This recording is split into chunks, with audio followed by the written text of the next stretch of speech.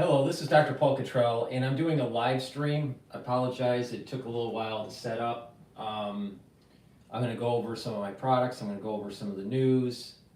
Again, I'm trying to do more live streams on different channels. On the larger channel, the ones that are watching, you can see me in a larger screen. Then I also have on my other YouTube channel is a dashboard. And so I've been doing large screen recordings and dashboard recordings. So now I'm doing large screen streams and dashboard streams. So if you want to watch the dashboard, you can go and take a look at that also. I have also added a feature on my website, the-studio-reykjavik.com, two features. You can now listen to my podcasts. I call them audios, or radios. I call them radios. So you can listen to my podcasts in audio form, or you can actually see a live stream of the larger channel. Now you can see here on this screen here, this is my website. You can see my website here, right? But you can go to broadcasts, radio, and then listen to radio files, recordings, or the live stream. So this live stream that you're seeing, you can see right here, is happening. So I'm live streaming right into my website. So you can watch my live streams on my website or on the two channels, the large channel and the second from largest channel on YouTube right now. So I'm doing the two live streams. So going forward, you're going to be able to see on this channel live stream, on another channel on YouTube, the dashboard, and on my website, you're going to be seeing the live stream also. And then once the live stream ends, then the transmission ends on my website. And then obviously you can watch the videos, in its recorded form, and I'll premiere them also. So that's a way for you to interact with me. I'll also be, later in the broadcast, I'll set up a spaces so you can do a call in. I'm going to try to do this every day and see how it goes. It takes a little bit of time to set all this up, each broadcast, so I apologize for the wait. So if you do see this stream live and you're not hearing anything, it's probably because I'm setting everything up, so it's feeding into these multiple streams. So again, thank you for participating, and I just want to do a market recap. So I'm recording this on November 24th, right? So this is a Sunday, and the market's closed. So the S&P 500 closed at 5,969. Again, I have a target of 5,800 to 6,000 for the S&P 500 year end. Maybe even 6,100, depending on what happens with the Trump administration transition. All right. VIX is trading, closed at 15.24, and the Euro USD is trading at 1.04, so the dollar is strengthening relative to the euro. And oil is trading above $71 a barrel for WTI. Now, for Bitcoin, I'm looking at two different ETFs, all right? I'll be following it. I don't trade Bitcoin. Maybe in the future I will. I just have this, I don't understand the economics, all right? Now, maybe I'm just an old school kind of economist, and I just don't understand the economics where a Federal Reserve is not going to abrogate their authority to controlling the monetary base, nor with the Treasury Department. So why would there be a real use case for crypto? So it seems to me that it's more of a virtual commodity, and it's not a real commodity, like copper, right? You need copper to make stuff. There's gold, and gold is perceived to be the monetary base of stability, right, for an economy. So this is kind of like a digital gold, but it's not really, and it's more of a virtual commodity, and that it's heavily influenced on regulatory. So there's been a big ramp up of crypto going up because of probably a more relaxed regulatory framework during the Trump administration. With that said, most people can't buy Bitcoin. Most people can't spend $93,000 for a coin, and most people don't mine coins. So the way to look at this is ETFs. So on my dashboard, it's BITO, which is a long ProShare ETF for Bitcoin, and BITI, which is the short ETF. Bitcoin is extremely volatile. All right, we're gonna watch it. All right, I suspect that the ETF will go up. It's probably the short Bitcoin is probably a bad idea at this moment. Same thing, I think shorting the equity market is a bad idea at this moment. Certain things tend to trend up and don't go down as often, but I think the way to look at Bitcoin is through the ETF, not through minting coin. Most people can't mint the coin nowadays, and most people can't buy it on the spot market. So let's take a look at that.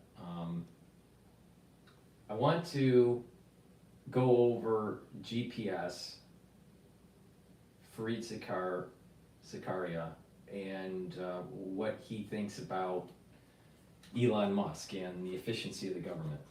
Before we do that, please help support my work. All right, I'm putting a lot of effort to do live streams, to get you more involved, to be able to get your opinion on things, but also to inform you about what's going on domestically and internationally, to inform you on what's going on with new discoveries in science, especially in the biological sciences and the medical sciences, how to improve your health, what's going on geopolitically.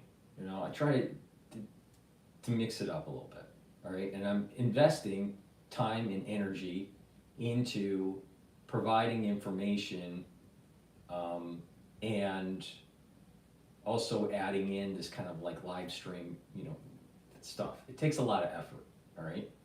So please help support my work by going to my store, the-studio-reykjavik.com, and getting the products and following the protocol that I follow to improve your health, slow down the aging process, boost up your immune system, and improve your endocrine system so you have more vitality and have an increased longevity. You're slowing down the aging process.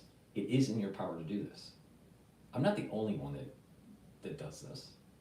But the thing is that I've been doing it for a long time.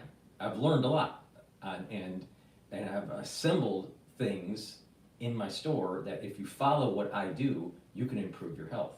But but also it helps to support the broadcast. So please help support my work by going to the store, the-studio-reykjavik.com, and also make sure you subscribe to all my channels. I do get strikes on YouTube. So I have 4 channels on YouTube. I have Brighteon, Bitchute, and Rumble. Please subscribe to all those channels. The links are in the description of this video and all my videos. So please go subscribe. Ask your friends, your followers in social media to follow me, all right? Because when something happens in the news, I do have a unique perspective, all right? Especially what happened in 2020. So it might behoove you to actually pay attention to what I have to say. With that said, let's listen to what Fareed Zakaria has to say. Here's my take. Of Donald Trump's recent announcements, the one that intrigues, even excites me the most, is the establishment of DOGE, the misnamed Department of Government Efficiency. Misnamed because it is really a non-governmental advisory body that will work with the White House, not any kind of department inside government.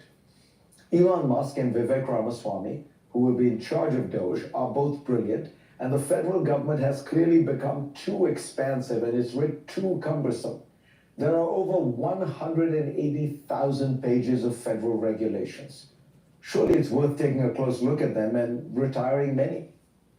Observers have pointed out that the duo's efforts will be much harder to achieve than they imagine.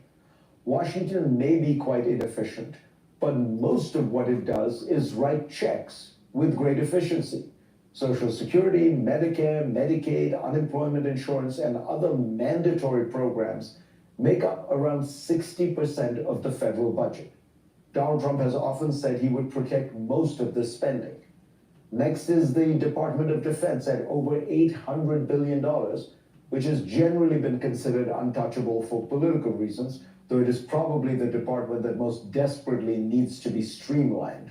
America has 4 different air forces: the Air Force itself, the Army's Air Force, the Navy's Air Force, and that of the Marines. After the Pentagon comes interest on the debt, also untouchable, which is almost as large as the Pentagon's budget. What is now left is about 15% of the federal budget, which includes certain veterans benefits, agricultural subsidies, spending on roads and highways, etc. To achieve the $2 trillion spending cuts that Musk has often talked about, he would need to eliminate all of this spending and all of the Pentagon spending, and then he'd still have work to do.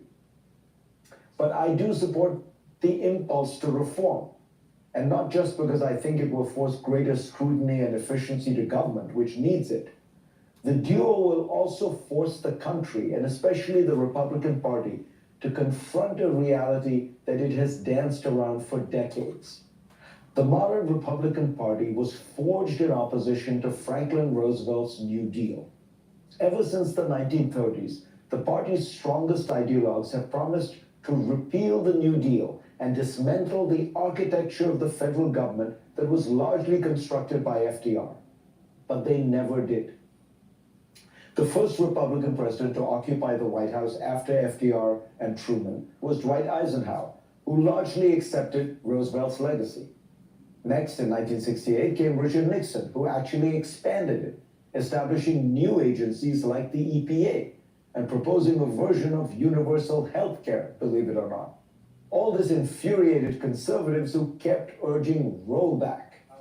Ronald Reagan came to political prominence in a nationally televised speech he made on Barry Goldwater's behalf against a growing government and deeply skeptical of farm subsidies and programs like Medicare and Social Security, warning of socialism that would doom the American Republic to a future of tyranny and unfreedom.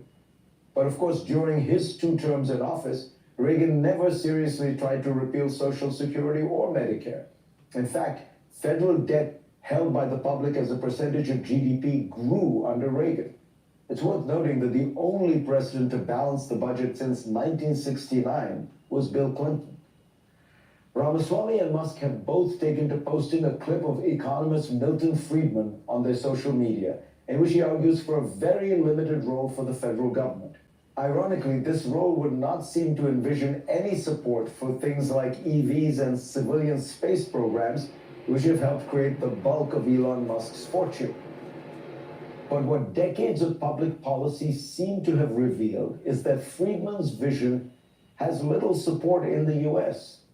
We are where we are because the American public has voted for Republican levels of taxation and Democratic levels of spending, which leaves a gap that can only be filled by borrowing.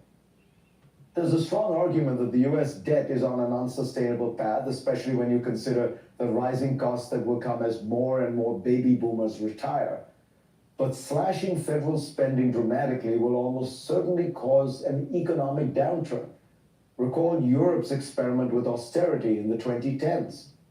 The central lesson of macroeconomic policy in recent decades has been that government spending now constitutes a large enough part of the economy that cutting it drastically can lead to a downward spiral of reduced consumer spending and declining confidence. Your expenditure is my income. The US federal government is smaller than much of the industrialized world in terms of spending as a percentage of GDP. It still desperately needs reform and streamlining. but conservatives have long argued that it needs to be much, much smaller. In fact, a good part of the rage that has built up among parts of the Republican base over decades has been centered on the notion that party leaders have promised repeal again and again, but never delivered. With Doge, we may finally get an effort to actually deliver on the central Republican promise of the last 70 years. And we will find out what America thinks of it.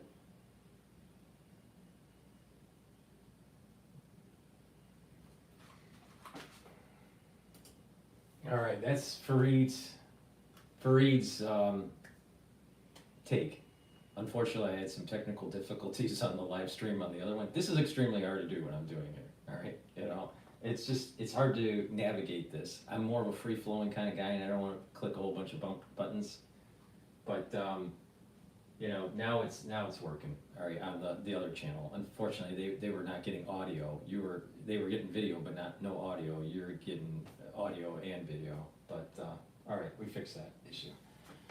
All right. You know what the issue was? I forgot to turn on the audio button. But, you know, hey, you know, it's all right. Let's take a look at some other things that are going on in the news. I personally think that Doge is important, you know, with Elon really trying to make the government more efficient. We're going to realize that we're spending probably over $2 trillion in wasted taxpayer money running the government. And, you know, we need to stop that. You know, governments need to restructure. All right, I want to go with, let's see here. This is kind of funny. All right, so everyone knows that I have been interviewing and talking to John Hogue for over a year, for many years, but we've been doing every other week or every third week a recording, John Hogue and I. And he, you know, gave his prediction on the election and what was going to happen. It did happen. And there's been this Allan Lichtman, who is the predictor. He's a self-proclaimed Nostradamus of polls, right? And he failed, and he's not willing to admit that he failed. And because Allan Lichtman's not willing to admit that he failed, he's having this food fight between you're from Young Turks. So let's play that. It's kind of funny and how they're, you know, doing their food fight. Followers' comments, and they all trashed you, every one of them. All right,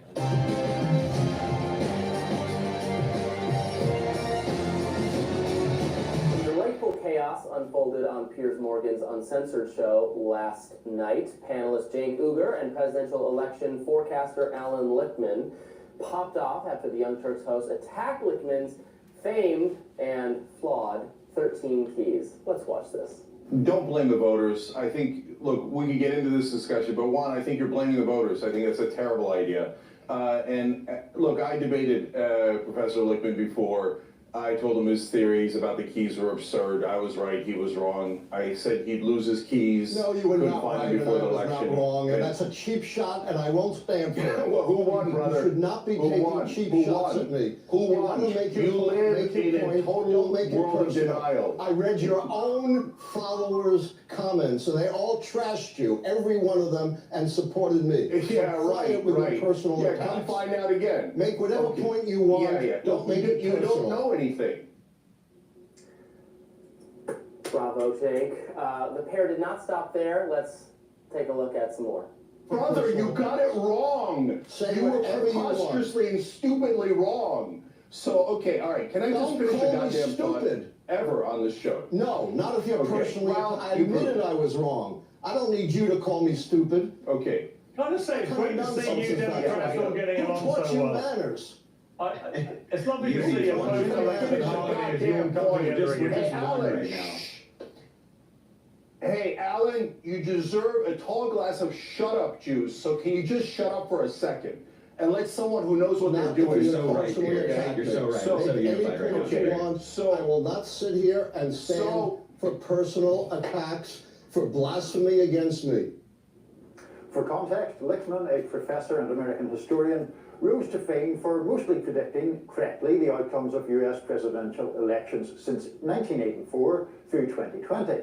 Now, he did incorrectly predict that Democrat Al Gore would win the 2000 election. Of course, George W. Bush won that. I mean, you know, all we got to do is instead of going to Allan Lichtman, who's the self-proclaimed Nostradamus of U.S. elections, you know, using some sort of multifactorial, you know, regression model. All you got to do is just talk to John Hoke, the scholar of Nostradamus. You know, and that's what DrPaulCottrell did. DrPaulCottrell basically did this. Hey, John Hoke, who's going to win the election? Trump? Great. No keys, no regression model. And guess what? It was a nice 2-hour discussion about how he thought that the election was going to take place. And then we did a post-election video, so please go see those.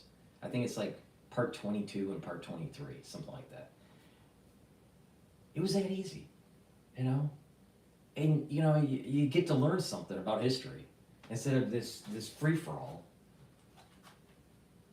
I'll tell you, everyone's an idiot. I mean, just this, I can't, the whole world's burning up because we're run by idiots. Gore did win the popular vote. Lichtman also predicted that Kamala Harris would win the 2024 election. And we all know what happened there. So he's no more correct than a coin flip. Social media did erupt. Frequent critic of liberals, Greg Price, I believe this is, posted, "I am not joking when I say this is one of the greatest clips I've ever seen on a cable news show. Jane completely destroys Al Lichtman by pointing out that his keys to the White House were wrong, and Lichtman responds by accusing him of blasphemy." Another critic of Democrats, Colin Rugg, posted, quote, "Allan Lichtman, who completely botched the 2024 election, has a total meltdown after Cenk Uygur called him out. Says he's smart because he wrote 13 books. What a narcissist." I try to, you know, commenters can tell me if I'm wrong, but I think I try to get along with people or with guests we have. I don't think I lose my cool on the show too often, although it does happen. It's happened on occasion. It's happened on occasion, and I try to find value in things people are saying, even though I don't agree with them. I despise Allan Lichtman. I think he is I don't even want to say what I think about him. I think he is I think he's no better than a fortune teller, and his keys are ludicrous, which is why everyone hates him from left to right. It's not just conservatives going at. Literally, the scholar of Nostradamus, John Hoke, is more accurate than the poli-sci economist's regression model. All right? Plus, you learn a little bit about history. And John Hoke has written more than 50 books. But it doesn't matter. The idea is to get a feel for what people think was going on. Something big happened in the election. There was an inflection point. And what John was saying, and he says it much more articulately than I do, is that the United States' future is tied to the rotation of Pluto. That the rotation of Pluto, the 248 years, just completed. And we're going into a new age. The United States had an amazing 248 years. Now the question is, are we in a decline, or are we going to be on the ascent? And I think that if we root out the corruption and allow the will of the people, and to let the idea of the invisible hand of economies, of economics happen, then there's going to be a very bright future. I think America will have a very bright future. There will be bumpy roads, just like there were bumpy roads for the last 248 years. But the concept that the United States is tied to the rotation of Pluto to the sun and we were we were going through a rebirth, is something that was way above the head of Alan Lichtman, Alan Lichtman. Because, you know, they try to do a regression model to understand the world. You know, how many variables are there? Let's do a regression on all those variables and see if we can, you know, model the world. And the reality of the situation is that the world is chaotic, and it's going to be hard to model. And you're not going to be always right. And most of the time you have to be parsimonious with your models. So it's manageable. So it's not fully explaining the world. So you got to look at other modalities. That's someone with wisdom looking at it. And it's obvious that Alan Lichtman isn't wise at all. I have before I continue, for the ones that are listening on the dashboard version or the larger screen version of just me, if you want, you can do a call in on X. I've created a Spaces. It's called Telemetry Ep30 live call in, and you can listen or raise your hand and ask questions. Give me your opinion on what you think is going on with the economy or with what's going on in the political arena in the United States, maybe in another country. I have quite a few people that are from Europe. Maybe you can give me a little bit of your perspective on what's going on in Europe and especially in the UK, or other topics of discussion. So this is supposed to be interactive, So I'll continue on with the Yerger and Lichtman food fight. After him, no one respects him because he's like, oh, I have this magic formula to figure out who wins the election, but it was wrong twice of the last 8 times. Again, we don't have that many elections. There's no magic to guessing that Barack Obama was going to beat John McCain and Mitt Romney. Right. So at some point, it's called backward testing. You take a model that you have trained, it's a regression model what he's doing, all right? And you can back test it. You can go and say, all right, let's go back to, some older data points that the training set isn't training the regression model and see if it predicts it correctly.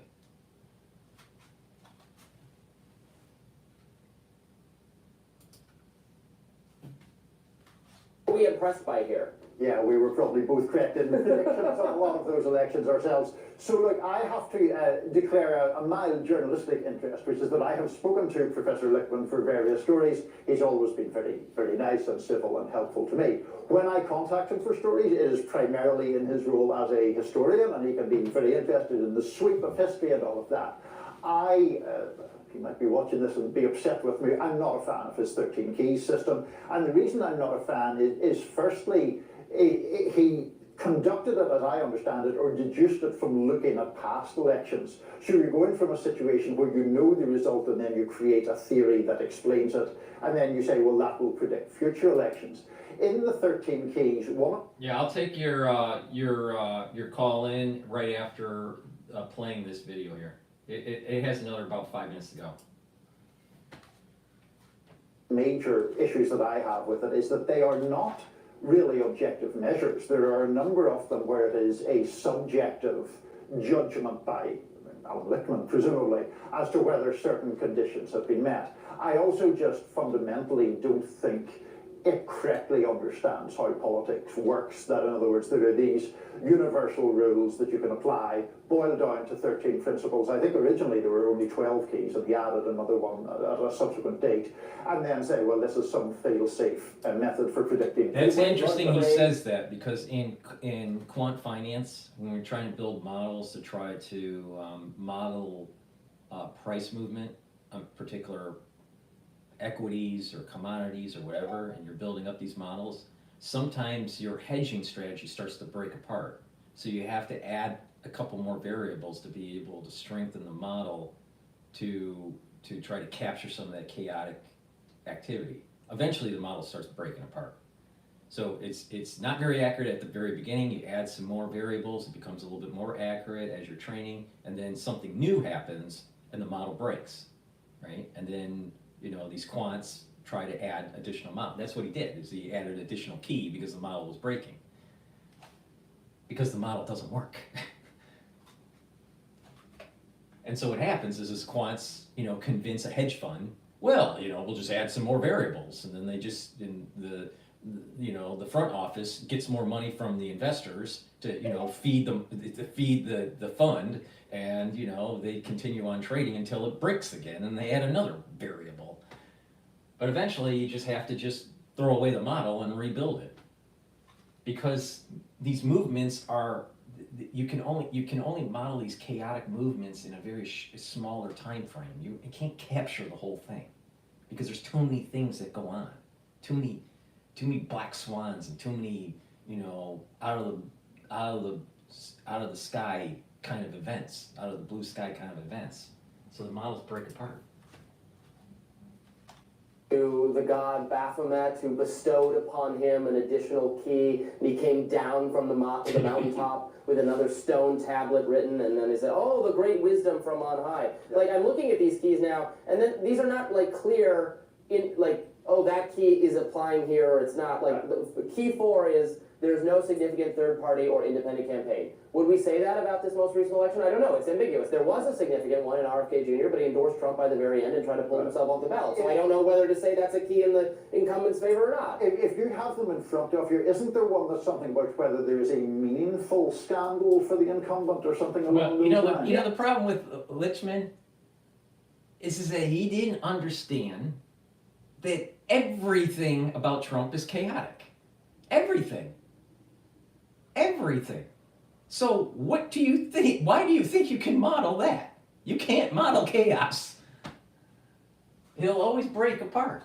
He may be able to be lucky and predict something in a very short amount of time or whatever, but Trump is so chaotic, don't even try to model him. All entirely, yes, the incumbent administration is untainted by major scandal. What's a major scandal? What's a minor scandal? Right. Is the Biden age thing a major scandal? I would say that it is, but I don't. This is not defined here. There is no sustained social unrest during the term. Well, again, this is entirely subjective. There's the incumbent party candidate is a charismatic or national hero. The incumbent administration achieves a major success in foreign or military affairs. We disagree as a country, as a politically divided populace about whether X, Y, Z things that occur are successes or failures for the administration. Over the course of the Biden administration, vis-a-vis Biden's support for Ukraine, the U.S. prevented Ukraine from being entirely defeated or conquered by Russia.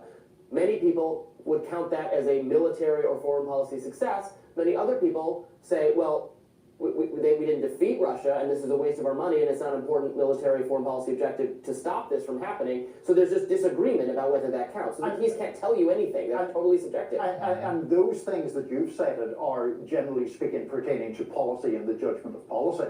And when it gets down to whether a candidate is charismatic or not, I think Barack Obama is very charismatic. A lot of Republicans think he's terrible. Yeah. A lot of people who support the current president-elect think he's very charismatic. I don't really see that myself, but I mean, if that's what floats your boat, good for you. Right, and the reason why Allan Lichtman is so worried about this is what created his notoriety, so he can get, you know, on CNN.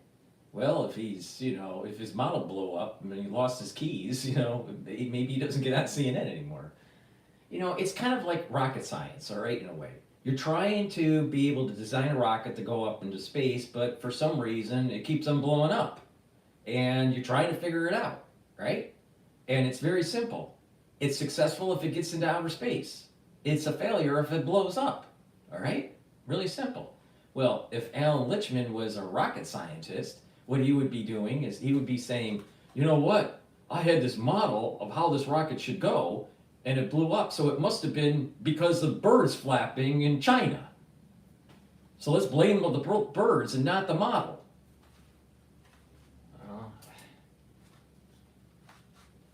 Lichtman has had many battles with Nate Silver. He thinks he's very disdainful of pollsters. He talks down to pollsters. He says his method is scientific, and pollsters don't know anything about political science or history, so they're wrong. Pollsters have gotten things wrong for a variety of reasons, but polling is more scientific. Polling is based on sampling and statistical inference. That's very scientific. The problem comes in is how are they getting the data?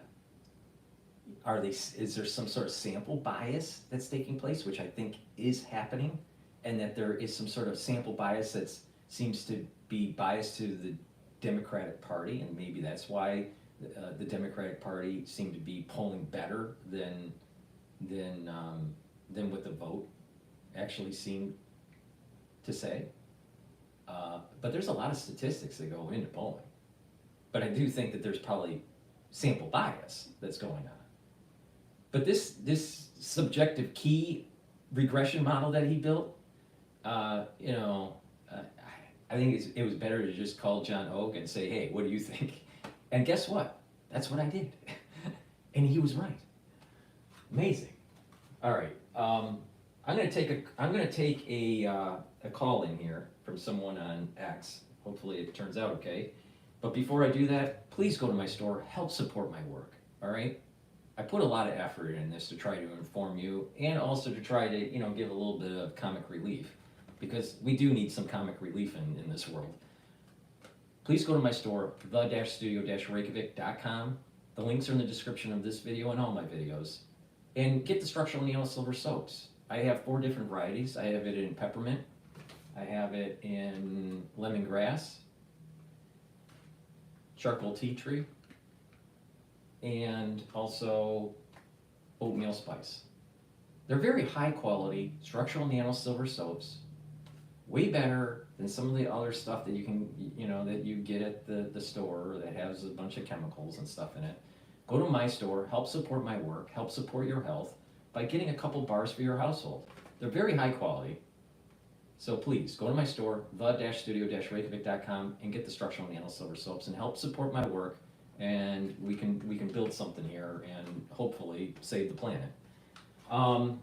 With that, I'm gonna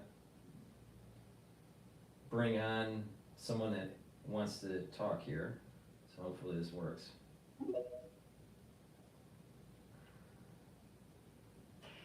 Hello?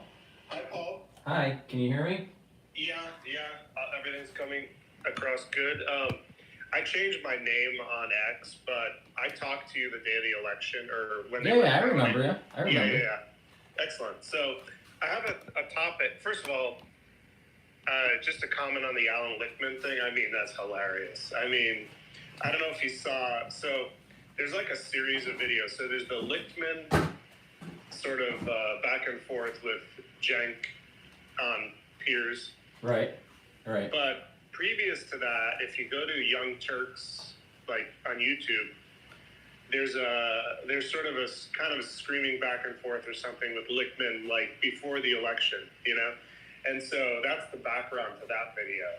Okay. It's a pretty good video. But anyway, yeah, the problem with Lichtman is, he hates Trump, He's very rabidly, he's not some kind of unbiased, person in this. And so, he like makes up misogyny and racism, and it's like, what the heck is this guy even talking about? Right.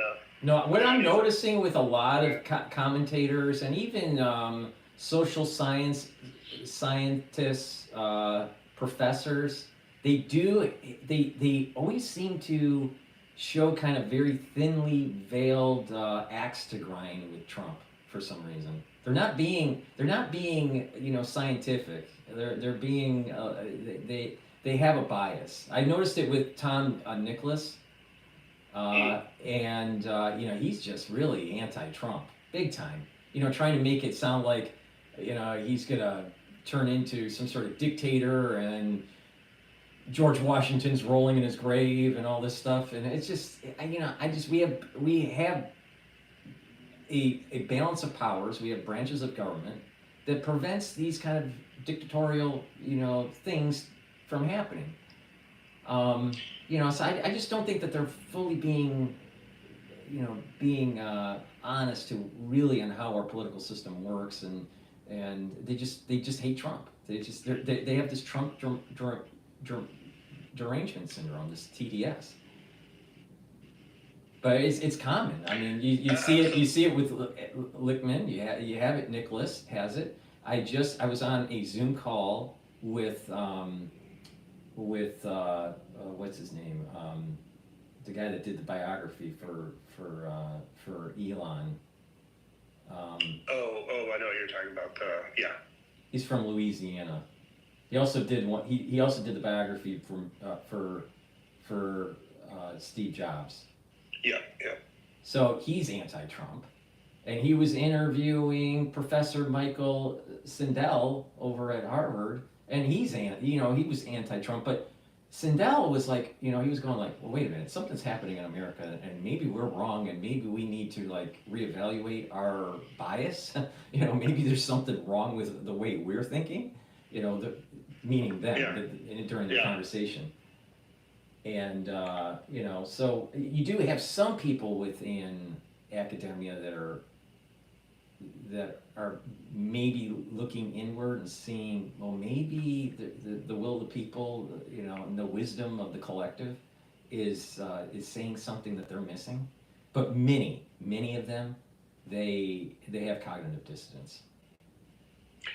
Yeah, absolutely. In fact, like Cenk, I mean, I think he used to be on the right, and he's on the left now. But he actually, that video with him with Lichtman months before the election Lichtman was saying Biden was going to win, okay?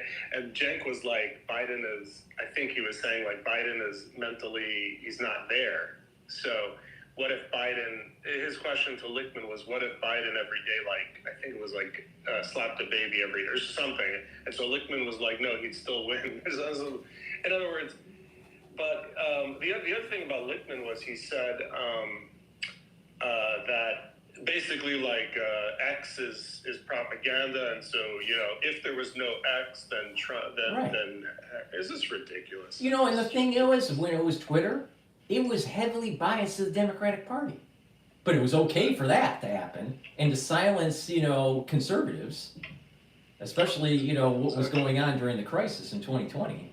It was really important to silence people when it was Twitter. But when Elon decides to buy it, then it must be a right-wing conspiracy. This is the problem that people are having with just academia in general. It's just the professors are just so to the left that they're not willing to really, have kind of like a true synthesis. Of knowledge. They don't have a thesis, and they don't want to look at the antithesis of it, and they don't want to synthesize the difference. But a scholar that's what they're supposed to do. They're supposed to be like a referee in baseball, just call the balls and strikes and not have an opinion on which team should win, right?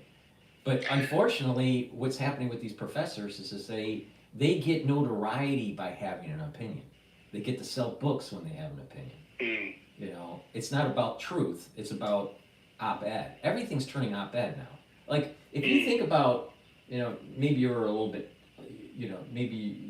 too young to appreciate this, but back in the old, the olden days of news, right? The Walter Cronkite kind of era, and then right after was where Peter Jennings, Tom Brokaw, and who was the other one that it escapes me right now, his name.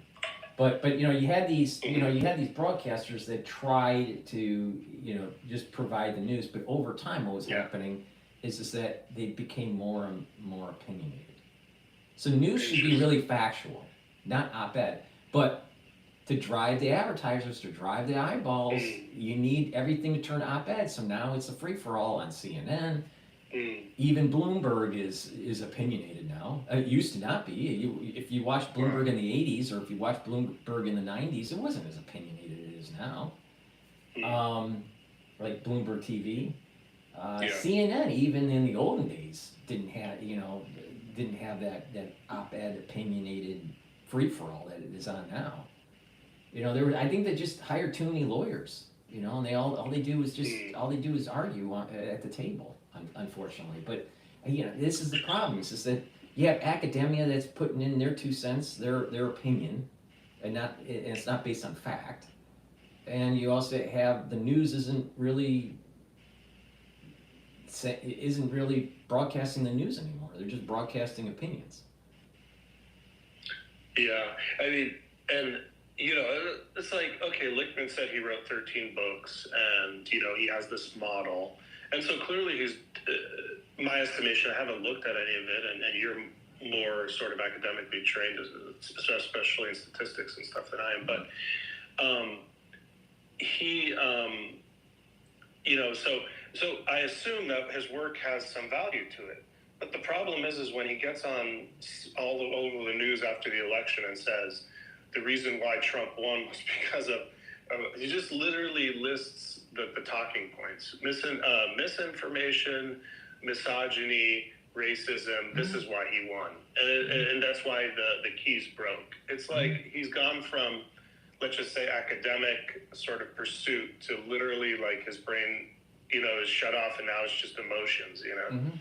I would take it even one step further. I think that the sample bias in polling made it seem as though it was a closer election than it really was. And if the voter turnout revealed itself to be close, then it would be easier in certain counties to flip votes. Right. But because it was such a blowout, it was hard to do that. Now, I was really worried during that night. I mean, when I turned off my broadcast, I was really worried that something funny was going to happen, and that Trump wasn't going to win. So I didn't want to count the chickens until they hatched. But I was glad to see, the announcement. I think it was AP announced it like at 2:00 in the morning, New York time. That Trump looked like he was going to win. So that was great. So, but I was worried. But but getting back to Lichtman, or Lichtman, because he's a professor, and he's scientifically trying to prove that she would have won, it would have been plausible it'd be plausible to do the flip. See, the polls were close. He seemed to be right. Yes, yeah. And if the voter rolls were close, and it was in Trump's favor, maybe some improper things would have been happening, Exactly. in these machines. But it was such a blowout, they couldn't do it. It was, and a lot of people, said that this needs to be a blowout, or he's going to lose. So, yeah, go ahead. Did you see that? Just did you see that pollster from Iowa? With the crazy poll. Isn't it funny that she, had like Trump losing by 5 points or something in Iowa, and then Trump won by like 10 or 13. Right. And guess what? She retires right after the election. And it's kind of interesting how, because if you wanted to. Let's just say, if you wanted to create what you're talking about, what you do is you have a guy like Lichtman get on, you have all these polls say it's even, and then you have her come out right before the election, pay her $100,000 or whatever, and then have her come out and say that, look at Iowa, Trump is even losing Iowa. And then, so it kind of fit in right at perfect timing.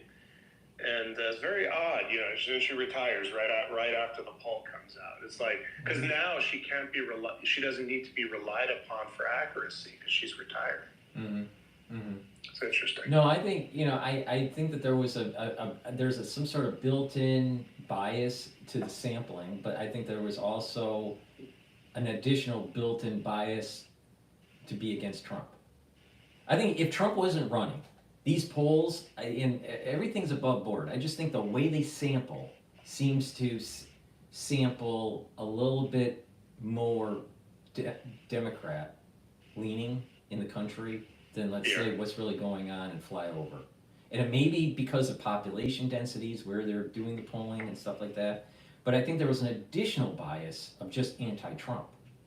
And they wanted to give the perception that she was doing better. I mean, think about this. I mean, let's just sit down and, like, you know, just look at this from a commonsensical point of view. She had about 107 days to run her campaign. She spent over $1 billion in 107 days. Now, and she's 20 million in debt on top of it. All right, so we were going to give her the keys to the family car, aka the United States economy. You know, that's over 20 trillion, right? And, you know, a budget in the trillions. And we're going to assume that she's going to run it with fiscal responsibility. If she had 4 years, think about how much damage she could cause if she literally spent like a drunken sailor for 107 days. Literally a drunken sailor. But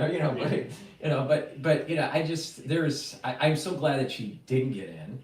My worry is that you have the deep state, somehow, some way, slow walking Trump's policies.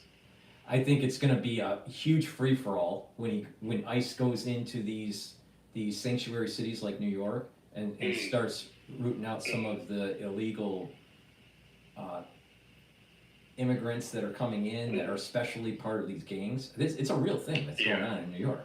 So, so you got ICE that's going to come in. The NYPD isn't going to help.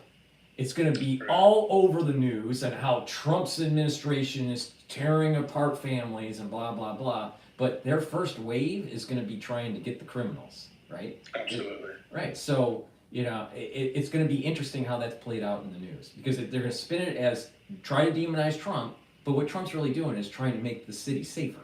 Because it is a big problem in these cities. And and I'm also concerned about what happens with maybe Congress or his administration slow walking, restructuring the Department of Education. I mean, the Department of Education has failed America big time, and there needs to be accountability.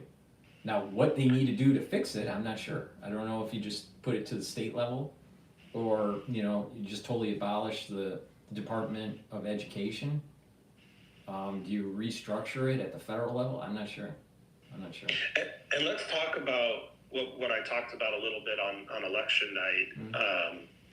And let's talk about like an extreme possibility that might happen. Two things that might happen. Because if you think from at least for me, from a China perspective, it was perfect for them to, I don't know if they did this, but let's just say maybe they put the virus out just to get rid of Trump so he wouldn't win the next election. It was like very convenient because, he was, I think his next administration, he was going to, in other words, 2020, he was going to like really amp up those tariffs. I think we have to be careful on censorship. So just, we have to talk in codes here.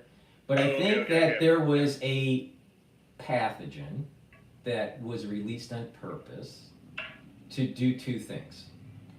And one was to weaken Xi's regime, weaken the CCP. The other was to weaken the Trump administration with the destruction of the economy in the United States to make people not vote Republican and vote for whoever was going to be on the ticket, and at that time it was going to be Biden. So I think it was a stone that killed two birds, or tried to kill two birds. Yeah. That's my take on it. But I don't want to go too far into that because of the censorship. Because of the censorship. Yeah. My bad. I forgot you're on YouTube because I'm talking to you on X. No. I just received another strike. I was talking about monkeys and certain types of pathogens in California, and it gave me the strike. So, well, I hope. Yeah, sorry. No, go ahead. No. I hope what I said didn't go too No, far. I think we're all right. Okay. But let's just stay away from anything. Yeah. on what Well, that was was going it on. with that. We could talk about wasn't it convenient? Because there's something I actually want to talk to you about, but actually we're walking a timeline here too. Wasn't it convenient that shooting of the guy in Pennsylvania, where Trump was almost killed? Yeah, Butler, Pennsylvania. Yeah. Wasn't it convenient? It was like right before he announced right before he announced his VP. And it was right before, what was it? It was right before he was the convention. So it was like if you could knock him out before the convention, that his VP wouldn't even become a factor. Because then, so let's say you knock Trump out, and then by knocking him out, you knock his VP out too. So then you kind of go to an open convention, which was like I think the next person in line, assuming he was killed on that day, and I'm glad he wasn't. But exactly. but let's just assume he was. Then I think the establishment would have been pointing to Nikki Haley. Yeah, exactly.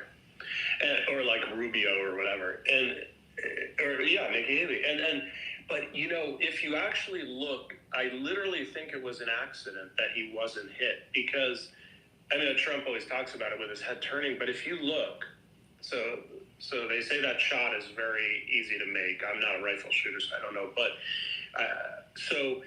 but literally, I think the guy took the shot. Trump's head he was planning for Trump's head to be facing forward. So when he took the shot, and it just by accident, Trump turned. But had that not been the case, I heard there were some weird things that happened that day. One thing was this guy had his camera on really, was it fast shutter speed or really slow shutter speed? And also that CNN was live streaming. In other words, it was weird that it was like, now I haven't looked into this to confirm, but this is what people are saying, that like there were some odd things about, imagine if his head had exploded, it would be like a JFK sort of hit, you know what I mean? Mm-hmm. And his head would have exploded. It would have had this shutter speed where you would have seen it like exploding like a slow moving, like a slow balloon. Yeah. Anyway, but to move on. So okay, today. So now to move on and think about what the next 4 years. So in our conversation.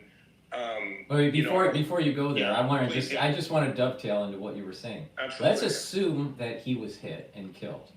Yeah. Now the angle of the actual rifle to the head, assuming that he was looking straight, was not perpendicular. It was a little bit on an angle. And that was the reason why if he moved a little bit, that it would graze his ear.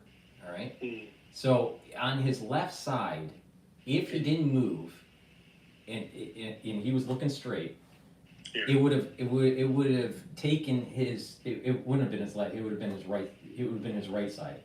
It would have taken out the back part of his occipital lobe. Yeah. All right? It wouldn't been from the side. It would have been on an angle. It would have been on an angle and blow out the back and what's in it, and that's on the right. That would have been on his right side. JFK's head was hit on the right side also. I thought that's interesting. Yeah, that's weird. But it seemed as though it would have been a perfect way to bring in Nikki Haley and to create this stir of we need more gun control. Exactly. And, this might have been some sort of foreign actor, maybe Iran, maybe Russia, and then start a whole new set of, emergency powers for the state to do surveillance, domestically to find lone wolves, and all this stuff. So, thankfully he wasn't hit, but I do think that there was some sort of orchestration there. Now, he was lucky, and some people would, say it's luck. Some people would say God intervention. There's even a meme out there where Abe, Japanese Abe, have you seen it? Where he goes to Trump and he goes, Trump, move your head. Yeah. And, and he keeps saying, well, why? Just move your head. And then he goes, well, I see you again. And he goes, I have things to do. So Abe, ends up to be a superhero, and he, deflects the bullet. But maybe it was Abe that did it. Maybe it was God. Maybe it was just luck. I don't know. I'm glad it didn't happen, because I think the United States would be much different, much different. Yeah, because the concern is we might have kind of at least started kind of into somewhat of at least maybe a low level, maybe higher, kind of civil war-ish. And by civil war-ish, I mean, what if people on the right, or even those plants, those groups of 50, 100 Fed types that run around, they're all dressed in the same uniform, and they march. It's not that. You just look at you can tell who a Fed is. They're in these kind of embedded militia types. They wear the same watch. They look like they're doing the same calisthenics, so they have, they're beefed up in the upper torso. They have they wear the same glasses. They have the same haircut, tight on the sides, got that military look, right? It's so obvious. It is so obvious that they are U.S. coming from some sort of U.S. agency. There's no doubt about it. That a ragtag militia would not be that coordinated. And so let's just say, whether through that or through actual lone wolf type, Trump support, whatever it is, and somebody does something, and then it's an excuse to really surveil the whole MAGA, and then to crack down on guns. I mean, it would have been horrible. Mm-hmm. But Paul, thinking about the next 4 years, what I'm still thinking about extreme scenarios like COVID, equivalent. What are some of the things that they could do to Trump? One is, so we did talk, or I talked about, the big threat from Afghanistan. There's a big attack plan from Al Qaeda types.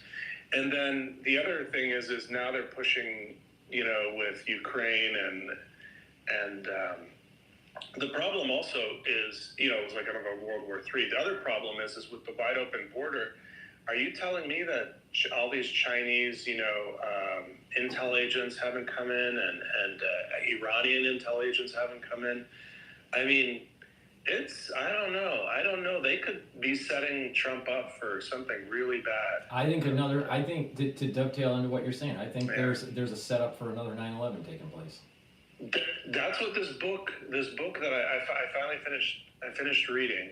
What they're saying is in Afghanistan, Al Qaeda is much bigger now than ever before, and they have those passport making equipment, and so they're having all these new people come in, so their biometrics. And I mentioned some of this, but just in case I didn't go over all the detail, they've got their biometric. So all the terrorists who were cataloged by the U.S. government, their biometrics during the war on terror, they have all these new recruits coming in who aren't on those lists, who don't have the biometrics, and then they're giving them these new passports, these fake and so they're coming in through, and then they get to the border, and then they throw away their IDs, and then they just claim that they don't have IDs. They're not just throwing in the border. I was actually on there's a I would have to look up who this is. She's a researcher in this field, and she embedded herself with BBC.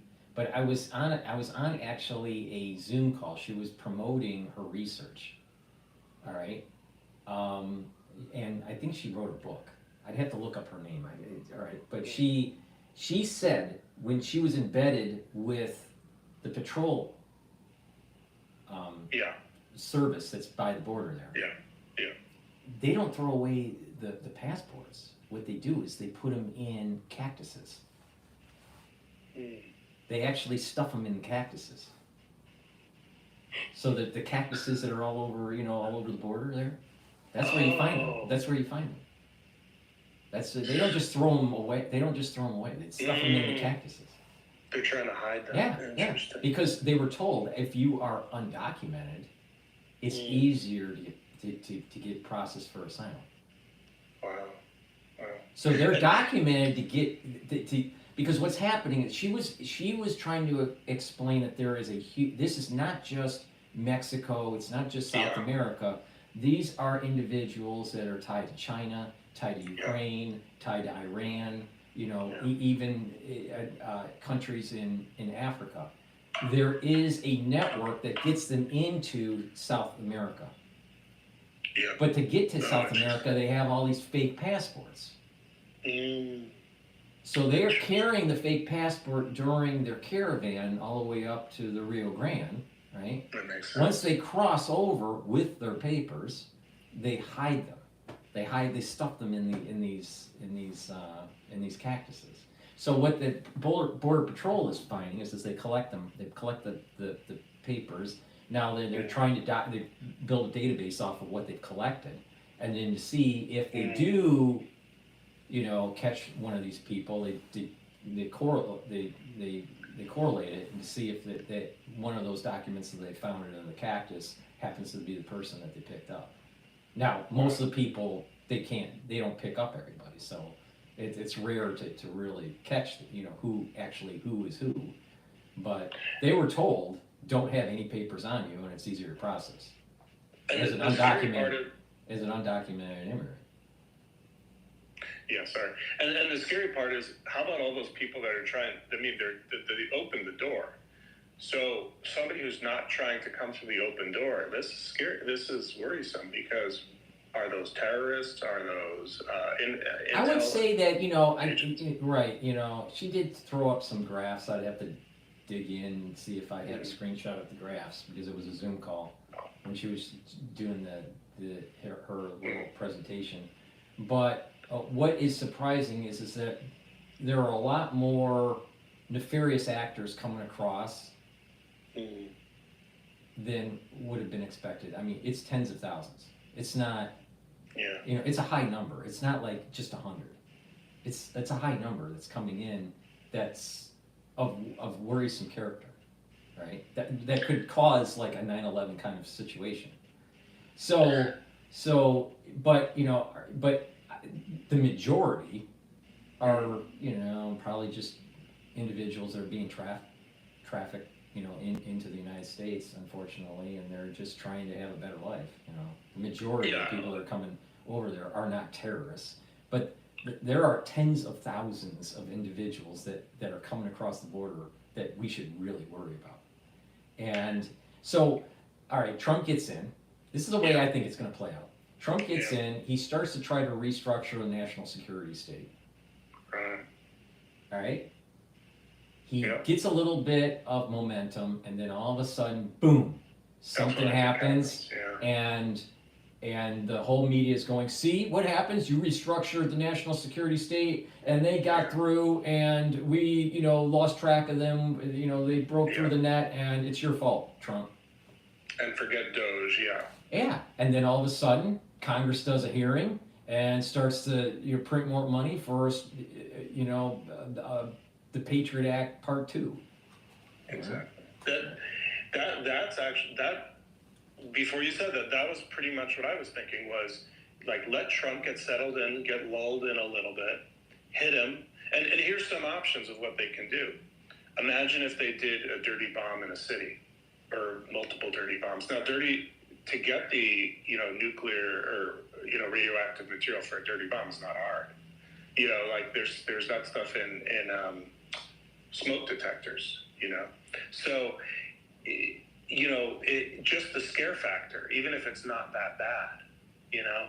And you know, I don't know the scientific stuff about for how long a city would have to be evacuated and all that, but you know, then they could also, another thing that they've kind of done and could do is, you know, they shoot those like those power stations, you know. So hit a station, like they had one up in like Silicon Valley area where if they actually they cut the cables and they shot up the station, and like I guess they weren't exactly fully successful, but if they were, they would have maybe shut off Silicon Valley from power. So this was a bunch of years ago, but the point is like, this is not hard. And so, yeah, I think, and here's the other thing is like, what if either Iran is involved or they just claim Iran is involved, and then we ramp up into, then Trump will be, quote, forced into a war with Iran. And then there's literally a call up because they don't have enough soldiers, so they do a draft. I mean, this is kind of my thinking of where we're headed. Mm-hmm. Mm-hmm. Yeah. No, I just there's a high potentiality of some sort of orchestrated event that takes place to try to slow down the Trump administration and to strengthen the national security state. He wants to restructure the national security state big time, truncate it,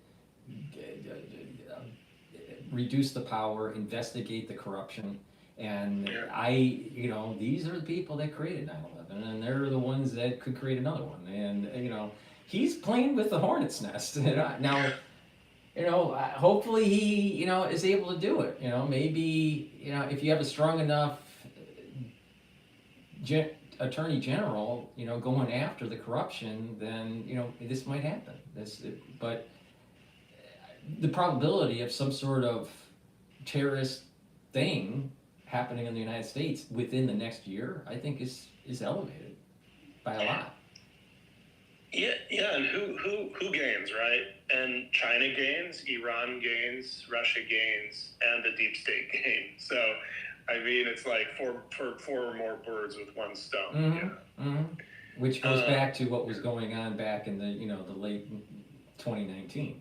Trying to create havoc, exactly. to get to create some sort of geopolitical and economic hardship. Yeah. Sorry, Paul. And one thing is, the reason I wanted to call into you today was I want to offer like a solution. I want to see what you say about this. Now, I mean, he is going up against a very powerful deep state, so I don't know how he or we win, but I want to throw out an idea that I've been thinking about for many years. I'm kind of curious what your thoughts are on it, if you're okay with that. Yeah, go ahead. Okay, great. So, have you looked at all into Switzerland, their like method of government, their direct democracy, even at the national level? They have this direct democracy. No, really. I mean, the only thing that I, focused on with Switzerland, when I was, heavily doing currency trading back years ago, back in, I don't know, it was like 2014, 2013, I was trading like 17 different currency pairs, and one of those pairs was the USD Swiss. Yeah. So it trades kind of like, it trades as like a risk indicator. Same thing also with yen, Japanese yen. But I was really more focused post Lehman dynamics of the central bank kind of stuff. But their method of government and all that, I didn't really pay attention to. So basically, like in a bunch of, like in California, Arizona, other states, they have this, at the state and local level, they have these like ballot initiatives, referendums, and recalls. So you can recall a politician, you can get like something that the voters will decide, you put the question on the ballot. I don't know if they have that in Michigan, but if they have that in Michigan, but I don't know that they have that in New York. Have you ever voted in an election where you've had where you could vote not just on a politician, but on a measure, like a ballot measure? Well, we have propositions. Yeah, propositions. Okay. So, do you have that in New York? Propositions. Yeah. Oh, okay. I didn't realize that. So anyway. At the state level or even at the city level. Exactly that. Yeah. And so in Switzerland, they have that exact same thing, but they also have it at the national level. So imagine we had that kind of power at the national level. So for example, in Switzerland, they had a vote on, so they have pretty strict immigration. So I've read through their full constitution. It's like in English, it's maybe 70 pages when I read it, but it's very easy to understand. And it's a balance between the right and the left. So if you look at Switzerland, their immigration is pretty strict, but at the same time, their social net is decent, you know. Now, I wouldn't say it's overboard, but in other words, they're not. It's not full right, you know. It's sort of between the two, and I think, you know, for example, they have votes on like whether they should keep the military as big as it is, because they have, you know, Switzerland during the Cold War had, I think, 800,000 in reserves of military, one of the biggest militaries in the world, I think, which is hard to imagine because they're so small. But everyone is in the military. In fact, you're required to keep your rifle in your house, which is interesting. But basically, they learned from the United States. The United States, you know, after during the revolution, you know, brought in this sort of system. And then Switzerland learned from the United States and improved it. And we've sort of been bouncing back with Switzerland over the years in terms of us improving on their system, them improving. In the last iteration, we haven't improved yet on what they did. But they created in maybe like around 1848 or 1870, they created this thing where they have now there's these propositions at the national level. And so they really keep their government and politicians in check. And so our problem is, I think in the United States, our problem is, so if you look at the Constitution, the article to change the U.S. Constitution is the 5th, Article 5.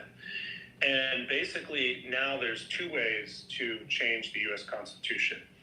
One way is the way it's always been done.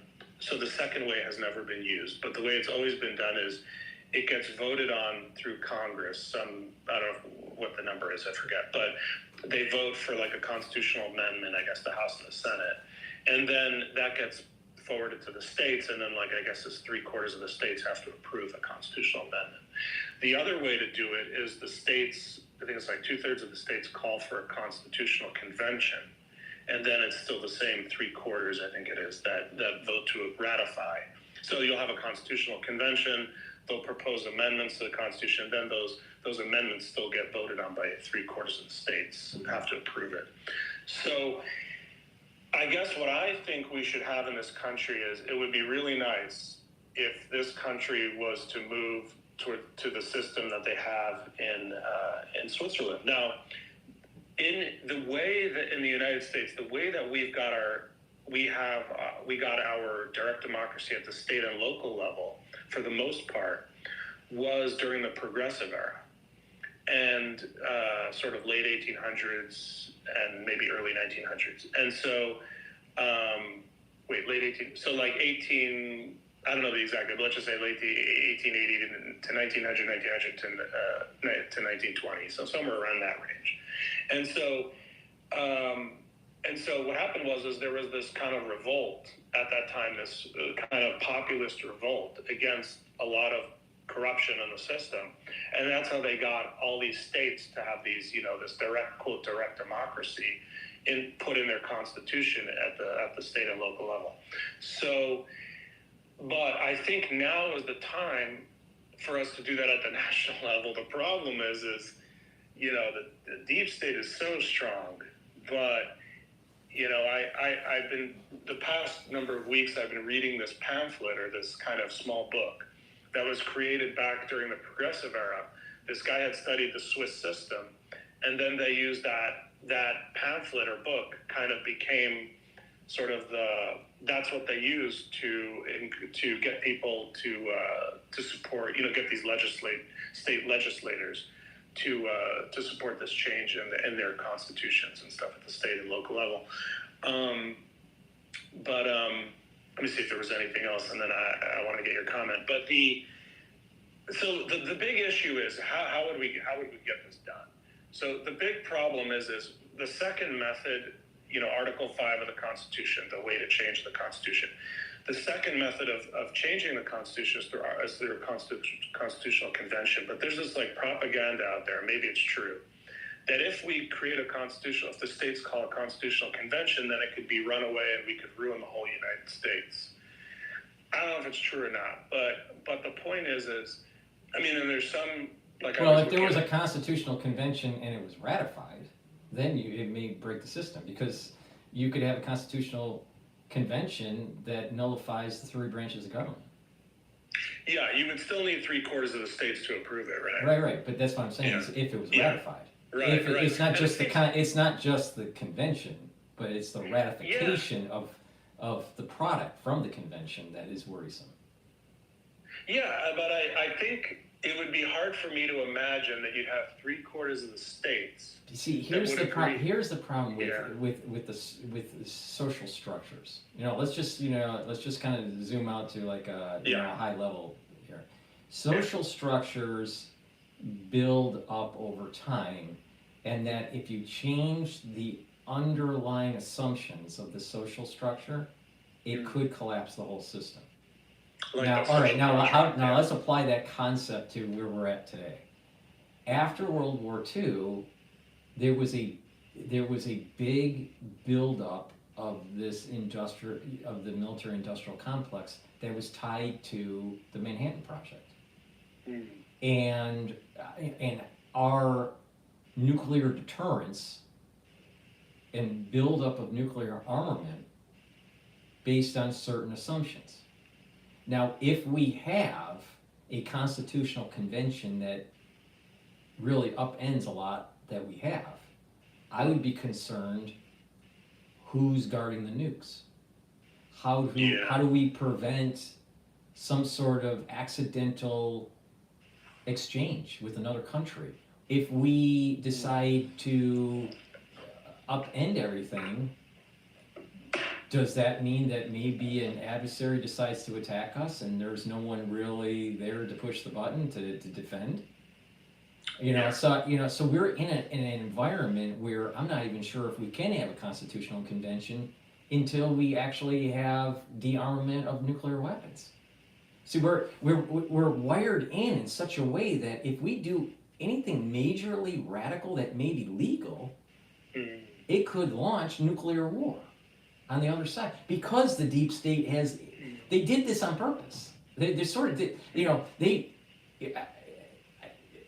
a lot of people don't realize, if we go into a real full-blown nuclear war, all right, DEFCON 1, ICBM exchange with Russia or whoever, all right, and it's a real global event, FEMA isn't going to be there to help you. There's going to be a lot of people that die, in the first blast. There's going to be a lot of people that die days, weeks, or months after because of radiation sickness. And there's going to be many people that starve within 3 months to a year, right? Absolutely. And then you're going to have a group of people that are considered important VIPs, right? That are going underground and try to live it out, for a few years, and then come out of their hole and then, run government or run things. But the thousands of years of society that was built up in science and technology would be totally blown away, literally, totally destroyed. And there's documents within our government, through we think that there's just going to be continuity in government. It's beyond that. It has provisions where they can nullify branches of government. Yes. So then you end up having a dictatorship, or you have some sort of kingdom, or some sort of tyranny that we the people voted people into office, that if they make bad decisions and we have a nuclear war, they're protected, put underground. Majority of the population of the United States dies from hunger or nuclear radiation, all right? And we no longer have a government anymore. The United States government, there isn't a continuity of government. There's a continuity of representatives for themselves. Yeah. And so the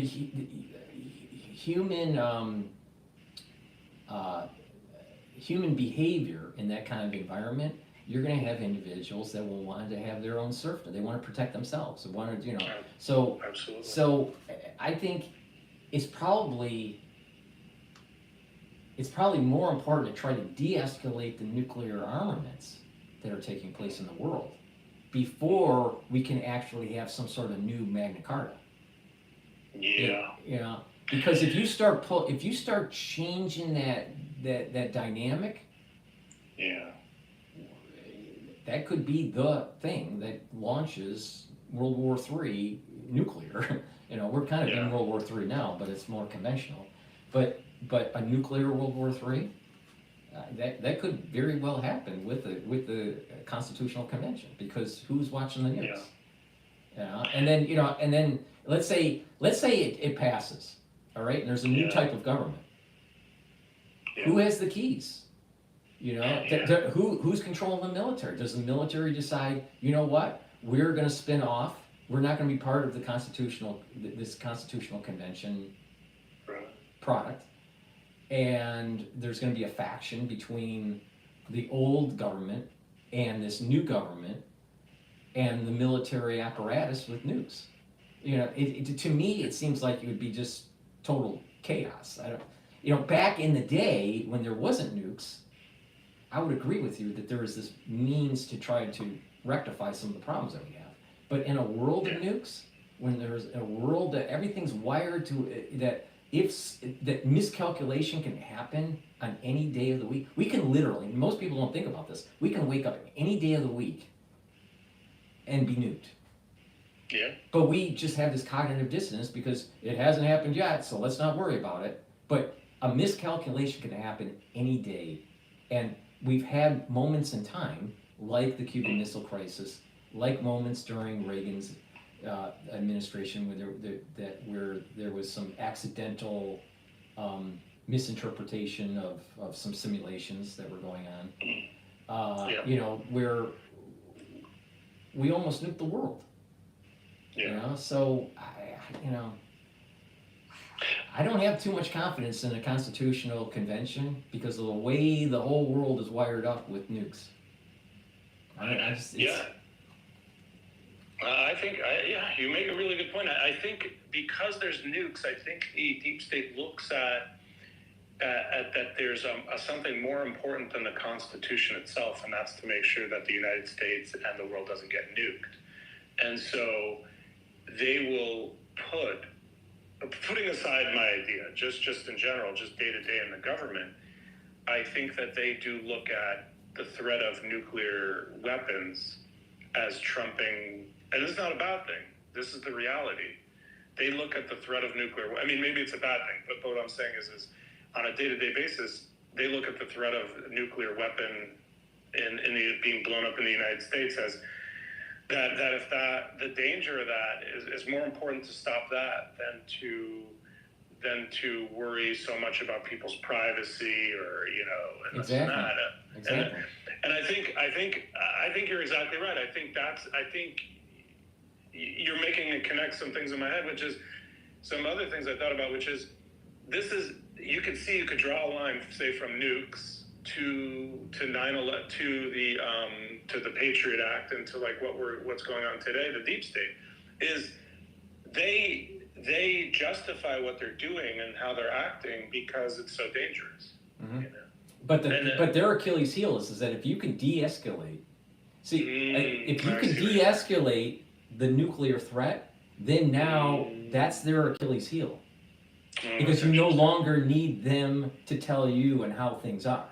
See, when Putin was being interviewed by Tucker back, I don't know, several months ago, I don't remember how long ago now, but so he went to see Putin, he did this interview, right? Putin had this really important comment when he was meeting with Clinton. Putin said, hey, let's de-escalate some of these nuclear armaments and maybe continue on trying to bring down the nuclear arsenals.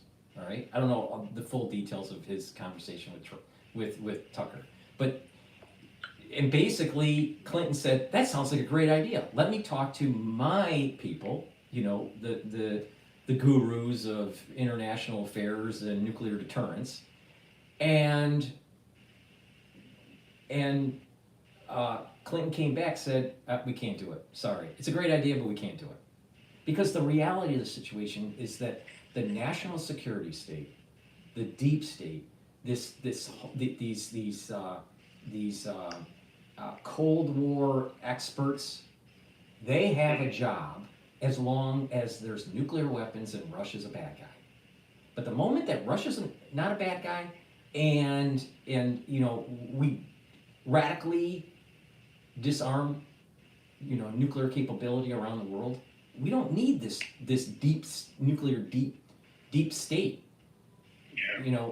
But the thing is that they want to make the American public, just bread and circus, just worry about the bread and circus, don't worry about the Damocles of nuclear weapons on a daily basis, don't worry about that.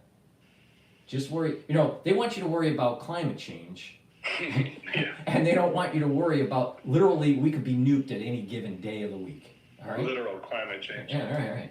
So my take is that if we could somehow de-escalate the nuclear threat around the world, then you no longer have the power of the deep state. I put those two together, and that the Achilles heel of the deep state is the nuclear deterrence. If you destroy the need for nuclear deterrence, then you no longer, they don't have a power over you. And I'll tell you, it is fascinating to listen to people that have dived into some of the war doctrine, during, if a nuclear war did happen, on what powers the military has. It's crazy. It's definitely not constitutional. It's definitely not constitutional. It's not we the people anymore. It's a military dictatorship. And we should never have allowed this to happen. They use our taxpayer dollars to build this. They use our taxpayer dollars to develop this stuff. And they're going to use our taxpayer dollars to prop up their dictatorship if something goes wrong. See, if they do all this planning and they decide for whatever reason there is some sort of nuclear exchange, the risk that is created on we the people, we take all the risk and all of the damage of that decision. Right. They benefit because they are protected. Yeah. No one goes to them after the nuclear war and holds them accountable, because they're the way it's set up. They're protected underground. They have their own fiefdom, and they have their own. They have we just get radiated and die from starvation, but it was our taxpayer dollars that allowed this to happen, and this is the reason why. If you remember Oliver North during the Iran-Contra affair, he was asked by, I think it was a senator from Hawaii, I think it was, and he was talking, and he was saying, what about these underground, facilities? What's going on with these underground facilities? And he says, well, I can't mention this, so it has to be in a closed session, because that's part of the nuclear doctrine. It wasn't that he was trying to hide from the Russians know what our plans are. They probably have similar plans. It's we the people don't really fully understand that when we go full bore nuclear war, we the people are done. And it's the military industrial complex that will survive. And it should be quite the other way around. It should be we the people that survive, and the industrial complex, the military industrial complex is destroyed. Paul, let me ask you a question. So, taking that to the next level, to the next logical place. So, do you think that it's ever possible for there to be, I don't know what you would call it, but a world government, or like peace on Earth? But peace on Earth, I don't mean peace between individuals, but that there's no fighting between governments. Do you think that's possible? Well, I think it's possible, but we have to grow as adults, as the human race, to get to a messianic era. The messianic era is going to be a peaceful era. We're still in, even though we're adults and we think we know a lot, at the societal level, we're still adolescents with nukes. We're adolescents with nukes. Would you give a 16-year-old kid a nuke? Some people won't even give the family car to their 16-year-old. So why do we give a new? But that's where mankind is. We have the maturity of a 16-year-old with nuclear weapons. It's crazy. It's absolutely nuts. And until we mature to the point where we no longer need these things, you know, there will be a time where there will be lasting peace, but I'm not sure if we're going to see it in our lifetime. Hopefully we see it in our lifetime, but it's taken a while for mankind to grow up. Well, it's interesting that, so Elon Musk, you know, he's trying to go to Mars, and this is connected, this is the same line of thinking. I want to ask you a question. So Elon Musk is talking about, and if you look at what he's doing, it looks like he's going to get there. So, I don't know how long it'll take or whatever, when he's talked to people, have asked him and he's mentioned this many times, people have asked him what sort of government should Mars have, and he says a direct democracy. The interesting thing is, I wonder if people do actually end up on Mars, that might be a sort of, because what I heard with the United States was that before the United States existed, there were very few democracies like around the world. And once the United States, then it just sort of cascaded. And I wonder if, like Mars, his idea becomes successful, I wonder if that'll cascade back to the planet Earth, and then maybe that'll sort of be a rallying thing where it will sort of unite people, the nations. I don't know, but it's an interesting thought. I think that what happened in the United States when it was the New World, you know, and it wasn't colonized, it was just being discovered or rediscovered, depending on, you know, which history book you read. But, you know, but the thing is that there were people in Europe, there were people from England, there were people from France and Spain that were unhappy with their lot in life for whatever reason. Persecution, religiously or economically or whatever. And they wanted to be away from the old world and go to this new world that had lots of resources and lots of freedom, right? And over time, eventually they established cities and, you know, and colonies and whatnot. But over time, they started to have structures, organizational structures, governmental structures, that created a little bit of strife with the old world, because these were colonies, right? So, and then eventually, you know, war took place, all right? And that's what creates the United States, you know, out of the 13 colonies, all right? Something similar is going to happen with Mars, right? It's going to be so bad that people will want to go to a new world, literally a new world, to new world, to be able to have the similar liberties. Wow, you're right. To create a whole new government, a whole new. It's literally a new world. So there are going to be people that are going to be. Elon Musk is creating the mezzanine, the bridge. Wow. He's creating the bridge to literally get out of the old world and go into the new world. But we are going to be bringing things there that over time, as the society grows and becomes less dependent on the earth, it will become more self-sufficient, and, you know, probably similar government structures are going to take place, where there's going to be some sort of democracy or some sort of constitutional republic. I'm not, you know, my understanding of a direct democracy is great when you have a low population, but when you have a higher population, you're going to need to delegate authority to representatives, and constitutional rights have to be protected. So most likely what's going to happen is you're going to have a democracy that will lead with strife to points where there's constitutional rights that are protected through some sort of representative government, right? Because a direct democracy means, you know, in the purest sense, well, if you have a population of 100 and all 100 people are agreeing for 50 years, you know, we're going to share, you know, our food and, you know, and everything, and all of a sudden there's a majority, let's say 70%, that say, you know what, we don't like these 30 people. Let's say 70% say, we don't like these 30 people, so they can't get as much food. So in a direct democracy, because there's no, you know, civil liberties that are protected by some sort of constitution, it's the rule of the majority.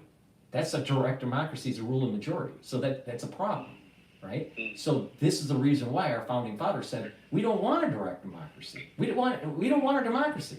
America is not a democracy. We have a constitution that protects property rights and civil liberties to an extent with balance of powers, and we have representative government. So we have a republic, right? Yeah. A constitutional republic, a representative government, not a direct democracy. So I think Elon Musk just hasn't thought through the thought experiment. It will start as a direct democracy because the population densities are low.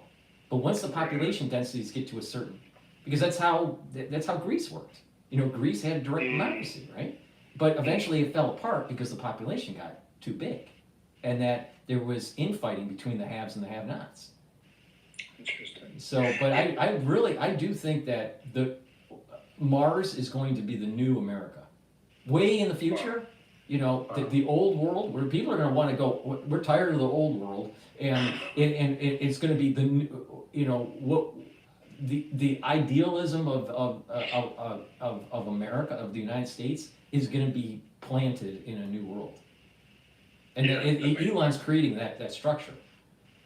So that's and I'll tell you, if things get too bad, if I could get a ticket to Mars, I'd probably go, because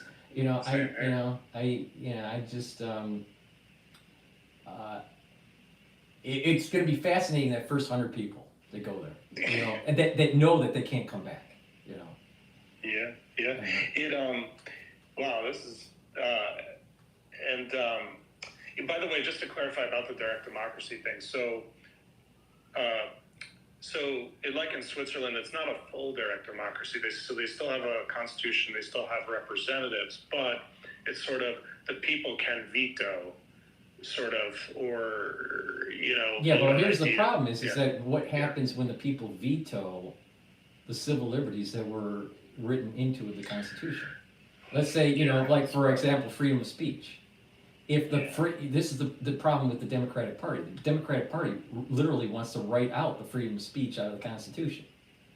They want to curtail your freedom of speech. It's an inalienable right that's written into our Constitution that was ratified by the states. So when you have and their take is, well, the majority wants that. Well, that was the whole point of the civil liberties that were put into the Constitution, to protect our rights against the tyranny of the majority. So the direct democracy, to me, invites the tyranny of the majority. Yeah, it's interesting. The only the one counter I'll say is that, and then I want to ask you a question. The one counter I'll say is that the representatives could also remove, things from the Constitution. Currently, they could vote out, say, freedom of speech from the Constitution. Right, and that's the reason why our founding fathers said the Second Amendment's really important. So because if the government thinks that they can get away with something without, physical harm against them, they're gonna try to rewrite stuff. The King of England was, the Magna Carta was it gave rights to the citizens because the king was worried that he was going to be overthrown. Well, if our government officials think that they're going to be tarred and feathered if they take away our civil liberties, they're not going to take away our civil liberties. And Paul, let me ask you. Let me ask you a question. So so currently in the Constitution, I mentioned that in Article 5 of the Constitution, there's two ways to amend it, and the way that it's always been done, and then there's this other way through a constitutional convention. So my proposition would be to amend the Constitution, to amend Article 5, so that the states don't have to call a constitutional convention to propose an amendment. So in other words, all that would happen is 2/3 of the states would need to propose an amendment, and then let's say they all had the same exact language of an amendment, all 2/3 of the states, and then that would get voted on then by 3/4 of the states, and if voted on. So I think that that's my solution. I don't know if I was clear enough on that, but what do you think about that? Well, the problem is that we had states ratifying the Constitution to be part of the Union, right? So all the states had to to be part of the Union, they ratified, right? So if you have provisions that are potentially rolling back some of the things that were ratified back, Oh, I see what you're saying. in the original the founding of the country, then you're really nullifying the Union.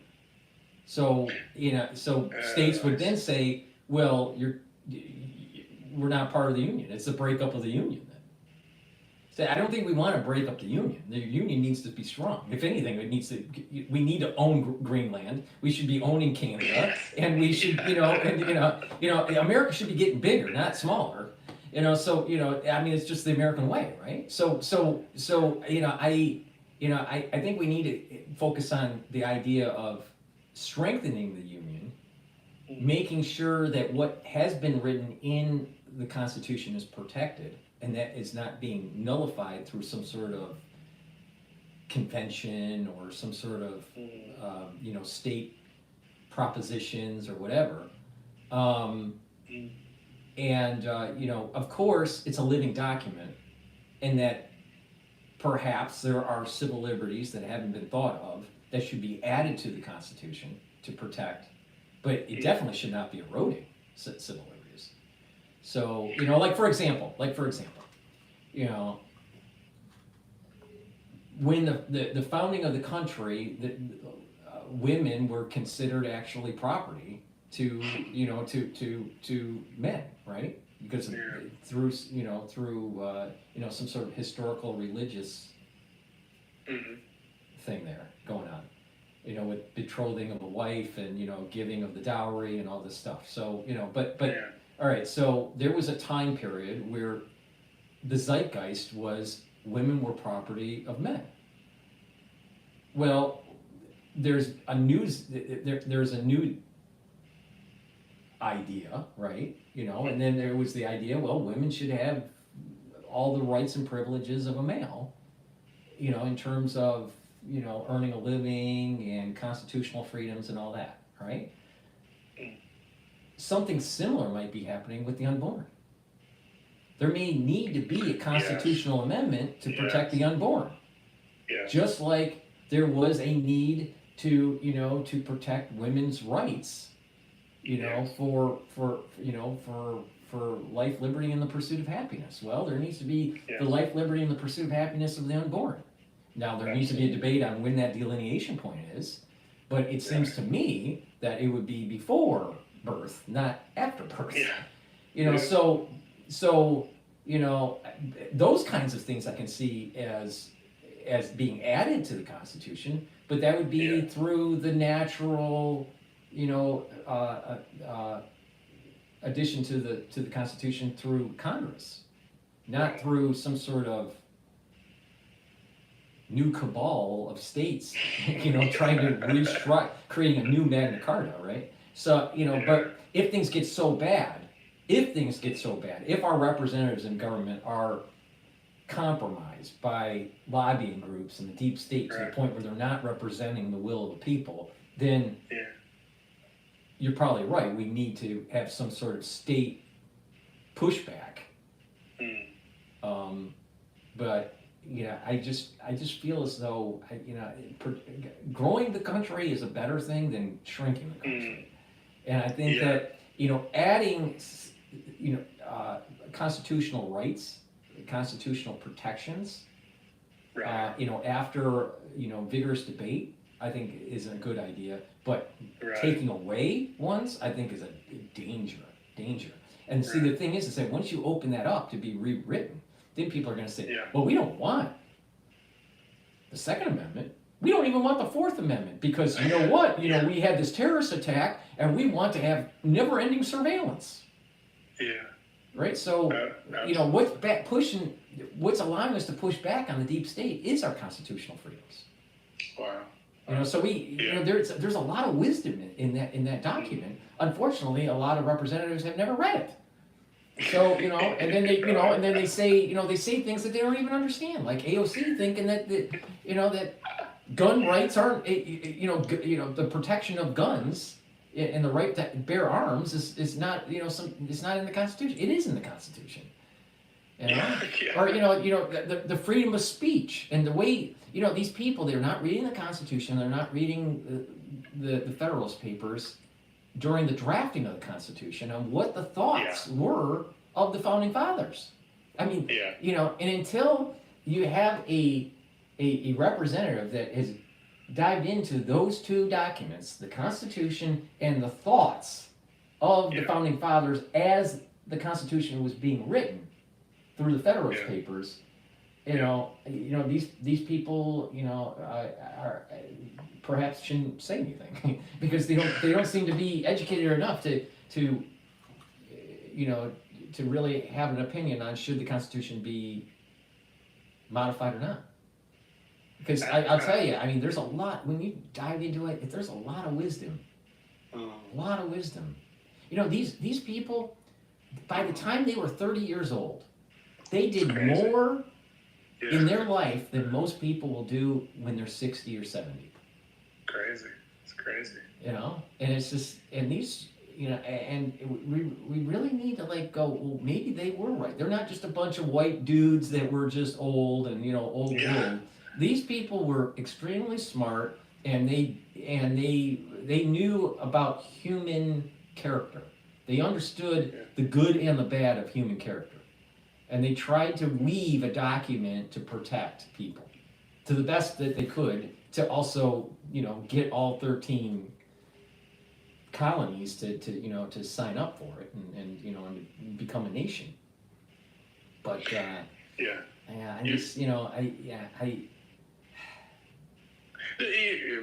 making sense. Wait, so do you think that that's why they put in that special provision that if states wanted to call propose an amendment, they had to have a constitutional convention, because then that would be the fair way to do it, because it was a constitutional convention that allowed for the ratification of the Constitution. To begin with. Right. Yeah, that makes sense. So one of my, on my father's side, a lot of people don't know this, on my father's side, his mother's line of the family, so my grandmother's line of the family is related to Jonathan Dayton. Jonathan Dayton was one of the founding fathers and ratified the Constitution for New Jersey. He also fought with George Washington during the Revolution. His father, so Jonathan Dayton's father, also fought with George Washington during the Revolution. But the thing is that, there was a convention that took place that ratified the Constitution to allow for us to be the United States of America. So we don't want to throw the baby out with the bathwater. No, I totally get it. Wait, let me ask you one other sort of amendment thought I had, and then I have two other unrelated, but sort of related to the bigger conversation ideas. Not proposals to fix, but proposals to just other talking points. Let me ask you one other thing about this amendment thing. So another thing that happened was, in certain states, they tried to, I guess, ratify certain constitutional amendments, but instead of currently in Article 5, it says that the state legislatures have to, ratify. I guess it's 3/4 of the state legislatures or something. Now, but a few states, I think, tried to have the people, so they did a statewide ballot proposition where the people voted to approve, to ratify a constitutional amendment. But a federal court or court struck it down because they said that Article 5 specifically says the legislature or whatever. It's not the people. What do you think about an amendment that a constitutional amendment changing Article 5 of the Constitution to allow either a state legislature to approve a constitutional amendment or if the state allowed it, a ballot proposition. Mm-hmm. See, there's an issue here. Back in the old days, when they did the ratifying of the Constitution, they didn't have lobby groups. Yeah. Right? The lobbying, there wasn't K Street, right? And so, they could lean on their representatives to do the right thing for their state. All right? The problem we have today is that K Street has a lot of power. And these representatives in government are compromised or captured. So they will decide to do things that will benefit K Street and not so much Main Street. So if that's the case, then there needs to be some sort of compensation, some sort of mechanism to compensate for the people, the will of the people. Right? So if you go, if you try to ratify it by just the will of the people, then that seems to circumvent K Street. The problem is, it's now the tyranny of the majority. So you have two forces that are fighting each other. The tyranny of the majority that could literally override certain freedoms. And you have this capturing of the representatives by K Street. What we need is to push back on it. To see, in our earlier conversation about the deep state, the national security state, and how they're taking, they captured, the system. Yeah. Well, a part of that is these lobbyists. So we have to have means to reduce the power of the lobbyists, so we have our representatives that can be trusted. We don't trust our representatives because of this capturing by lobbying. Exactly. So if you have that proposal that you're mentioning, you're potentially having you could potentially have the tyranny of the majority, right? But you're circumventing K Street. So it's not an easy thing to navigate through. I suspect, though, I'd be worried that if everything was decentralized, when it came to like ratifying certain constitutional amendments and stuff, I think that we would probably fracture the country. It would increase fracturing of the country, and we don't want that. We want to grow it. We should own Greenland. We should not. We should not be fracturing the country. We need to find ways, just like how Lincoln said, we need to preserve the Union, and we need to strive to make the Union a better Union through time. And that's what we need, is instead of the fracturing. If we do this method that you're mentioning, it's increasing the probabilities of fracturing. And I'm against that. We need, even though it's not perfect, I'd much rather have our state still coalescing than to have it fractured. It's interesting. Paul, if you got time for two more things. Yeah, go. Okay. One is, I'm very familiar with Chabad, by the way, and I've studied a lot of Talmud, of Gemara, Shulchan Aruch, Hasidus, Kabbalah, whatever. If you ever want to go down that route. For another time. But the other thing is, the thing I was going to say was, now you haven't mentioned it, and don't respond to this if maybe you're trying to keep it private, but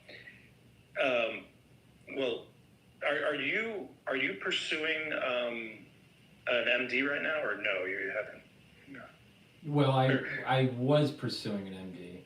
I decided to not continue on my medical training. Okay. I did 2 years in medical school. I have 4 different degrees. I almost have five degrees. Wait, can you go through them for the people? Because there's really, your background is super interesting. Well, yeah. Well, I have 2 degrees from Wayne State. One's a bachelor's of science, and then the other is an MBA. Okay. And in finance. And then I was an automotive engineer for a long time, Right. and then I decided to go into finance. I get into finance through my MBA, and I was managing a portfolio, and I started managing some of the finances for Catholic charities. And during that time period, I decided to get a Ph.D. so I can learn about algorithmic trading. So I decided to get my Ph.D. while I was working. So I got my Ph.D. in finance at Walden University, and my dissertation is on trading algorithmically the futures market of the Euro USD and also oil, right? The WTI, and how to dynamically hedge that. So I do that, and then during that time period, my brother passed away from heart disease. So from there, I decided, well, let's get an MD. So I decided, okay, so I got to do all the pre-med stuff, and everything. So I did all my pre-med work at Fordham. Then I ended up getting a master's at Harvard University through HES, the Harvard Extension School. I did my thesis for my master's at Harvard on the TAT protein, which is an HIV protein, and how to use that as a therapeutic, right? If you purify it, right? What was the actual title of the degree, master's in? It's a master's. It's what they call it's called an ALM. So it's a liberal arts, a master's in liberal arts in the field concentration in biology. Got it. So, all right, so my research in that was on TAT, and then after that, I went to medical school. Wow. Finished 2 years in medical school, and hated every single day of it. And I can give you, if you have the time, I can give you reasons on why I absolutely hated medical school. Yeah, I was going to ask. I'm older, right? Yeah, So I'm already, when I started medical school, I was, I was like 48, 49, something like that. Yeah. So, when you're older, you don't really have patience to be around the young people that think they know it all. Oh God. Especially if you've managed a big portfolio in New York, Well, designed cars in Detroit, traveled the world, and and have 4 degrees, and did research in HIV. But the thing is so it was that issue. It was age. Another was the cost is extremely high. Extremely high. And I was looking at, it's like, how long am I actually going to be practicing once I get out? Maybe 10, 15 years. Yeah. All right. And then what I saw in clinic during the COVID years, right?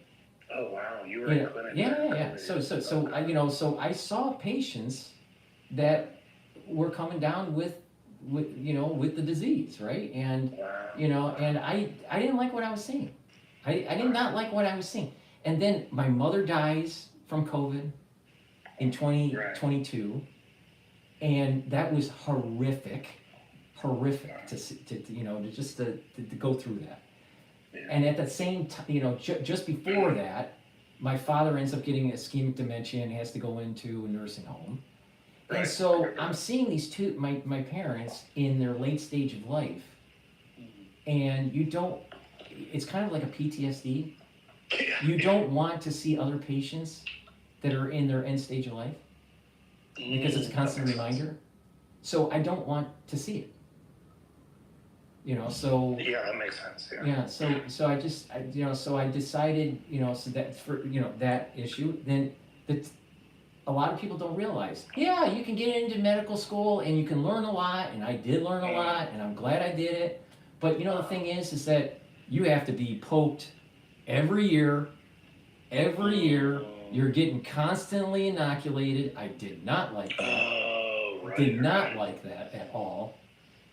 So that it was another issue. And the constant testing. You're spending hundreds of hours prepping for licensing testing, and you're sitting there in a chair for the test for 7 hours. Right? You do have breaks, but I'm just saying, you're sitting there, depending on the test, 5 to 7 hours. I just don't have the patience as a older person to put up with the bullshit. So I loved the learning. I learned a lot. I was able to, treat some patients, and then there's the admin part of it. There is there is a culture of, you only have 18 minutes to see a patient. You don't have time to really spend the time to talk to the patient for their problems, manage them, and because you're working at a clinic and it's all about pushing patients out. So after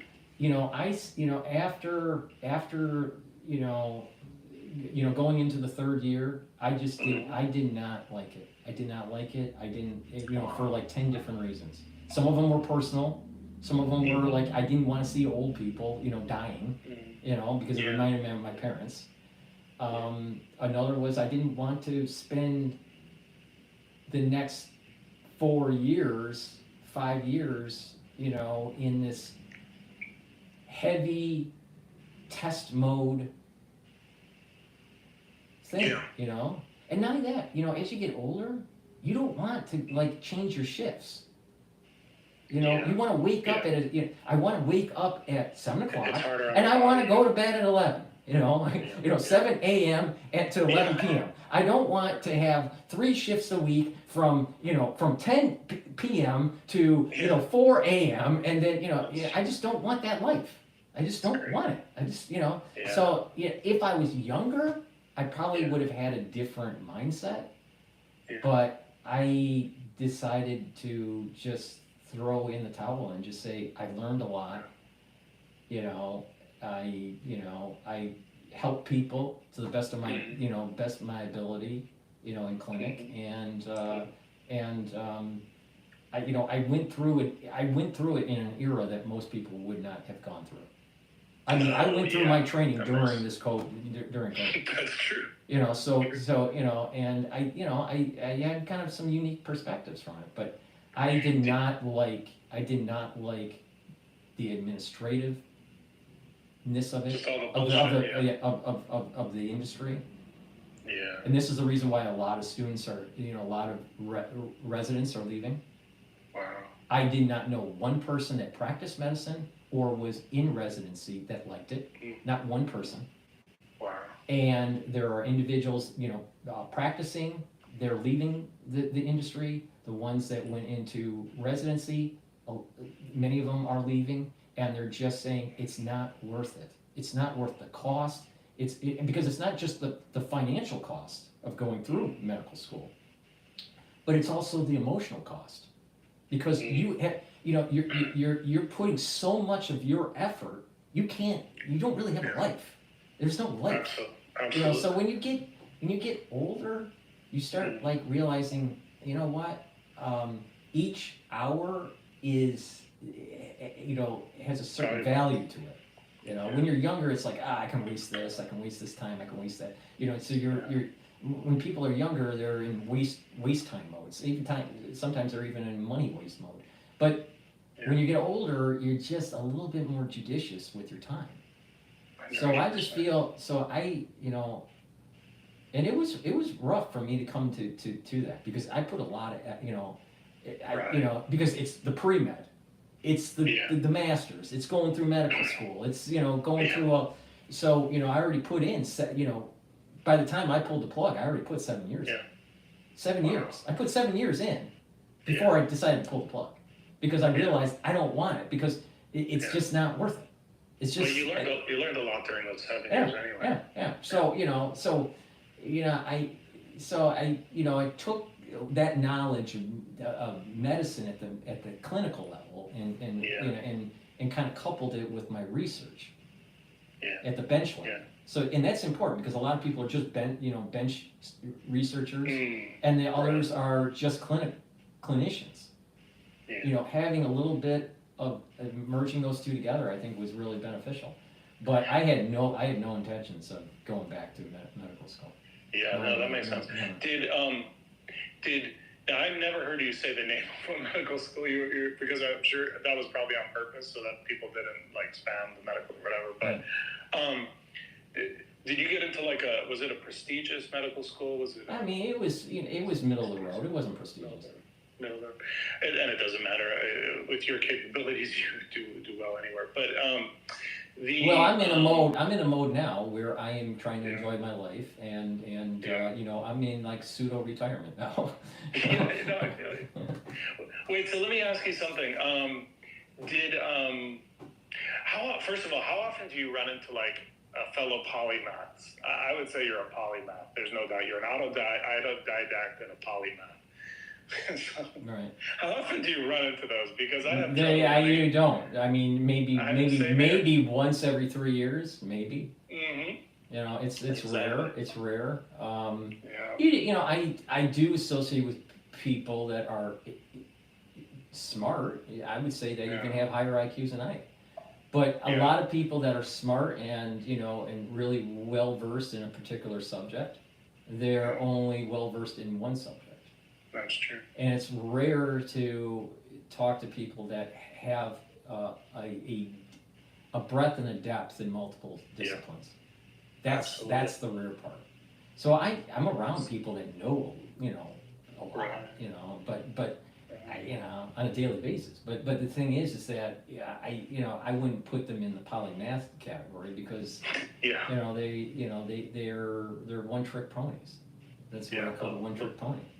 Yeah. But I think that was the reason why when you looked at the crisis in 2020, that was the reason why a lot of them got it wrong, because they were one trick ponies. You had to be multidisciplinary to understand what was going on, because there was a lot that was going on in 2020. Now maybe one day I'll sit down and write a memoir on my perspective of what went on during that time period. Because I think that what I saw and what I experienced, is an interesting read, maybe. I think so. It took a lot. The thing is going back to stopping medical school. Yeah. I felt when I decided to pull the plug, I felt that I failed my mom. I felt like I failed my brother, because it was my brother's death that launched the whole thing. Right. And so I felt like I failed them in a way. I understand. But I also realized that I couldn't.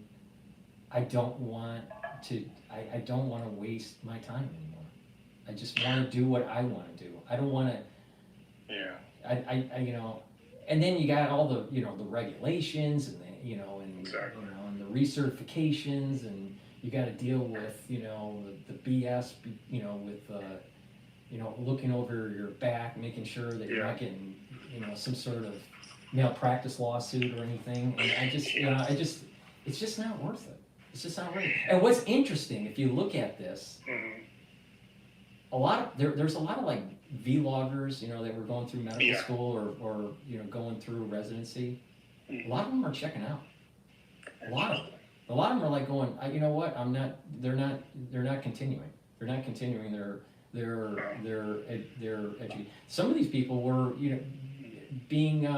There was this one guy that ended up going into residency for plastic surgery, and decided to stop because he didn't want to deal with the stress. And that's pretty prestigious to get into something like that. I mean, he was top 1% of his class, and he decided to check out. in residency.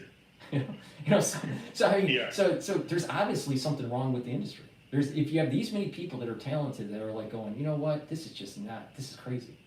And so, you know, to dovetail this into what's going on in Trump's administration, you know, with you know, Dr. Oz maybe being elevated to you know, some sort of position, and RFK Jr. trying to, you know, restructure HHS and, you know, and Medicare and Medicaid and all this stuff. You know, the system's broken. It's broken in a lot of different ways. People aren't getting the treatment they need. Doctors and nurses are overworked, and the industries in such a the credentialing of the industry is in such a status that it's a pressure cooker for students now. I mean, Yeah. I had two students, right? Two classmates, one that I knew and one I didn't know, that committed suicide in medical school. Jesus. Right. Out of how many were in the class? The ones that went, because there is a fallout rate, the ones that Well, however ended you up, want to count it. yeah, the ones that ended up going at that time, I would say it was probably about 150, So that's a 180. really high percentage. Yeah, 150, 180, somewhere. Really high percentage of suicide. Yeah. That's there's suicide just with nurses and doctors, you know, when they're practicing. Yeah. But there's a suicide problem going on in medical school and in residency.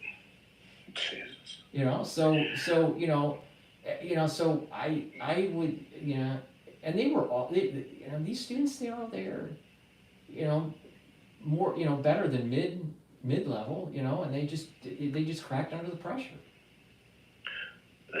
There's a guy Because these people are younger and they don't know that there's life beyond medicine. It's crazy.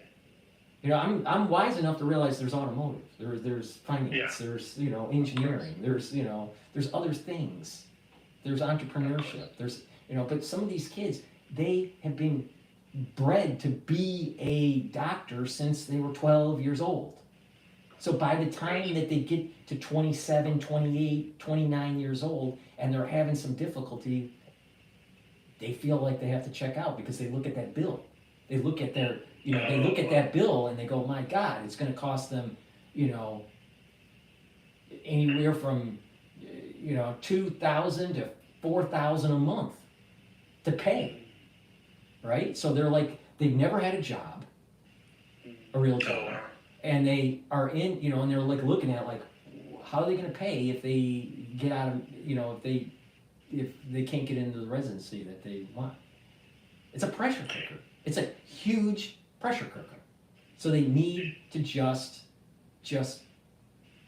reduce that pressure. And you know, and there should be more doctors out there. If you reduce the pressure and you increase the number of doctors, you're going to be able to have longer cared visits. You know, there'll be more attention. Like people in New York, they're having a hard time being able to schedule for a doctor because doctors are leaving the area because it costs too much to have their clinic here, right? Well, if you have less doctors, then, you know, there's just more work on that doctor. And this is another reason why there's just X amount of time that you have to spend with the patient. If a patient comes in, all right, that has multiple problems, let's say has cardiac problems, has neurological problems, let's say balancing problems, they're elderly, all right, so let's say they're coming in with some Parkinson's, right, let's say they have cardiovascular issues, and they're coming in for, you know, let's say they fell, right, and you know, they want you to look at your hip. You only have really time to take a look at their hip, but they got all these other problems that you really should be addressing. So you try to do the best you can by looking at the systems, review of systems, the ROS, and you know, and then you say, well, let's schedule another appointment for blah blah blah, right? Well, you should have spent the time to look at the patient in its totality. Meanwhile, the patient has to come back, reschedule. It's an elderly person. their mobility is bad, you know, there's a copay, you know, it's more cost and blah, blah, blah. It's just the system's totally broken at so many levels. I think you'd be hard pressed to talk to a doctor that says they really love their job. Unless they're like, overbilling, with their codes, and they love the cash flow. But if they, really be honest, can they really be honest to say that the system isn't broken? The system is broken in so many different ways. At the educational level, the stress, the recertification level, the way the care is provided at the patient, it needs a major overhaul. Now maybe RFK Jr. and Oz can fix some of that, but I think a lot of it will still remain. There's going to be a lot of people like myself that want to do the right thing and help people and realize the system is just too bureaucratic and too much of a pressure cooker to even put yourself through the gauntlet. It's not worth it. If someone came up to me and they wanted me to mentor them to go through medicine, I would try to say, don't go into medicine, go into engineering, go into build a skill and be really good at it and build a business off of it. I would not tell them to go into medicine. If they wanted to be a researcher, and go into biotech, then that's a little different. That's a little different because there is an entrepreneurial side to biotech, and there is also, the satisfaction of, discovering things in the laboratory. But the clinic, being a clinician, hell no. It's not worth it. But let me say why you didn't fail your mother, your brother, whatever, because I've been there in other things doing what you did. And you reach a point where you're like, okay, I've learned what I wanted to learn. I've learned what I needed to learn. And actually, now it's time to move on to something else. And my guess is you spent all of those years learning. So you already know. How much more is there for you to learn that, in order to satisfy the goal that you set out with when you started? Like maybe you've already reached that goal of learning. I've had other people say that I've leapfrogged over an MD. I've leapfrogged over the MD education. That's exactly what happened.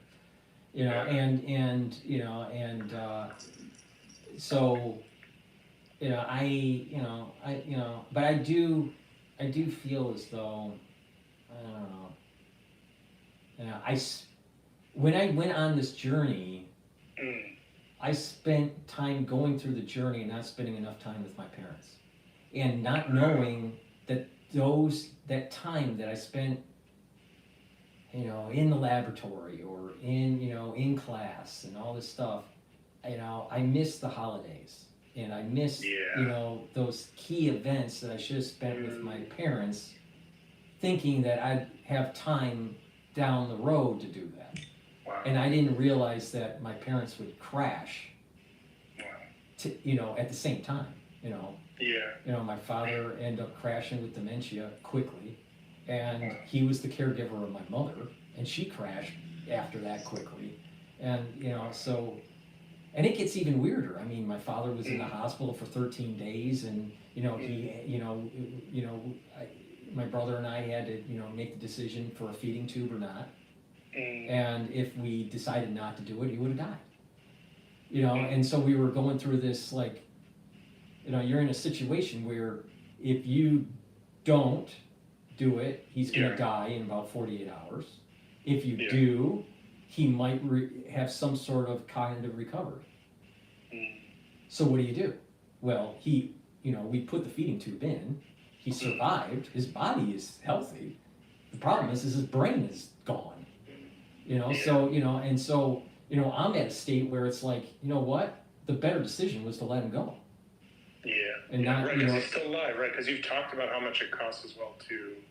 Yeah. So being at that, so you're in medical school and you're dealing with that fork in the road decision.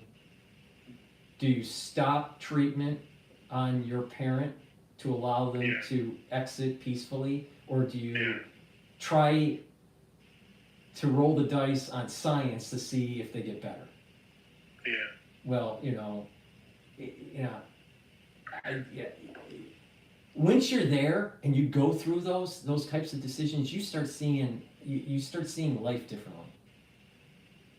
You start seeing like, you know what, life is precious, and sometimes death is better, and not to keep on pushing, keep on pushing.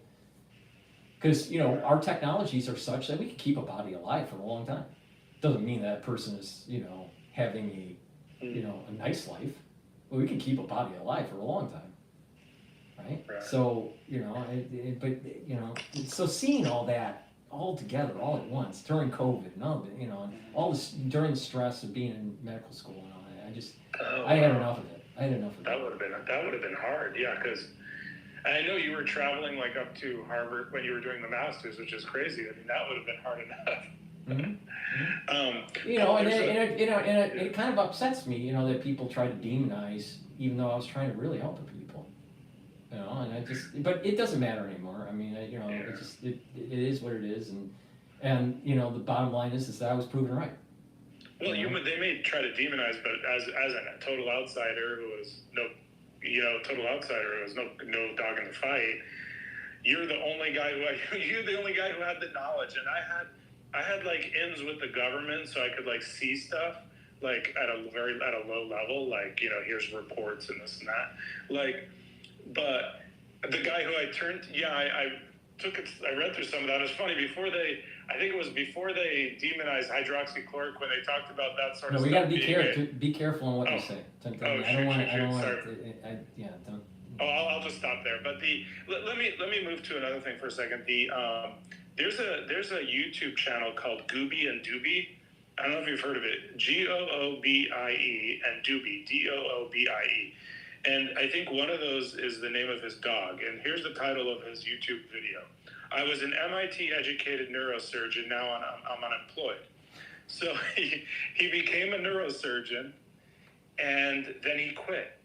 And he has a YouTube channel, and he kind of like you, he went on retirement, and he like goes into nature and does these super cool. This video has 14 million views. It's pretty interesting, but he talks about kind of the corruption in the system without like directly calling it that, but it's like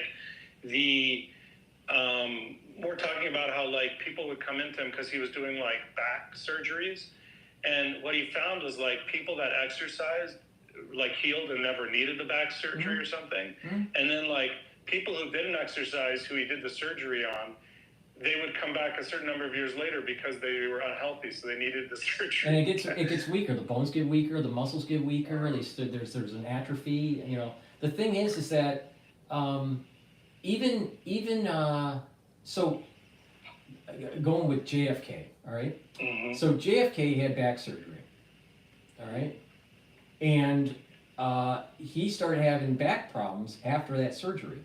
Now, yes, that was in the 50s, and the surgery back then wasn't as great as we have today, right? Well, Ted Kennedy had that plane crash, right? And he also was supposed to be slotted for back surgery. The father said no because of what happened to JFK. Wow. And so Ted Kennedy pushed on and tried to rehabilitate and not have the surgery.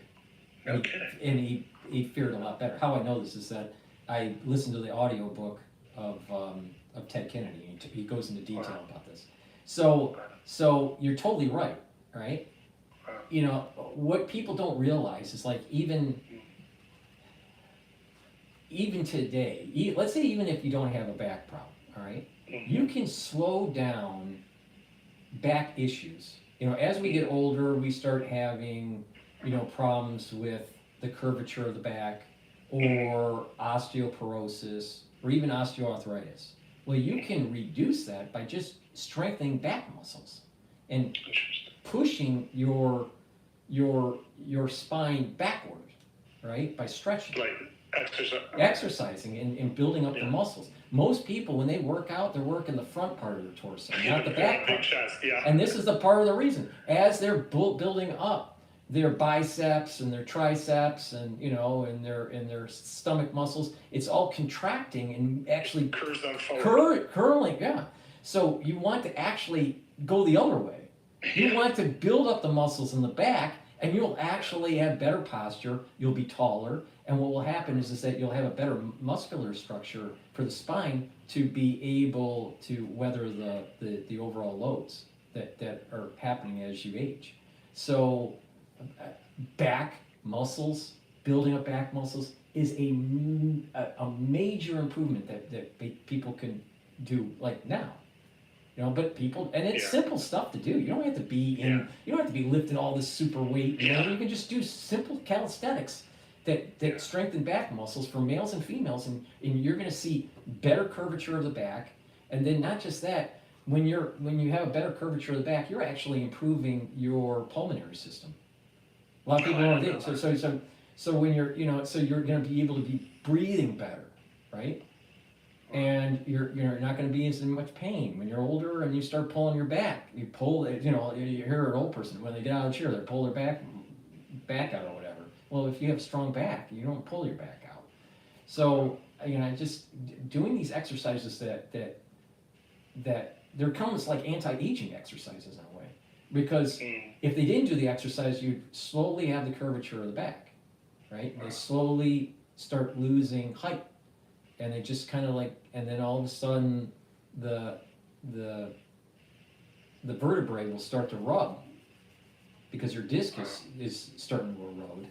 So the cartilage starts to erode, and you just kind of get smaller and smaller and smaller, right? Well, if you start having really good back muscles, you do this exercising, on a daily basis, what's going to happen is you're going to start having a better posture. You'll actually gain about a half inch. You could gain a half inch by just doing back exercises. Yeah, I believe that.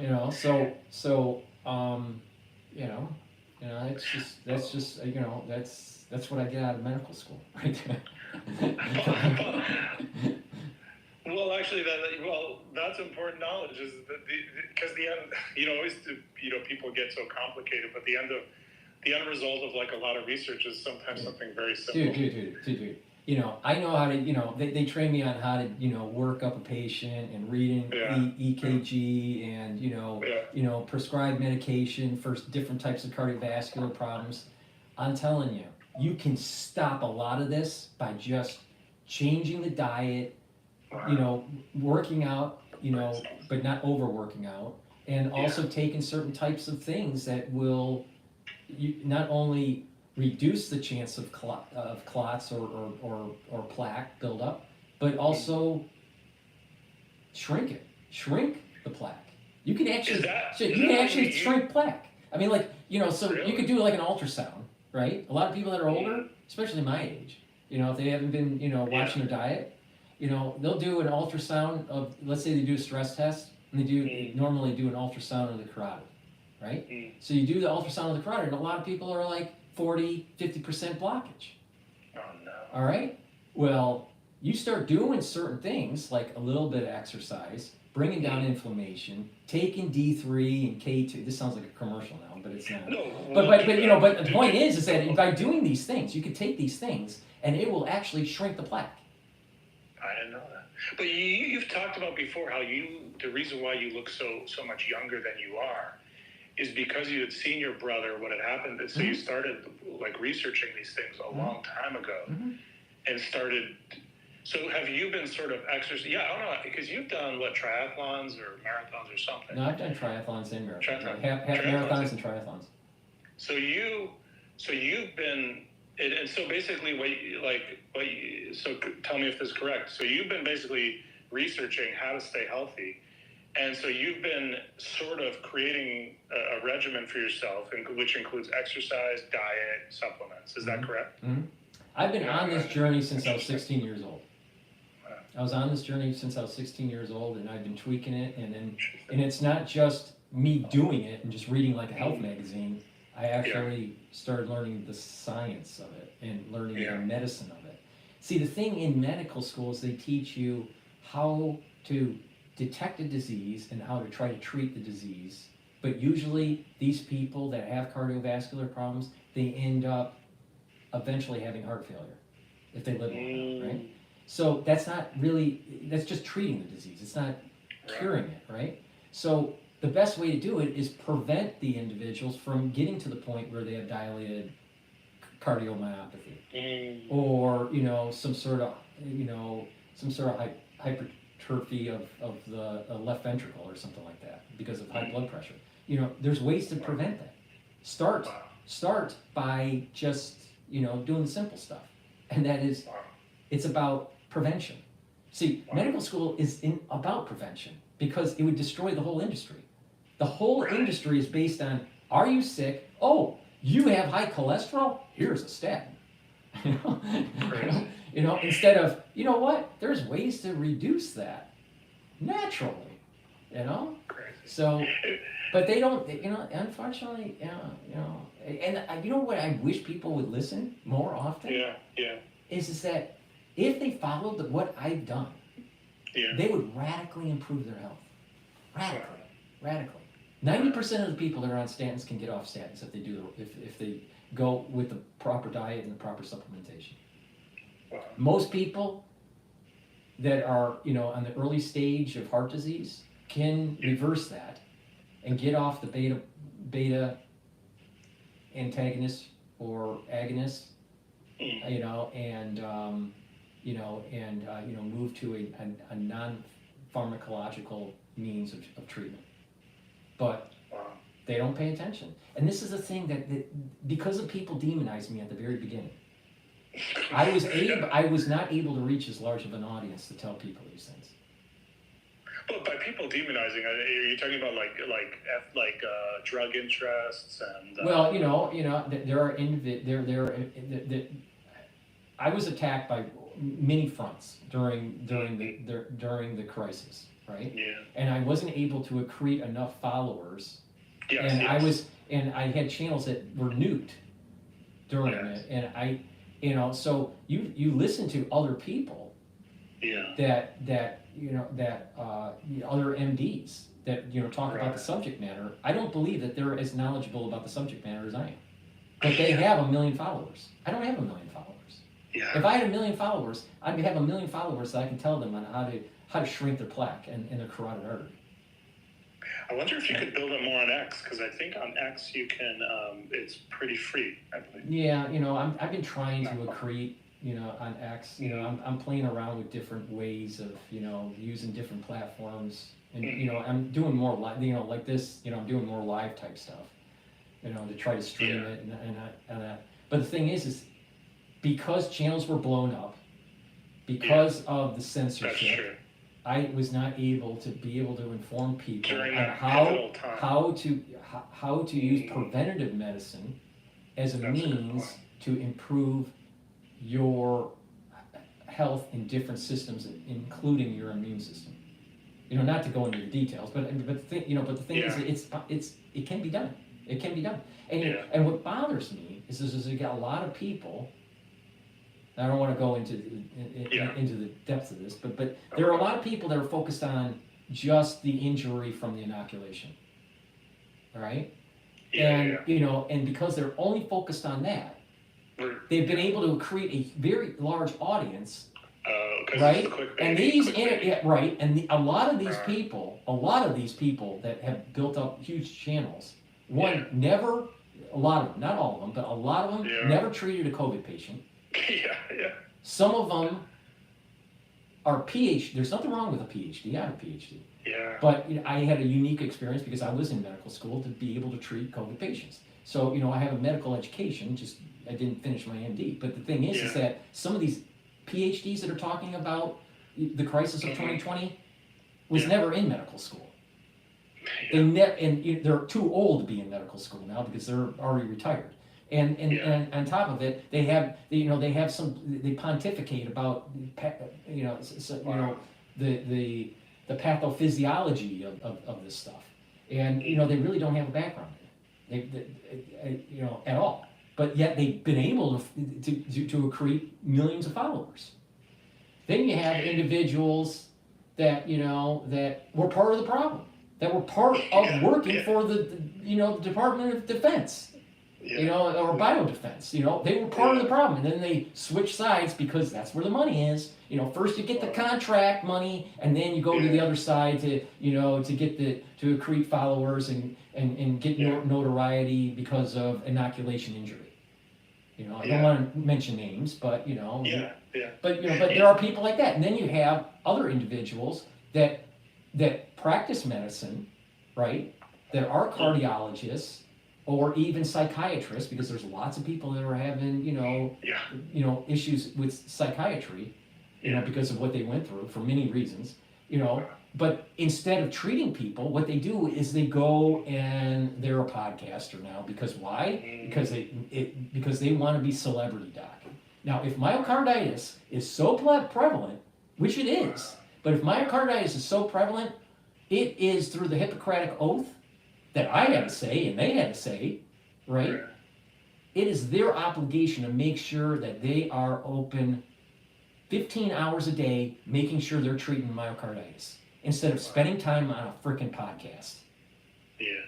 That's a problem, because what it is that they want to be a celebrity doc. And so people will gravitate to them, and they'll say things that they can't even get the full details right. They don't even know when certain things happen, you know, when and during the development of the platform from Barrick. They don't know the real dates. They don't fully understand it. They don't fully understand, you know, because they're a cardiologist, you know, they don't fully understand the immunology that's on this. Most of these doctors are pre-genomic doctors, pre-genomic sequencing doctors. So they didn't have a medical training in immunology or in genomics or in molecular biology, because it didn't really exist when they were in medical school. I mean, it existed, but not at the medical science level. Yeah. So these people are pontificating on things that they don't have no freaking training on. That makes sense. But they have huge followers. They have huge followers. It would be. And they rode the coattails of people like myself that went into the breach at the very beginning to warn the public on what they needed to do. And you had the leakers. And then you had something that I've always enjoyed was that girl from Taiwan. Right. Yeah. Right. She's a great. character. She's a character. She's a character, yeah. But no, it was so weird because you were like this. Somehow I came across you. I think I came across you before they started nuking you. You know. Yeah. Well, I had channels nuked, and and they bleed me on the large channel every time I post. Wow. And this post here, even though it's a live stream, this post I'll probably lose. The normal, when I post something, I usually lose about 10 subscribers every time I post. And this is the reason why I ask people, you know, please have your social media follow me, because YouTube censors my work. Not only that, they unsubscribe my follower. I'm not the only one they do this to. But the thing is that there are very few people in this world that knows this subject matter as well as I do. Maybe 4 people in the world. 4. Are you monetized on X, or no? You haven't. No, I haven't monetized. Because people post these big payouts that they get. Yeah, but they have, I don't have a big following on X. Yeah.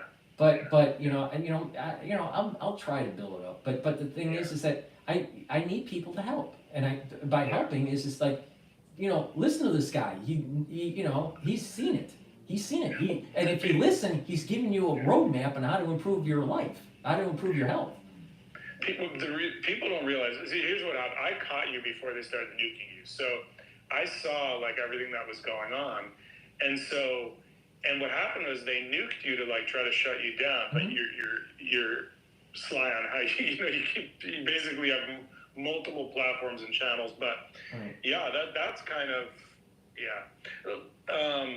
Well, the thing is that I just, if there's a will, there's a way to try to try to survive through it, And then there's also kind of almost maybe divine intervention or luck or whatever. If you do things for the right reason and you're trying to help people somehow, some way, it gets out. But it bothers me. It bothers me that what I saw with people that actually had to go through the crisis. Mm-hmm. And then seeing what happened to my mother. and then seeing how the system tried to prevent me from telling people what was going on, and then seeing celebrity docs getting on podcasts and not treating people. Like, really?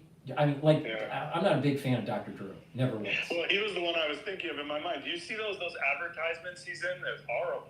Yeah, well, the thing is he's trying to be a celebrity doc. The thing is that what he should be spending the time on is dealing with the post-traumatic stress disorder that physicians and nurses had to go through. I mean, apparently he's a drug and alcohol guy.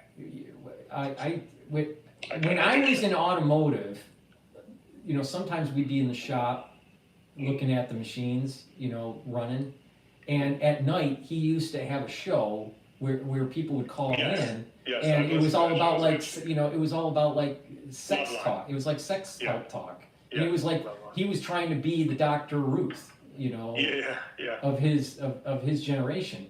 And that for whatever reason didn't pan out. But the thing is that he's always been trying to.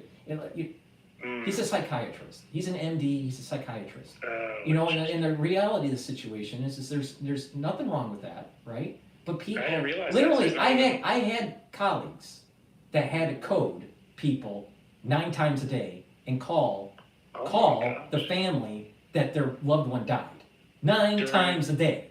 During the thing. Yeah. Crazy. Now, holy shit. These people have PTSD, dude. Wow. When they walk in a room, and it's, they need treatment. They need help. Dr. Drew should be helping these physicians and these doctors that saw this crap on a daily basis, day in and day out, for months on end, right? And then they would die. Then the wave would die down. They would see it like it would be really rough, like 3, 4, 5 weeks, and then it would die down, and they would come back up like a couple of months later, right? These people have PTSD. Dr. Drew should spend the time and treating these doctors and nurses that have the PTSD that went through this crisis, instead of pretending that he understands the pathophysiology. I'll do this. Do you remember that doctor that whistle blew? Maybe he worked at NYU Medical School. He whistle blew about those ventilators. Yeah. I can't remember his name. I forgot his name, but the other thing was, you as a guy who's seeking truth is similar to like me. Maybe not as much as you, but I definitely aspire to be a truth seeker and teller. Like, it's the charlatan is always better compensated than right. the truth. And the thing is like when I first started talking about it, people were saying, "Oh, he's not an MD yet." And he's he didn't finish his research at Harvard yet, and blah blah blah and blah blah blah, and don't listen to him and demonize him. And then the AMA came after me because of what I was saying, and then tried to kick me out of medical school, and then Harvard tried to get after me because of what was going on with Lieber, and because I was blowing the whistle on Lieber. Yeah, I remember George wrote you a letter to help. Yeah, so they were, so at the same time, the AMA tried to kick me out of medical school, and Harvard tried to prevent me from finishing my research. I remember Harvard. I didn't know the AMA came after you. Yeah, no, because I basically had a very strong stance that I did not believe that the HHS should be able to force inoculations. I wonder if what do you think about Kennedy and? Because they're hiring like these off-brand people. Well, I think that if they get confirmed, that they're going to shake up the system. I'm saying, is that something you'd ever be interested in being involved in? No, I don't really want to go into politics. I don't want to. It's just I'm not a political. I don't have. And I just let them do it. If they called me up and said, "What do you think, Paul? Do you think this is a good policy, or how would you change it?" I'd give them my advice if solicited. But I've done my mankind duty during the 2020 crisis, and I did it the best that I could.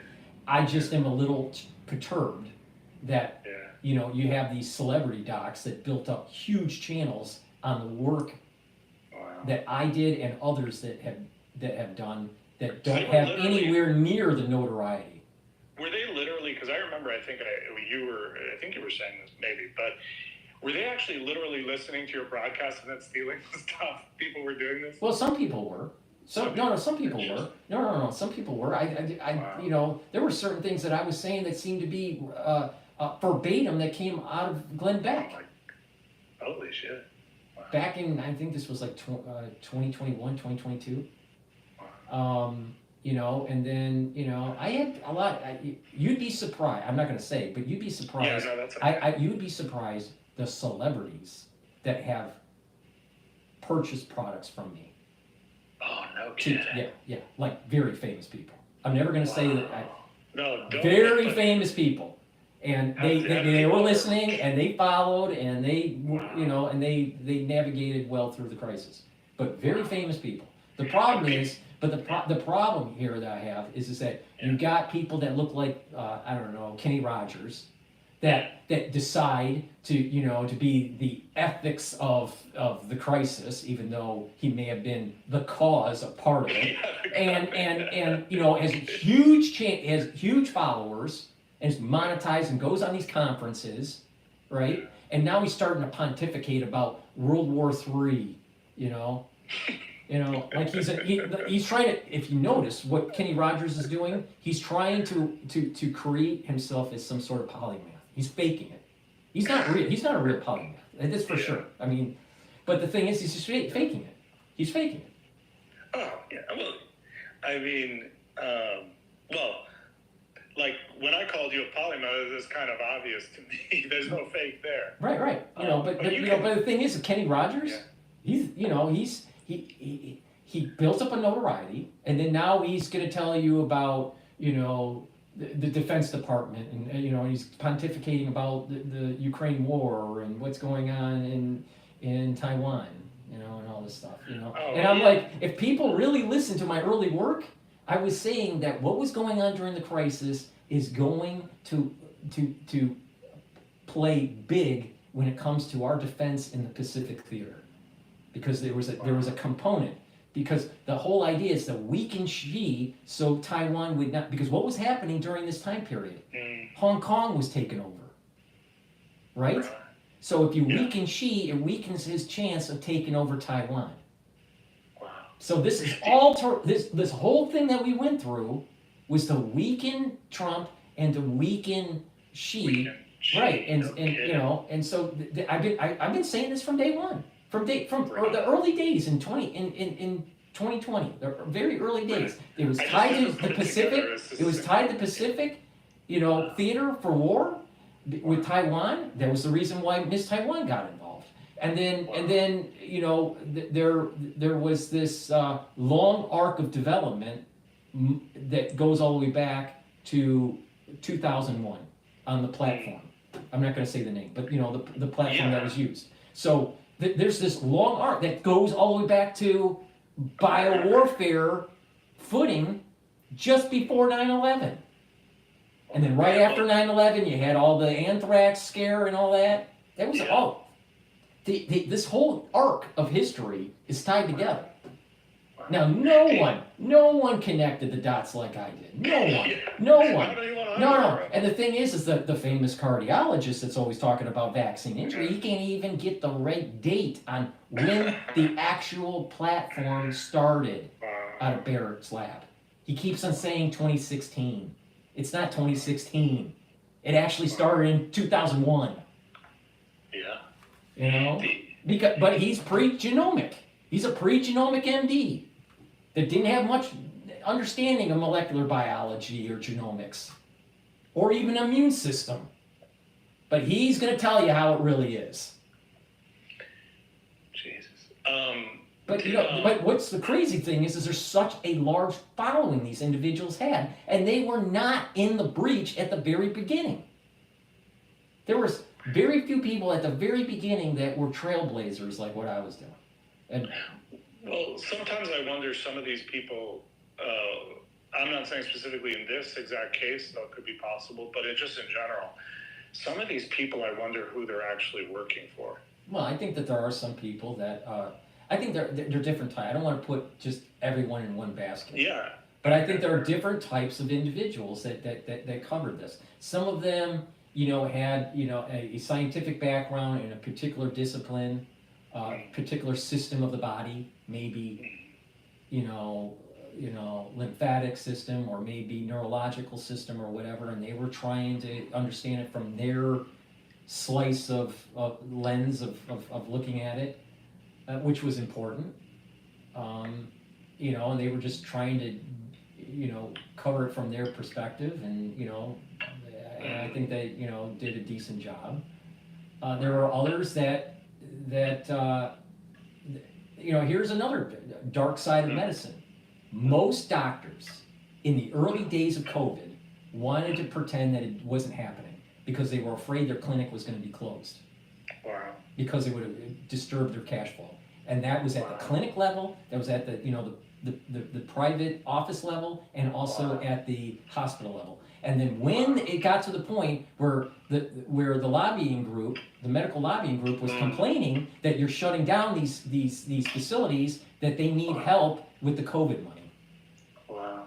So there's the dark secret. You had surgeons that didn't want to postpone elective surgery because they had a house payment. So what did they do? They decided to say, the crisis isn't something that's really happening. So I covered this, and one of those people that was doing that, and just all you got to do is just look at the evidence on YouTube. One of the people that was doing that at the very beginning was Dr. Drew. Dr. Drew at the very beginning was saying that the crisis was nothing to worry about. Jesus. And then he flipped it when he started his podcast. He flipped it because he started to realize that he could grow a channel. But do you know which advertisements I'm talking? The guy, it's like V-Shred or something, where they're like, don't eat, don't exercise, don't do cardio to lose weight. You see those ads on YouTube? No. But I mean, here's the But problem. Dr. Drew's an advertiser. He's advertising for these guys that are saying don't do exercise. Well, the thing is, he's a psychiatrist. All right, he's an MD. Yeah. He's a psychiatrist. All right. He went through rotations on different disciplines, but he's a psychiatrist. All right, and he's if you want to deal with someone do you really want to go to Dr. Drew? Literally, okay. Yeah. You want to go to Dr. Drew, MD, psychiatrist, on preventative medicine, or do you want to deal with people that actually have done it for decades and are showing what they do, and you can mimic and adjust whatever protocol that is to your own liking? All right? Like what I'm doing. I know more about preventative medicine than Dr. Drew does. I know more about COVID than Dr. Drew does. I know a lot more about HIV than Dr. Drew does. There are things that he knows that I don't know, like psychiatry. I don't know a lot about psychiatry. But the thing is that maybe he should stick in his discipline and not, pretend that he really understands, like, spike proteins, and how they're made, and how it affects the immune system, and the negative and positive feedback loops. Let's stop pretending, Dr. Drew. Paul, did you ever do a series or any specific broadcast where you talked about just how to exercise, diet, supplements? I haven't done one. I haven't done just a video on that. I should. That would be interesting. But I do embed it. I do embed it with the show. You do embed it in a lot of your stuff. See, what I've been trying to do. What I've been trying to do is that I've been trying to cover news, because I feel as there's a domestic thing that's going on, international, and a health thing going on all at the same time.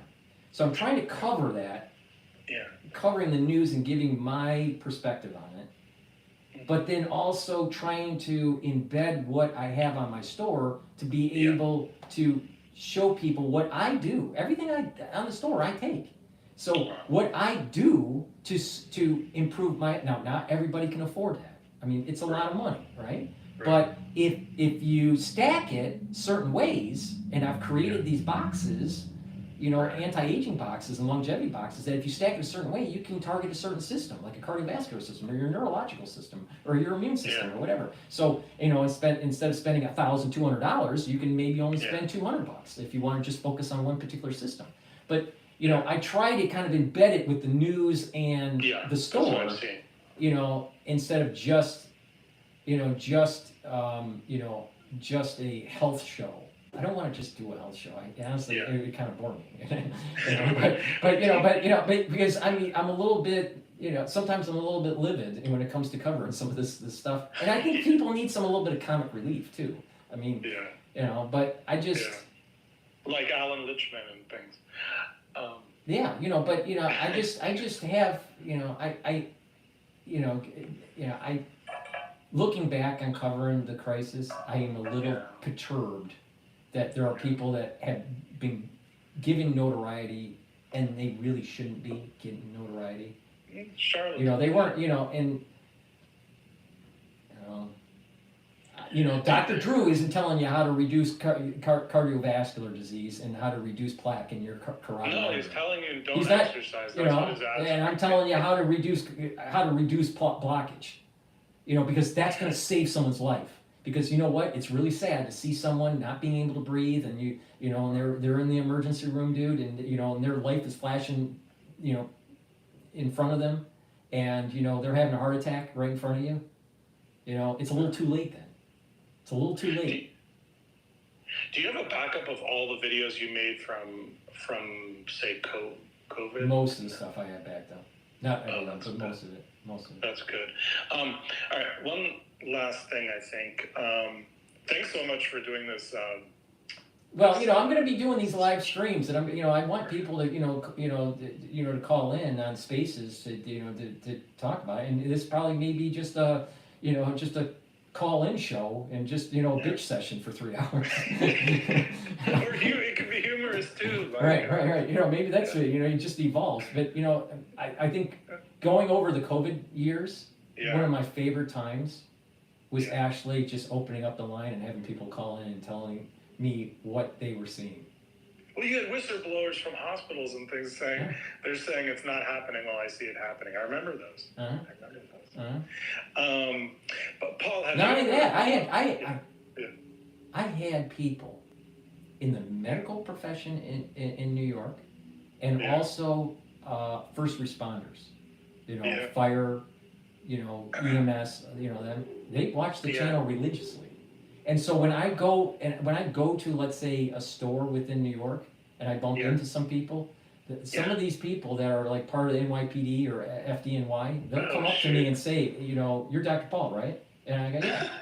Oh, we watch you. You helped us through COVID, blah blah blah. No. And I guess that is something that kind of makes me feel that maybe I did the right thing. That's the payback, yeah. It's the secret people that, like me, that you helped that you never heard from me at the time. But there's got to be a lot of people like me. Right. No, it probably is. And, I do feel as though I did the right thing, but I am a little... Absolutely. I'm a little upset that certain people, have gained notoriety, and I personally think they didn't deserve it. They're gaming the system. Mm-hmm. I would, I know more about COVID than Dr. McCall. Way more. I could go up on stage unprepared and completely blow him out of the water.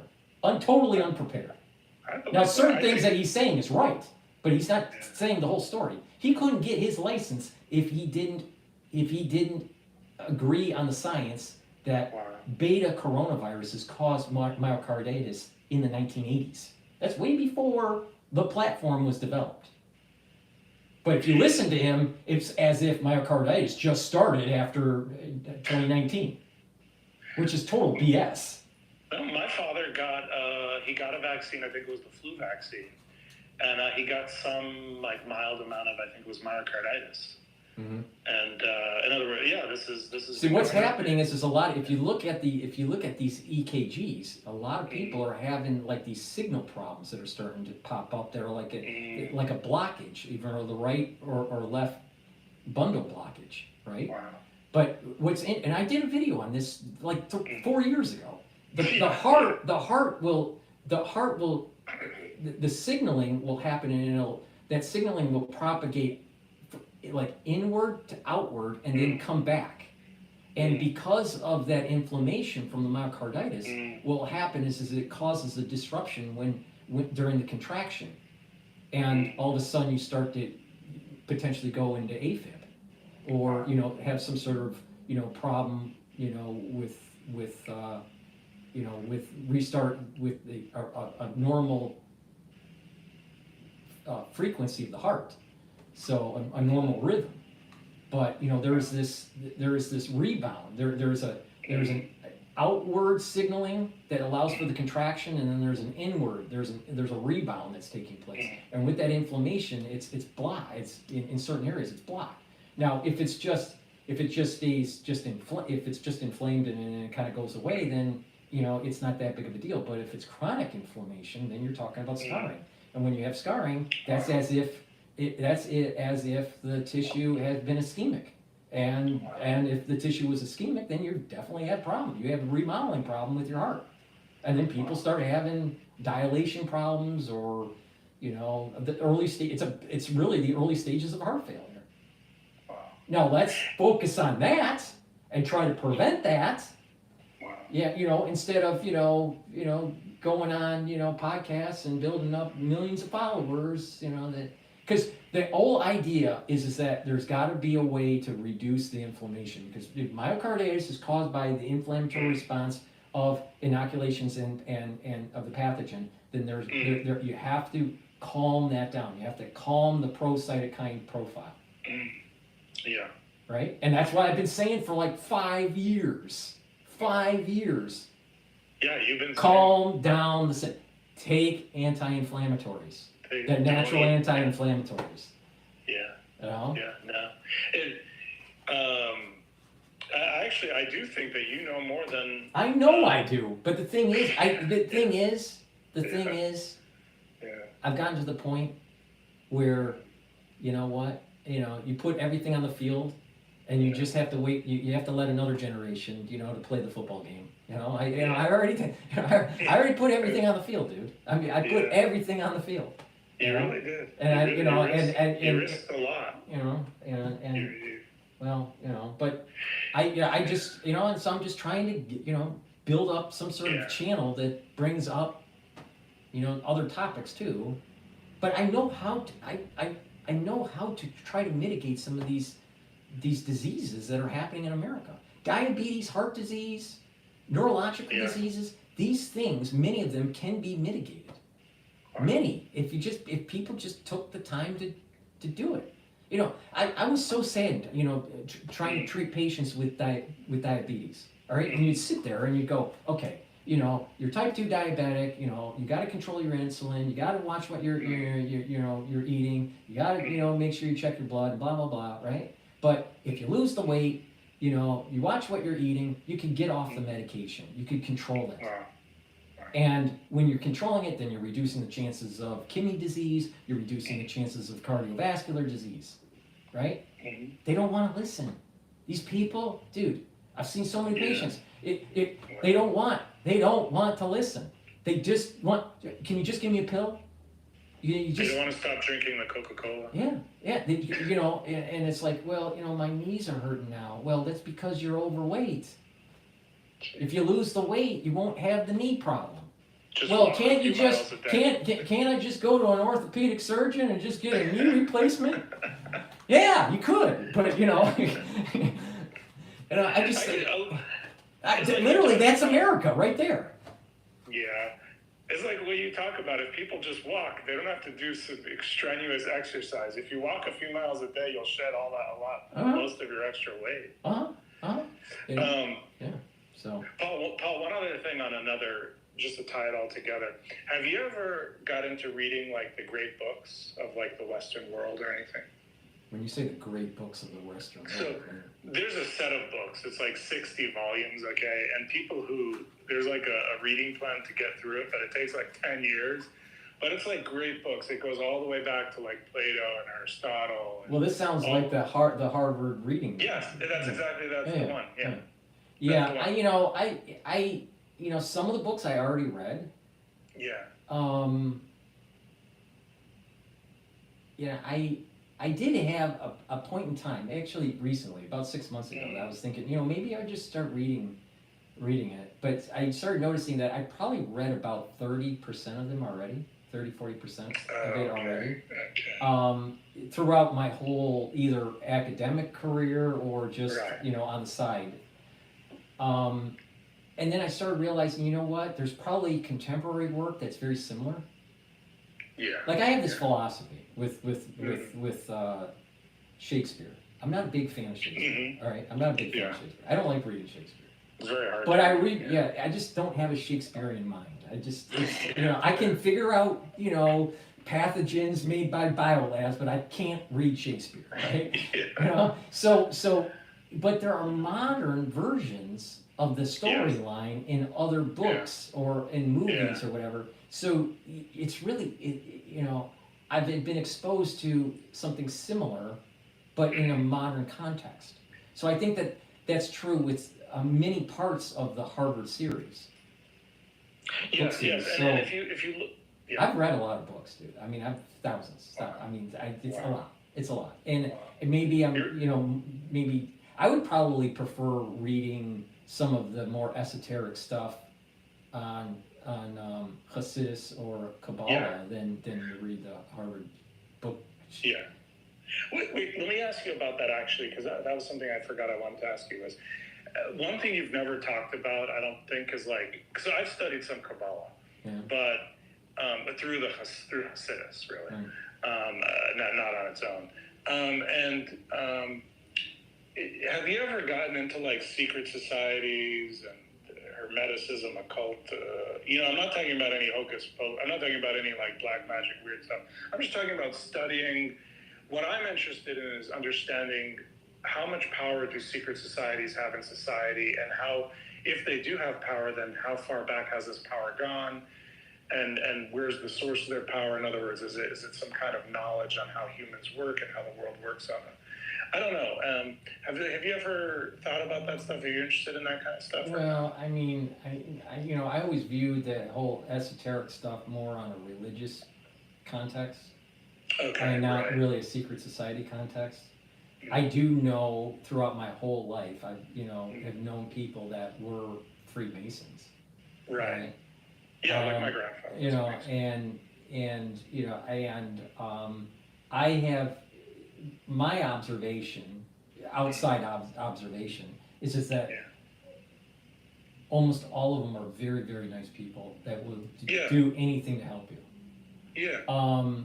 I wouldn't be surprised, though, that within these societies, there are a group of people that a society within a society, right? That have the levers of power and exercise those levers of power. I would not. If you look at the way the setup of Congress is, it sort of is like a Mason Lodge. So there's elements of masonry, Masonic motif within Congress. Yeah. Now, that's not by accident. I mean, our founding fathers, most of them were Masons. So I wouldn't be surprised that there are groups within the Freemasons that are in Congress, in the powers of government, that do exercise some sort of power or authority. But I'm not sure that it's a nefarious thing. See, here, some people will say, oh, the Freemasons, they're bad and evil and blah blah blah. And they're a cabal, and they're against the Constitution, they're against America. And if you look at the really history of it, they were the ones that wrote the Constitution, right? And the ones that fought for the Revolutionary War. So so these people, they demonize these secret societies too easily. But I wouldn't be surprised that within a secret society that there can be nefarious actors. So it's you gotta kind of look at it from the standpoint, there is the organization at the whole level, and then there's maybe factions within it that may need to be investigated. the other way to look at this is that there are a lot of truthers out there that, want to demonize these secret societies, Right. but they, they don't realize that, that secret society may be actually what's holding everything together and keeping America afloat, keeping it and not devolving into chaos. The truthers want to demonize the secret societies, but it could be the secret societies that's actually saving the country. They may be saving the country, and it's not so clear to me that they are the evil ones. They may actually be the ones that are helping, but I don't know because I'm only looking at this from an outside point of view. Yeah, well, I've gone to a few like Masonic meetings, where you go, not the actual like secret meetings, but where they eat before they go into the meeting, and you get to meet the brothers. There's nothing that I've ever detected nefarious or anything like that. Part of my problem is not joining is because they say, "Do you believe in God?" Well, that's a hard question for me to answer, But or do you believe in a higher power?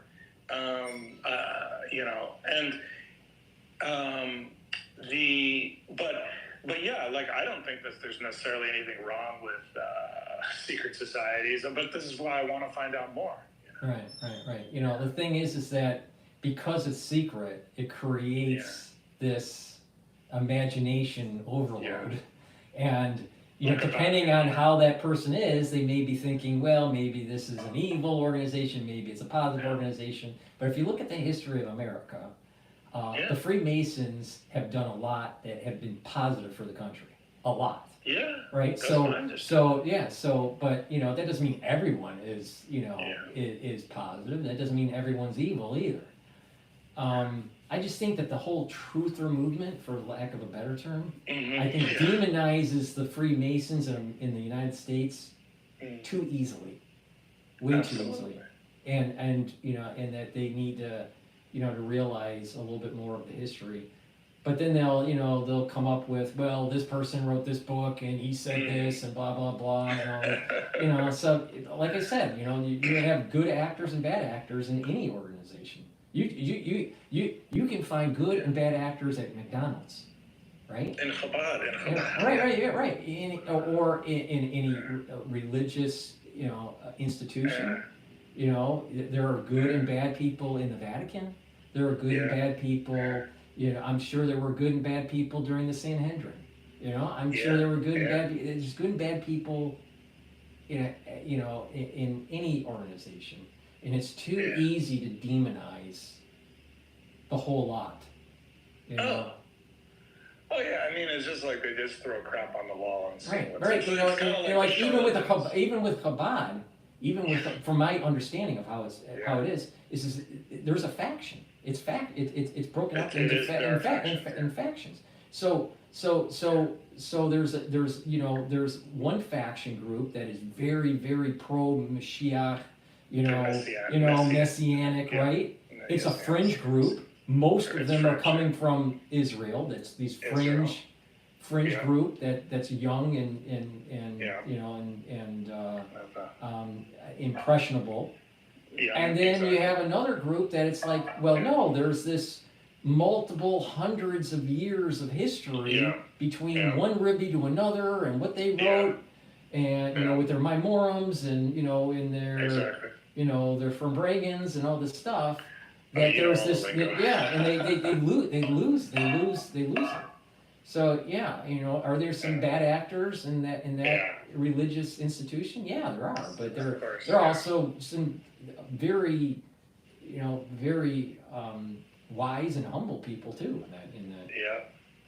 I mean, you read some of the Maimorums from some of these Rebbe's. I mean, you can tell that there's like some high intelligence there, very high intelligence. Well, like the last one, he had a gigantic library, and the library still exists on Eastern Parkway, in Crown Heights, Brooklyn, and he was just a gigantic scholar. There's no doubt about that. Mm-hmm. In fact, they're still fighting to get back books that were confiscated by Russia, like a long time ago. And that was from another Rebbe, you know, and he... I would not be surprised. I mean, Yeah. this is way out there, what I'm saying. I Yeah. don't think anyone has said this. This is like Yeah. first, right? Another Yeah. first. I would not be surprised that on a metaphysical level, that the peace in the world will rapidly advance when there's some political pressure put on Russia to give back those documents. Wait, what did you say? The Pete's in the world? Pete's? No, peace in the world Oh, would peace, in got the it, world got would it. advance I don't radically if there was political pressure know. Yeah. put on I know what you Russia mean. to give back those documents and books. I know what you mean. It seems like they gave a few books back, like maybe in the 80s or something. Yeah, but it's like Well, they but- have like huge. They have a huge Yeah, library. they only gave like a handful. Right, You know. right. But they have. No, I know exactly what you mean, Paul, and I've thought about this too. It's very interesting. The messianic stuff, you know, with Schneerson, forgetting the part about people think he was the Messiah, or if they think he is the Messiah, or anything like that. But just, it's very interesting how Schneerson talked about like the Gulf War I, about that being the birth pangs of the Messiah, and kind of like what we're watching now. It's sort of interesting, but it's sort of interesting as well. Like, it seems like each religion, so the Iranians too, they say that their Messiah, their Mehdi, Mehdi, I think it is coming back. And the Christians, I think, you know, the Book of Revelation, which I haven't read, but Makes you wonder why Facebook changed to Meta. Meta. wait, is that Meta. is that in Meta. is that Hebrew? No, Is no. that- But the thing is Facebook changed to Meta, right? Mm, And you said yeah. Meti, Oh, Mehdi, yeah. Meti. See, Yeah. what there? I wouldn't be surprised that tech is Yeah. somehow. This is hard to like put it into words. It's hard to explain, yeah. Once you have an idea and it's hard to put it into words, so I'm going to do the best I Yeah. can. Tech is an entanglement of good and evil at another level. And so this is part of the reason why these tech bros can make a ton Yeah. of money that have something into like getting people to fight each other or argue with each other or Mhm. you know to surveil them.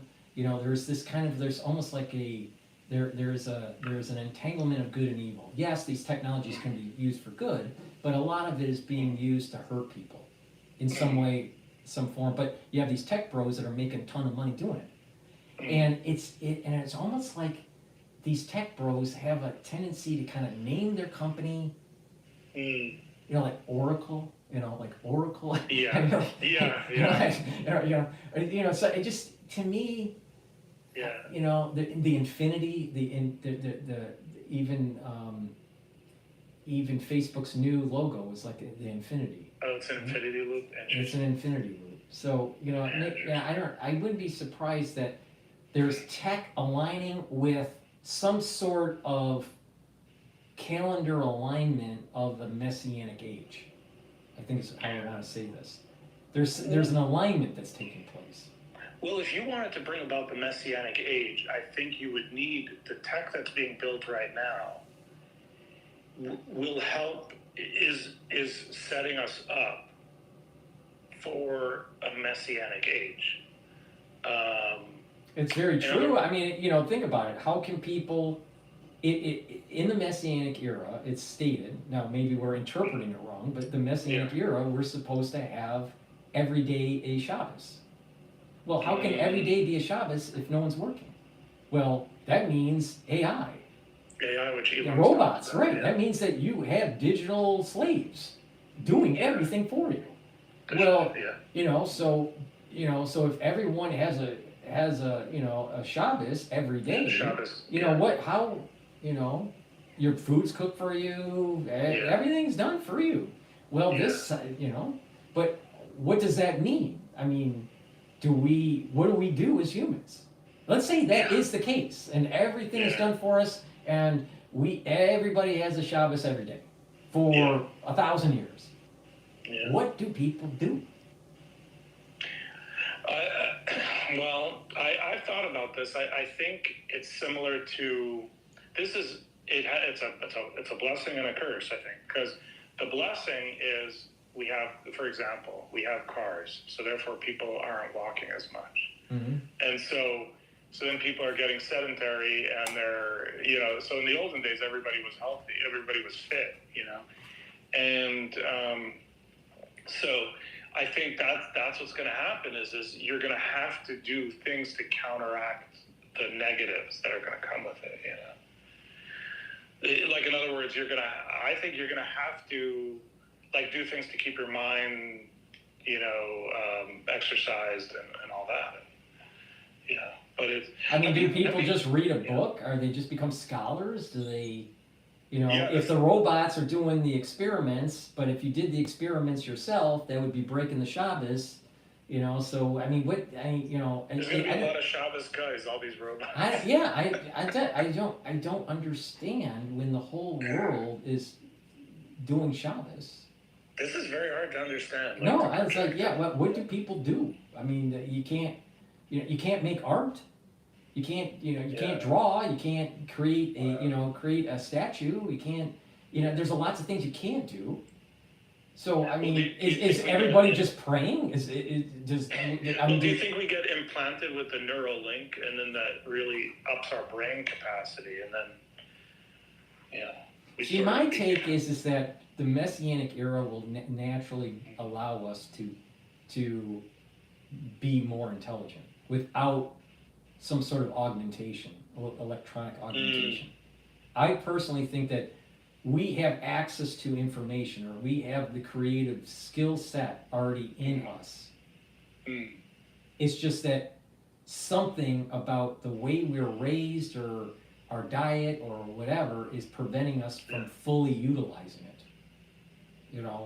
So I don't think we need Neuralink. Interesting. But I wouldn't be surprised that Neuralink would help people that, let's say, had some sort of brain injury, brain injury, or eyesight issues. Right, so I can see it helping people if they had some I sort see your of point, problem. But let's say someone had no physical ailment. In a Messianic era, I don't think that you really need augmentation. I think you just automatically start being much higher in intelligence and in creativity. The problem is that there's There's these constraints because of you can't break the law. My assumption is that the laws of the Shabbos would be maintained during the Messianic era. If that's the case, what do people do? Do they just eat? Do they pray? Eat? So I don't understand it. I don't understand what they do. Well, you've heard of Yuval Noah Harari, that Israeli guy. He's he's demonized on the internet, I guess, because he's like a WEF guy, World Economic Forum guy, and I guess he's friends with the guy who's running the World Economic Forum, and he does these talks and stuff. I haven't bought his books yet, and it's on my buy list. But anyway, I saw him doing an interview with Lex Friedman, and he was saying that we don't know, in 10 years, what the world is going to look like, and to have a guy who I think is constantly thinking about what the world is going to look like, not know. That's pretty interesting. That's kind of interesting. No, I always default back to my understanding of economics. The classical economic theories that I was taught in school, and I'll tell you, when you decouple labor and capital, I just don't understand how the society functions. And and so if you have robots that do everything for you, what do humans do? Now, I think that Elon would say, well, this is where you have the transhumanism, and it's the merger between man and machine. But I personally think that the merger between man and machine is probably antithetical to the Messianic age. So maybe it would be more like just AI becomes because we could imagine that AI is going to become so good that maybe it's kind of like the iPhone interface where it's the same human, but you're just interfacing with massively better technology. Yeah, I'm thinking during the Messianic age, there's a period of time that people are getting inculcated to this new era. And then as the technology starts to get better, what happens is that literally the future of the human species is to spread across the cosmos. And it's going to need to use that makes these, sense. it needs to use these robots, and technologies to be able to fulfill that mission. So it's almost like Interstellar on a grand scale at the baby step is colonizing the moon, colonizing Mars. The big leap is going to another galaxy, right? Wow. And so That kind of makes sense. so let's say we have 10 or 20 billion people, right? Yeah. Eventually, what's going to happen is that there's going to be a team of robots that can fix themselves and stuff. But they have a team of robots and a team of humans that work together to colonize the universe. And maybe we emerge, maybe we evolve into, Alien, like a movie. I don't know, but it just seems that other than being spacefaring, I'm not sure what else people would do in a messianic age where every day is Shabbos. I mean, so maybe that's what people will do is we'll just push farther out, and that's what we'll use our minds for. Farther out into the cosmos. It almost kind of like, you remember Battlestar Galactica? I didn't watch it. I didn't grow up with a TV or movie. We weren't allowed to. All right. So Battlestar Galactica. It's kind of like they had a human race that was moving to a new solar system or whatever. Maybe that's what's going to happen. I'm not sure, but I don't think we really need augmentation. Yeah, I see. I'm not a believer in transhumanism. I'm not. Right. I'm against transhumanism. I wrote a book on artificial intelligence, and I was against Cottrell and the whole idea of the Singularity Institute. Yeah. Now Elon, I think, is he falls in line with the transhumanists, but I think he's trying to use transhumanism for good instead of like transhumanist for evil or transhumanism with amoral. I think Elon's trying a moral tack, That's my feeling, yeah. But I'm not sure. I don't really buy into the whole transhumanism. I just feel as though that we probably didn't need it. I mean, Adam lived for almost 1,000 years, right? He didn't need transhumanism, so why would we? So we'll re-enter the garden. I forgot if there's the Messianic era where we re-enter the garden kind of a thing. I guess, I don't know. I mean, I'm a scholar of the Messianic era, Yeah. but I mean, I do know this, that it seems to be, there's a period of time where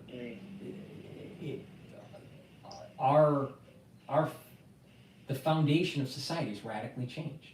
Now, what does that mean? Yeah. I'm not sure. I mean, is every day, if every day is a Shabbos, what do you do? I mean, but maybe that's the thing, is humans won't have ambition. But if you don't have ambition, are you human? Are we even human during the Messianic age? Maybe it's the end of humanity and into something different.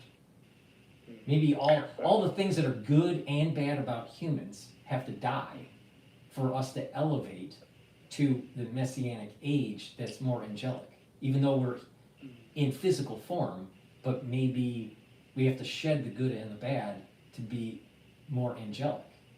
But because it's so far away from us to understand what this means, that, I try to put it into the economic box. I try to put it into like, do you go see a movie? And it's hard to do because we're constrained to our understanding of this plane, of this world that we live in. But if all that is gone, if all greed and ambition's gone, perhaps what we call human is no longer in existence. It's something different, something more angelic.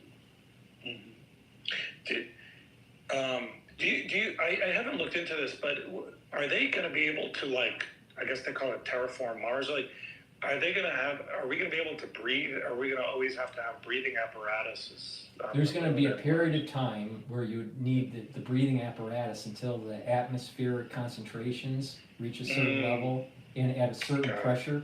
So you need Got it. not just atmospheric pressure, but also the concentrations of certain gases. So once that concentration reaches, then you wouldn't need the breathing apparatus.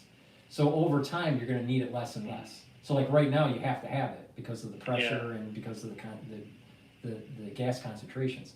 But throughout time, you're going to, now how long that is it 1,000 years? It's definitely not days. It's probably measured in hundreds of years, if not thousands of years. Unless there's some way to like supercharge, some sort of like global warming kind of thing going on. I mean, they would probably have to figure a way to take the elements that are on the ground at Mars and be able to convert them into gases and pump them into the atmosphere at a very high clip, right? Yeah. A very fast flow rate. But, these things would have to be belching. You're like making miniaturized volcanoes all over the place to belch this stuff into the atmosphere to be able to create the concentrations that you need. So probably what's going to happen is that they're going to have these like pseudo volcanoes, man-made volcanoes, right, belching gases, and then you create kind of like Epcot Center, on Mars at these different stations. And so you have a contained atmosphere within Epcot, and then you just go from one Epcot Center to another, kind of like a little outpost, until the atmospheric pressures are right. But it probably would take thousands of years. I would say it would take thousands of years before you could do it. You could just go outside without any mask or any breathing apparatus. Well, we're moving into it. I mean, if this actually happens, what an amazing world. I mean, we think we live in advanced times. Or it could get even weirder. It could be that we do genetic engineering and change our lungs where it has lower, it needs less oxygen and maybe more nitrogen or whatever to adapt to Mars. Change the gas, permeability of the permeability of the lung. Maybe, I don't know. But who knows? Who knows? Paul, well, thank you so much for doing this. And if something crazy goes on again, let's get. Well, I'm sure something crazy is going to happen. Every week is a crazy event. Every week. But the reason why I brought up the great books, I was like, if we did like a book club like thing where we read we did some reading every, and then we would get on and discuss, reading. But so you read. When did you sort of decide to read a lot of books, and like how did you do it? Did you do like one book a week, or how did you split it? Oh, my father was a big reader. So just being a kid, I just saw him reading lots of history books. Wow. So I just read. The things that I focused on was economics, history, science. Wow. And that's interesting that, a big arc of my life has been, in those subjects. It was science. Yeah. And because I was from Detroit, cars was the thing to do. And there was that's the design cars was a cool thing. As a kid, I had an amazing life. I really had an amazing life. Yeah. Hopefully I still have an amazing life. Well, you're a blessing to a lot of us. Sometimes I don't feel it though. Sometimes I feel like I feel cursed. I honestly do. I feel sometimes cursed. You mean like it's a double-edged sword kind of Well, thing? it hasn't been a picnic, for sure. Yeah. Well, see, I take a different tack than you. See, I do consider myself somewhat of a polymath, somewhat of a autodidact and all that. I mean, but that's why I think you're a blessing. It's very hard to find people like you. But I handle, and sometimes I have questions, I handle it the other way, which is I shut my mouth and I walk into terribly corrupt situations, and I just sit there and watch and try to figure out how to fix the thing, but don't open my mouth until I'm ready to like, unleash, Yeah, but the way I was, maybe it's part of my genetics. It's like if I see a problem, I'm getting it on the table and I'm stomping my foot and commanding and I don't take no for an answer and I keep on moving forward. And I think that was self-evident what happened in 2020, but. It's a curse. Because I look back at it and I see a lot of people that rode the coattails and had a notoriety, and they're not solving the problem. They're not getting to the root cause and solve the problem. And it's all about them. It's all about them. Yeah. Well, I'd say maybe double-edged sword, blessing and curse, because you bless people like myself and a lot of other people. Yeah, but I couldn't save my own mother. I mean, isn't it crazy? If you really think about what just happened, I was able to help so many people, and I'm glad I did, but I couldn't save my own mother. Yeah, but that's so interesting, because I find with myself and in general in life, like, there are those like dichotomies or that like split where like for me, I got IQ tested, top 1 percentile, okay? And I never thought of myself as smart, nor even really now. Like, I don't think of myself as an Einstein. I'm just like, like a 136 IQ. It's just not, it's just decent, I guess. But, it's like, well, that same damn IQ screws me many times. Mm-hmm. Like, in other words, it's like a double-edged sword. Mm-hmm. So maybe that's what you're talking about with your, what you're talking about as well. Yeah. It's like your strongest thing is also your biggest weakness, Mm-hmm. It's just, Very so. Yeah.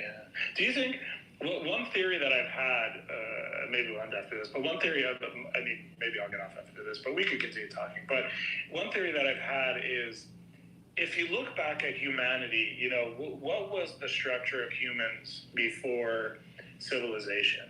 Civilization didn't always exist.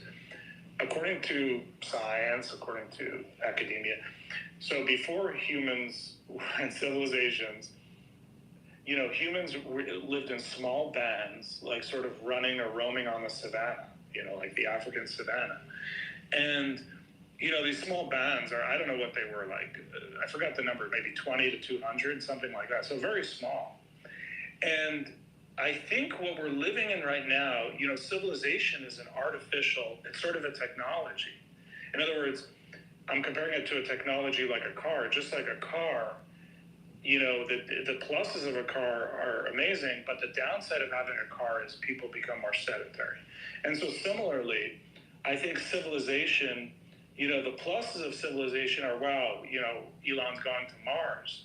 And you need all these people that are like experts in a very small area, but who can F up, like you were saying, like they're experts in a really small area, but they're not polymaths like yourself who can look across and look holistically at something, mm-hmm. And that's a big detriment to a lot of things, for healthy thinking, in COVID, it was a big detriment. So I think I think the strength that I had dealing with the COVID era was because of my engineering background in automotive. And people would say, huh? And it's the reason is that I can visualize something, because when you're designing, you visualize things in 3D. And not only that, when you're visualizing in 3D, when you're designing stuff, you are like running kind of a simulation in your head. Would this work or would this not work? And so it's called a design failure mode analysis. So when we design systems for the car, we had to have long documentation about details of potential failure modes of a system, not just in the design and usage, but also in the manufacturing process. So I could take anything, it doesn't matter what it is, cars, houses, COVID, it doesn't matter what it is. And I can run these DFMEAs in my head. And what happens is that I'm actually picturing all the things that could go on with it. So when I said that I can see what was going on, that's what I meant. I could see how this was attaching to the receptors, how this was And it's totally because of automotive engineering. All that CAD experience, all that CAM experience, all the design experience, all that DFMEA failure mode analysis, and it just allowed me to, and that's how I solve my problems. I just look at, okay, what is the system and where are the failure points? How can it fail? If I did this, what would happen? If I did this, what would happen? And you just run it in your head. And Einstein thought that way too. Tesla thought that way too. Tesla reduced the number of prototypes that he needed by doing design failure mode analysis in his head. Now, he didn't use that term. That term's actually a Ford term, but the point is that he did simulation analysis in his head. And there's not enough people that do that. And it takes, it's not, you have to, be inculcated into that kind of culture, doing that on complex systems. And then when you do it often, then it comes natural. But most of the scientific community, MD, Ph.D., didn't matter, did not have that capability. And that was the secret sauce. The secret sauce right there that I provided was the DFMEA. Now, but the thing is I keep on going back. Malone, he isn't a DFMEA guy. McCall, he's not a DFMEA guy. Drew, he's not a DFMEA guy. Cole, he's not either. He knows how to stain slides. Take tissue out of dead bodies and stain slides. But they get the notoriety. It's amazing. But that's how I think you're able to also analyze, the like the third world war stuff and all that too. Oh, there's something way bigger. It's something way bigger is happening because even this conversation kind of hinted at it. There was the crisis that was happening during 9/11, and we were talking about the Bio-Patriot Act, right? Yeah.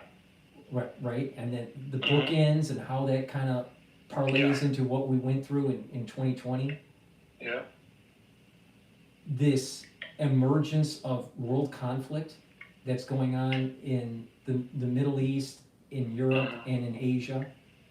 This huge push in technology, like almost a quantum leap push that Elon is tied to. And I bet that if you do Gematria on Elon, or you play around with the lettering, I bet Elon means something. I don't know what it is, but I bet there is something there.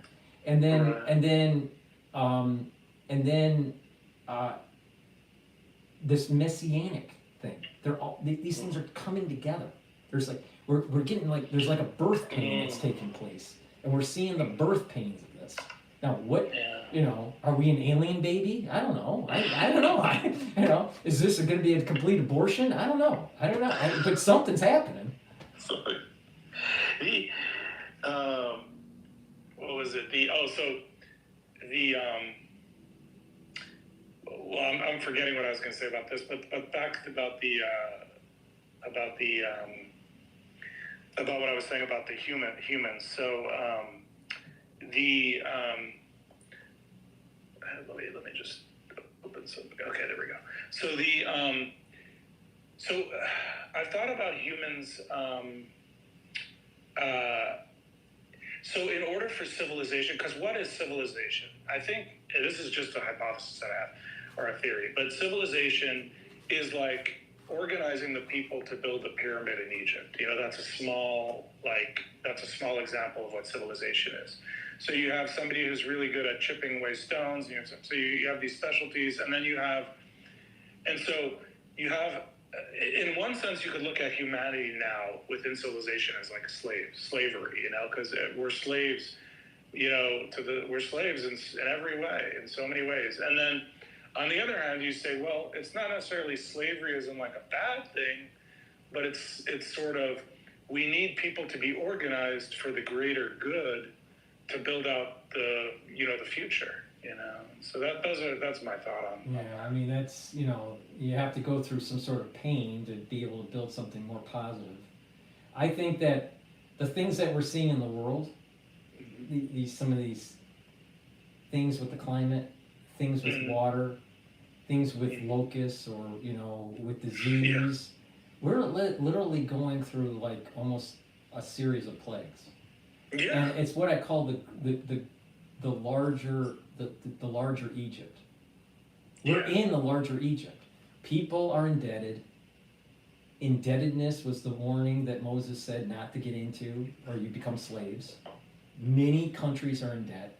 Many people are in debt.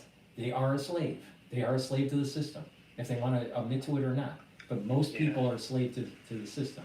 So we're living at a global level of kind of like Egypt, and we're all kind of like slaves to I it, think so. right? And the plagues did not happen in 10 days. The plagues happened over a 1 year period, or almost 1 year period. So we are kind of seeing plagues happening, right? And we try to use science to try to like explain it, but you know what? I think that maybe something bigger is happening here, you know, and we may actually be seeing us as a people, as the world, you know, going out of the larger Egypt, the larger enslavement for for mankind to be free. Now, what that means exactly? Like a new age. Yeah, I don't know. I mean, you know, some people would say this is the transition to Aquarius and all this, but Right. you know, I don't know. It makes you wonder. Well, there was a letter, a supposed letter between the head of the Illuminati or something. This is like 100 or 200 years ago. I don't know. Giuseppe Mazzini and Albert Pike, the head of like Freemasonry and the head of the Illuminati, supposedly here, and they're talking about these 3 world wars. Now, I don't know if this letter is legit or not, but when I see what's going on today, it just keeps building up to this 3rd World War that they talked about in the letter. Right. Well, it could be, but they may be taking something from, I think, a better source. And we really want to go to the source document. And I think that source document is the Book of Enoch and the Book of Jubilee. If you read some of the things that are going on in the Book of Jubilee, we're in it. If you read some of the in the position, if you read some of the pages in the Zohar, especially in volume 3, it looks like we're in it. So I would look at source documents of Zohar, Book of Jubilee, and the Book of Enoch. And I think what they're doing is they're just pulling from that. So it's just like, I wouldn't even worry about what the Illuminati, what the Masons say. It doesn't mean anything. It's what those source documents of the Apocrypha are. And that's the New Testament, the Jubilee and Enoch? I don't think it's the New Testament. That's really the Old Testament that wasn't codified in the 5 books of Moses. There are books that were written that were kind of like that were kind of only studied by scholars, you know, in secret. Like, is it part of the Tanakh, or is it just it's neither part of the Tanakh nor made it into? Well, you have the 5 books. Yeah. And then you have a larger Tanakh that is 24 volumes. Okay.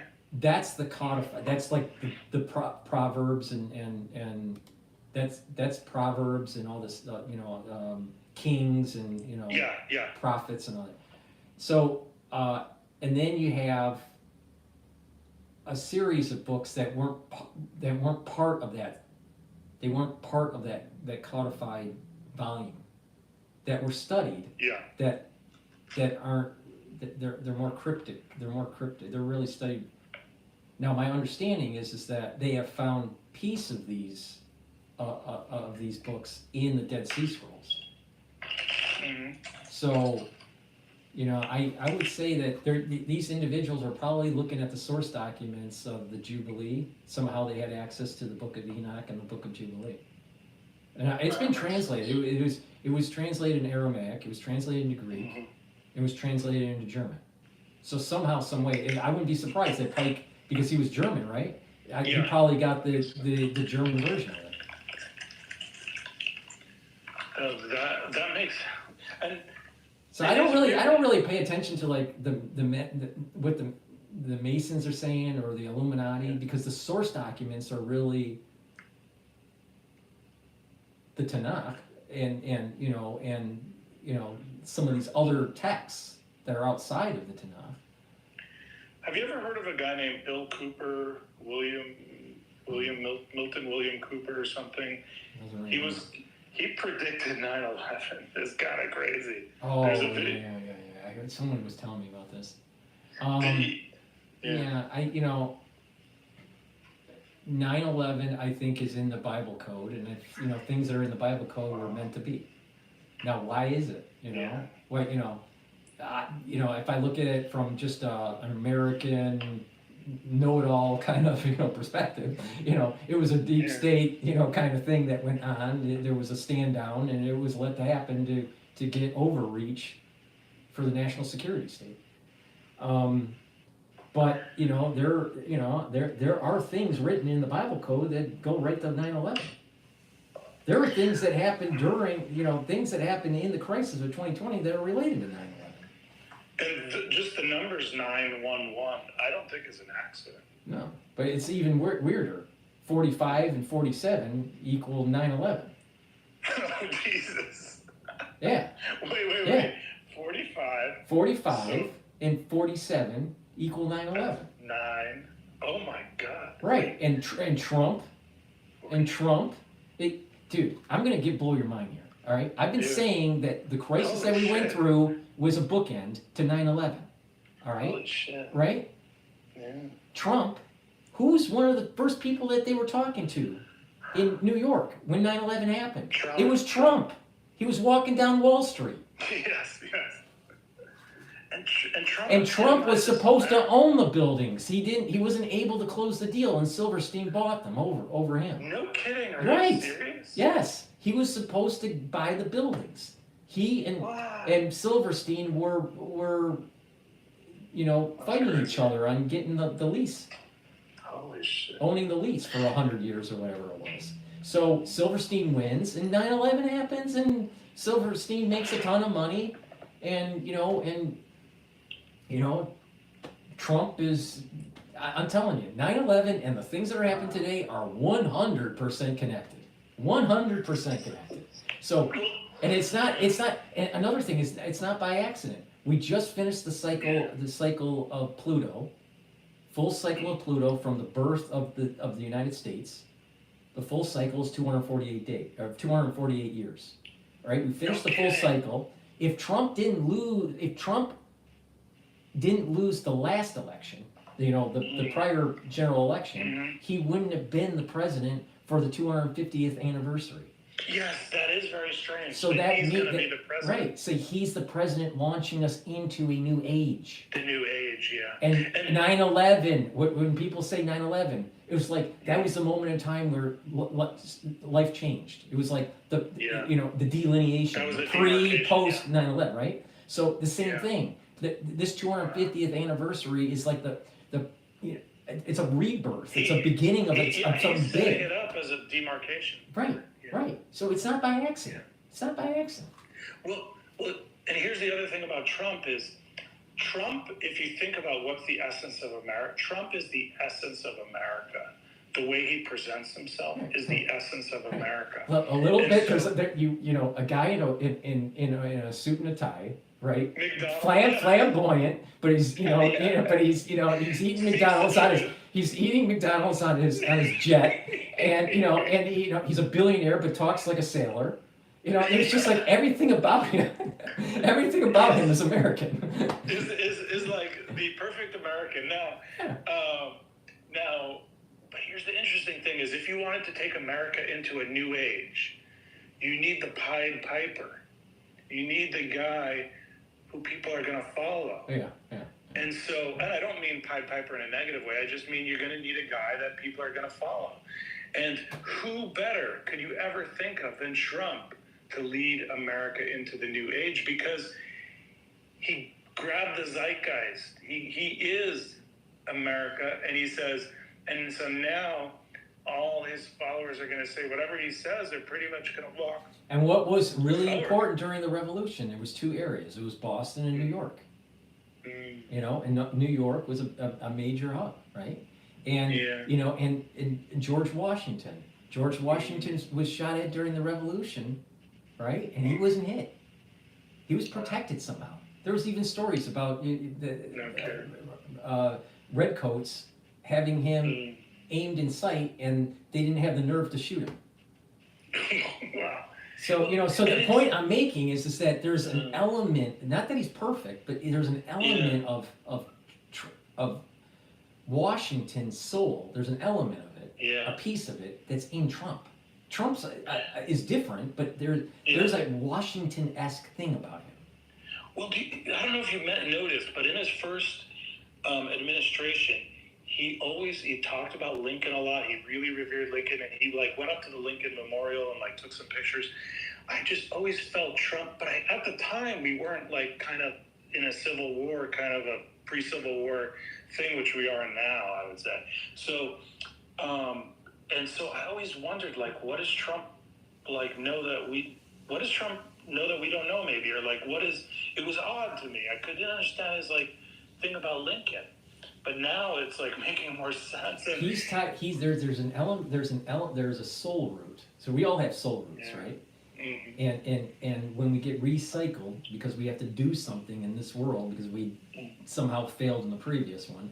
But the thing is that there's an element of George Washington in Trump. I also see an element of JFK, because it was about the deep state and trying to, So there's a leadership. There's a strong leadership lion in the room kind of feel that you would have had that one would have felt with Washington. There is this need to restructure this deep state that JFK had. The shooting, of JFK, same side of the head. Yeah. But you also have, nefarious forces going after JFK and Lincoln, right? So it's a rhyme. It's not completely. It doesn't map complete. It's a rhyme with these soul roots, but he was definitely protected during. There was no doubt that this. I mean, we literally almost saw his brain on live TV splatter all over the place. Now, and it would have been horrendous to see, but not only that, the overreach by government would be on a scale 100-fold compared to 9/11. So there's something big happening. There's something big happening. How about the book? I think it's called, I think it's Atlas Shrugged. No, I haven't read it. I bought it, but it's... Yeah, I've read it, and I've seen the movie. Do you think, is there any parallels to what's going on now with Atlas Shrugged? Well, I think that Ayn Rand was right, that if you destroy the entrepreneurial soul, of a country, you're gonna start spiraling into socialism. And because she was coming from Russia, she was coming from the Soviet Union and the tyranny of the Soviet Union and communism, she was warning America, don't go down that road. Don't go down that road. And you really you look at cities like New York. If they're heavily weighted by socialism, they're not productive. They're not as productive as they should be. And this is exactly what Ayn Rand was saying. So I would agree that I think that because the whole concept of that, the shrug, is that if the people that are actually doing things in the economy decide to give up, then no one's holding up the world. Atlas, who's holding up the world, shrugs and decides to just let the ball fall. And and the reality of the thing is that all these social programs are predicated on a certain group of people working hard. And if these people decide not to work hard, then the social programs, they collapse. The whole society collapses. So Atlas Shrugged is basically a critique on why socialism doesn't work. Yeah, and another interesting thing is to watch Trump's picks, and it's almost like I'm looking up the picks, and I say, if Trump was going to go into World War III, it seems like these are the picks that he would make. I could explain why I'm saying that, but it's I mean, imagine you had a bunch of cucks in there. I mean, it would be hard to wage a World War III. But he's putting in a lot of people that are gonna go with him, And Well, I think that he's trying to learn from his previous mistake, and that was try to bring on people that might follow what he wants, but are inculcated to certain agencies in their culture. And I think the litmus test needs to be, are you going to follow the policy of restructuring the government? If not, they shouldn't be in the cabinet. That's the litmus test. Now, the problem is the deep state is always going to say, well, Tulsi isn't going to be experienced enough because, she was only a soldier. She never ran the big bureaucratic, system. But the thing is if you only hire from the bureaucratic system, you're going to get the deep state in your cabinet. And that's that was the problem that he had in his first administration. So he needs to find people that wants to. It's like an old house, all right, and you got old fuddy-dudds that want to keep the house, and you got and you got another group of people in the society that say we can make this house bigger, better, but we have to take it down first, all right? We have to do renovations, but the old fuddy-dudds say no, we can't do that. The new team with Trump, it's you need to restructure the government. It has not gone through a real restructuring like corporate America has in several decades. So you know what? It's time. And there's lots of waste. It's a lot of. Why is our taxpayer dollars going to wasteful administrative organizations? We shouldn't, especially when we're in debt like $36 trillion. Yeah. That's crazy. That's a taxpayer. If I remember the figure right, a taxpayer's part of the debt, the national debt, is over $200,000. That's what I heard. Yeah. It's crazy. I mean, and it wasn't that long ago where it was only like about 60 or 70,000. Yeah. We can't afford it. We can't afford it. So we need someone to restructure so we can be the prosperous nation for the next 250 years.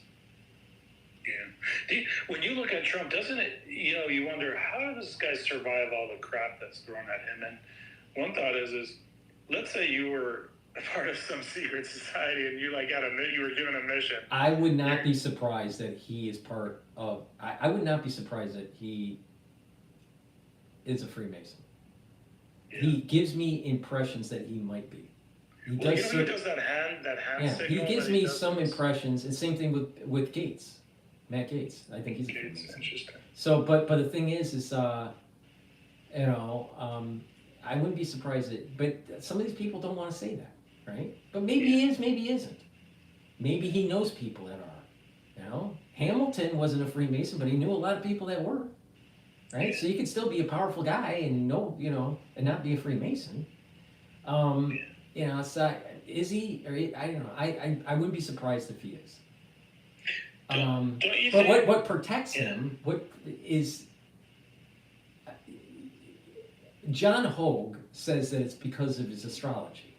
He's chaotic, and because he's born under chaos, they can't manage it. Whatever they try to go against him, it only makes him stronger. His Achilles heel, his weakness is no activity. If no one talks to him, there's no activity, everything's copacetic, that's his kryptonite. But if it's chaos, he thrives in chaos. He gets better in chaos. If you throw something at him and you go after him and you try to take away his money, you try to imprison him, whatever, he just gets stronger and stronger and stronger. So the only way to deal with Trump is just to let him be. And then he kind of loses his energy. Yeah, actually, the interviews that are like milk toast, those are so boring. But the ones that the Trump we love from 2015. I remember. I mean, the Trump of 2015, 2016 was amazing. I think being shot in the head, also made him think about life. If you notice, his hair is a little whiter.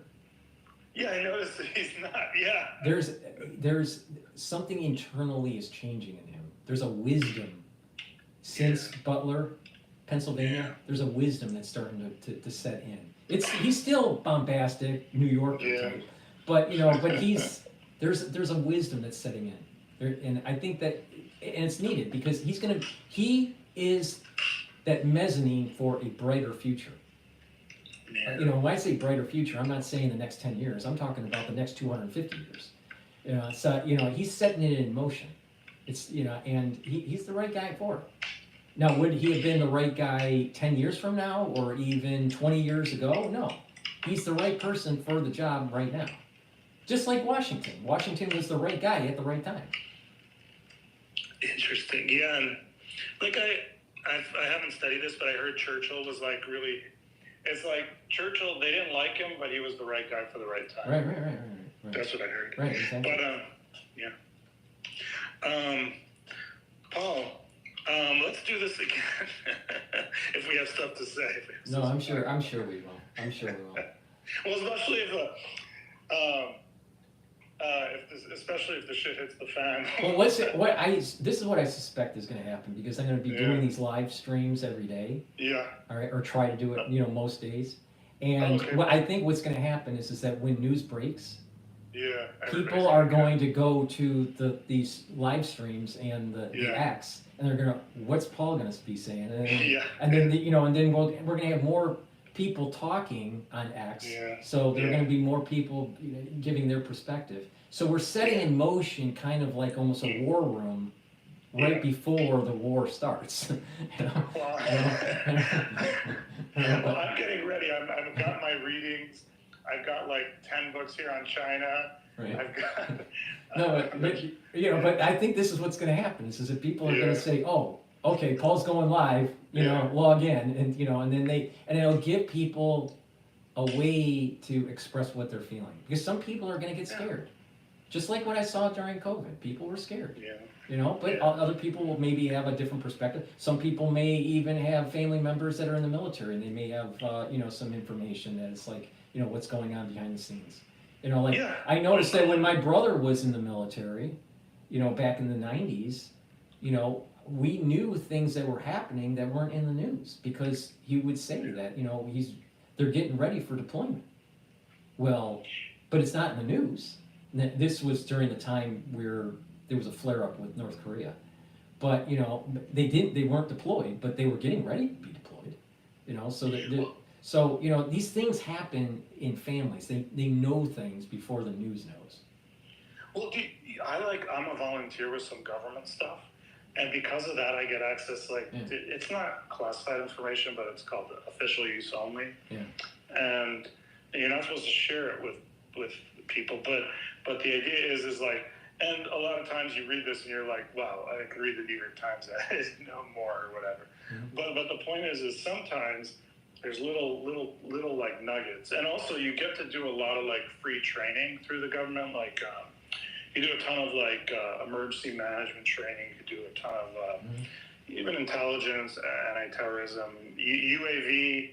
So I mentioned that to say if you were interested in this, I could point you to some organizations that you'd be able to join if you wanted to get sort of the lowest level of the government, more like a first responder-ish level. I'm not sure if they would want DrPaulCottrell in. Because you are. Oh, that's true. Because you are a public-facing figure. I don't know if that would be. I don't know if that would be a good idea. But I think that we're setting up the infrastructure to be able to quickly respond to something that is going to be important to cover, and people are going to need information and sharing of information.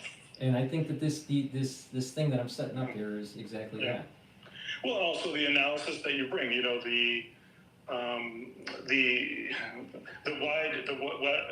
width of knowledge that you bring and the ability to analyze it. Right. And hopefully I'll have more followers than Dr. Malone. Well, I was seeing people. I just don't understand. I cannot understand how the guy was part of the biodefense. He was actually. He was part of the problem, but yet people will go to him and he's monetized it. Yet the person that actually was the Paul Revere of the COVID era does not have as many followers. How the hell could that happen? Well, okay, but one thing I saw, by the way, was with X, I see people posting, like one person I saw yesterday, the day before, posted they made like 30 grand in a month, and I'm like, they had, okay. Yeah, but you have to have a lot of followers. You have to have like hundreds of thousands of followers. Well, yeah, I think it is some. It's going to take a long time for me to grow the channel. But I think you're eligible to apply now. But I have this old-fashioned idea. You know what? Yeah. I don't like the idea of giving a 340 billionaire my $9. Yeah, that's the problem. I mean, does he really need to get richer? Really? I mean, he could subsidize the whole country having free subscription to the premium of X, and he would still have enough to eat. Yeah. So I'm just old fashioned on that, and so I just never really decided to like go premium. I probably will have to, but I really don't want to. You see, I have a blue check mark next to my name. Yeah. I was surprised. I was looking at it. I was like, why do I still have a blue check mark? Because I only paid for 1 month of the premium. So you could pay for it. I guess you do the steps to get the blue check mark, and you'll see in it. It'll say like you could sign up for the to be monetized or whatever. But then you could quit. But you could just see how it works. I see. What I was going to do is I was going to do the premium, and then I was going to upload and embed my large videos in my feed. Wow. And I think that would be the better way to do it. And it's just, it's the cost of doing business. Yeah. But I'm not really looking at it from the monetization point of view. I'm more like I just want to reach more people, because if I can reach more people, I can get information from them. Like I'm getting information from you, and I can give people information. This is bi-directional. So. Yeah. Go ahead. During 2020, 2019, whatever that time period. Were you, because you mentioned that certain people you could see were buying your product, were you actually getting, now I don't know if you've ever had your DMs open, but were you getting people were trying to contact you, people that are like known, and I'm not asking you who they are or anything, but you ever got like people trying to like say, hey, what do you think is going on? But these are people that were known. I've had famous people contact me. Oh my God. Very famous people. Yeah, wow, that's cool. But, and not only that, I've had very famous people buy my products. Yeah. And so, the thing is, it's not that. It's about, it's about trying to explain what's going on and how to improve your health. What's going on in the news. That's, that gets a lot, people to be interested. And then I can also explain, hey, you can reverse cardiovascular disease. Hey, you can reverse diabetes. You can mitigate neurological dysfunction. You can help, your metabolism and liver health, and your gut health and all this stuff. So it's fine. A lot of people don't, really understand that their gut and their skin are related. If people have skin problems, most likely they have a gut problem. Wow. So there's lots of things that, that if I could reach out and help more people, we'd actually have less disease in the United States. The answer to our healthcare cost problem is that people need to get healthier. Mm-hmm. Do you think you'll write a book at some time about, because like I know you at Harvard, you had a whole experience, you had talked about how one day maybe you'll tell the full story. And I want to do a memoir of the COVID years. Give a little bit of background, before COVID, during COVID, what I experienced. I think it'd be an interesting book. I don't want to do a pamphlet. I don't want to do, something that is superficial. I don't want to do something super scientific either. I could write a book on the pathology of the virus too. But the thing is that I want to do something that,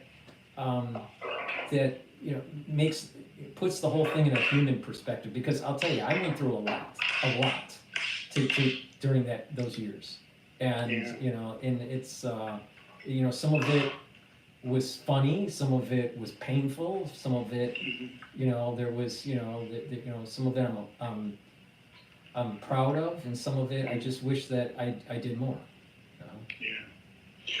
All right. Well, I'm looking forward to everything, and Yeah.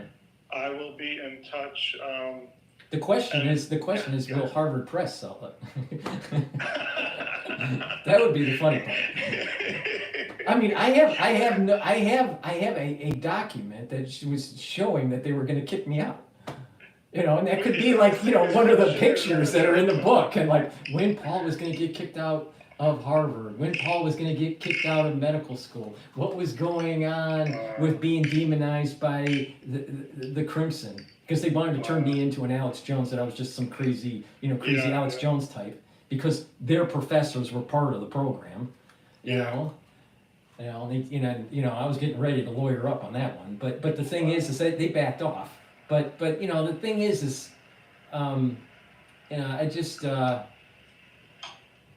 I think it would be a great story, because that story it's a very humanistic story that people could relate to because they lived through it. And what I saw was certain people and the trials and tribulations that they had to go through during the crisis, because it's very real. It was very, very, very real on what people had to go through. Not just the patient, but also the people that were treating. It's crazy. It's crazy. But there was also, people on the take, and there were people that were, that were taking advantage of the situation. There's a big, big, big story there. Mm-hmm. It's just sitting down and, writing, a 400-page novel. Well, I forgot you've written books before, so you know. Yeah, no, but I just like, it takes, if you're gonna do it, you gotta really put the effort in, and you gotta plug away 4 pages a day. And it's, I need to do it. I definitely need to do it. I should do it. There's tons of, notes and, and stuff that I, did that I can reference, to refresh my memory of what was going on at that moment in time, and then to see on how I was evolving my thinking. I mean, these videos is really a diary of the evolution of my thought process. Exactly. And no one could do that. No, there's no one that covered COVID like I did. There's no one. No one. I can't think of anyone. No one. No, that's what I'm saying. It would be a bestseller. I know it would be a bestseller. Wow. But and maybe maybe RFK Jr. could write the foreword or something. I don't know. Do you know the Kennedy? He has, or I don't know if it's still up, but they had a thing nominate people for the.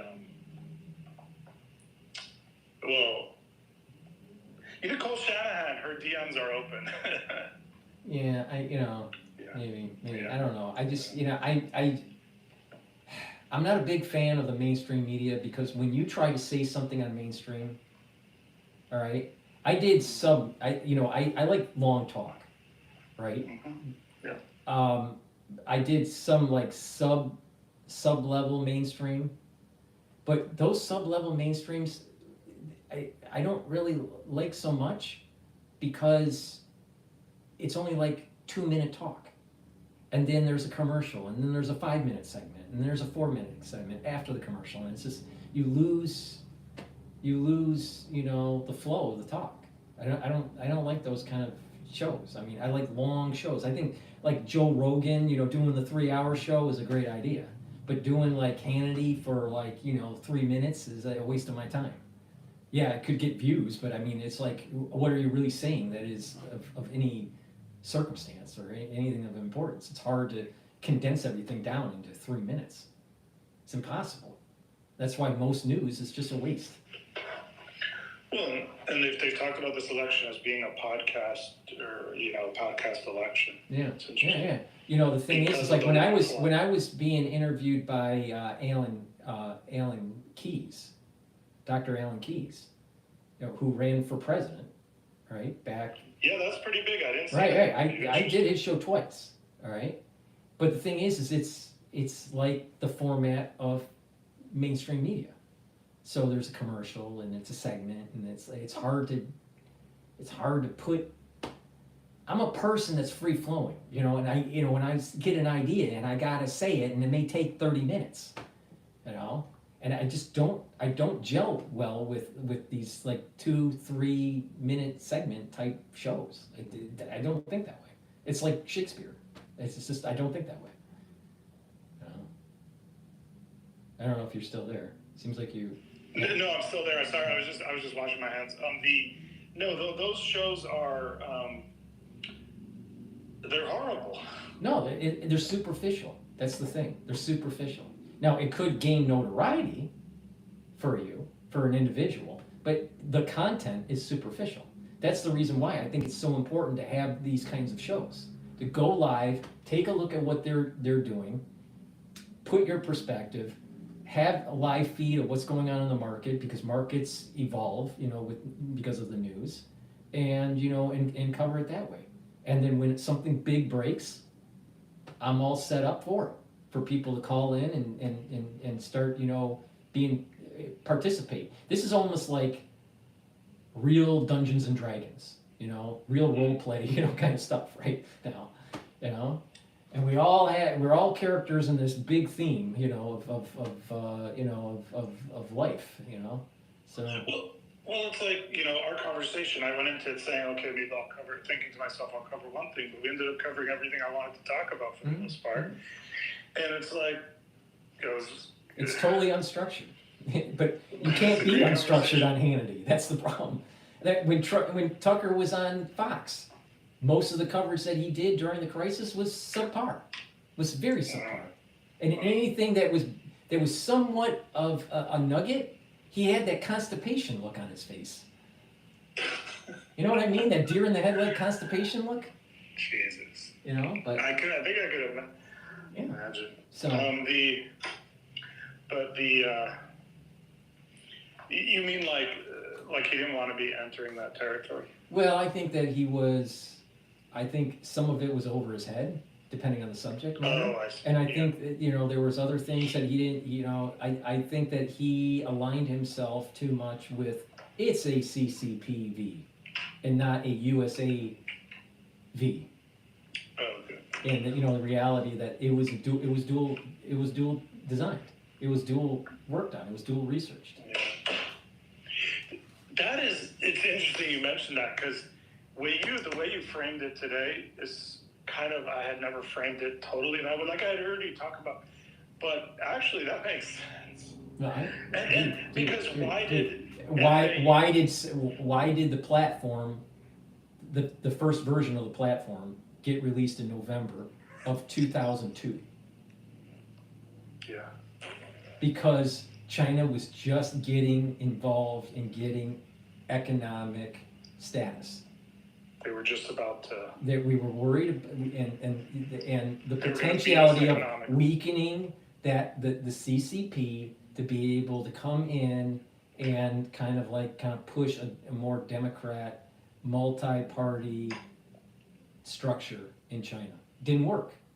The reason why was because the affinity to a certain receptor wasn't strong enough.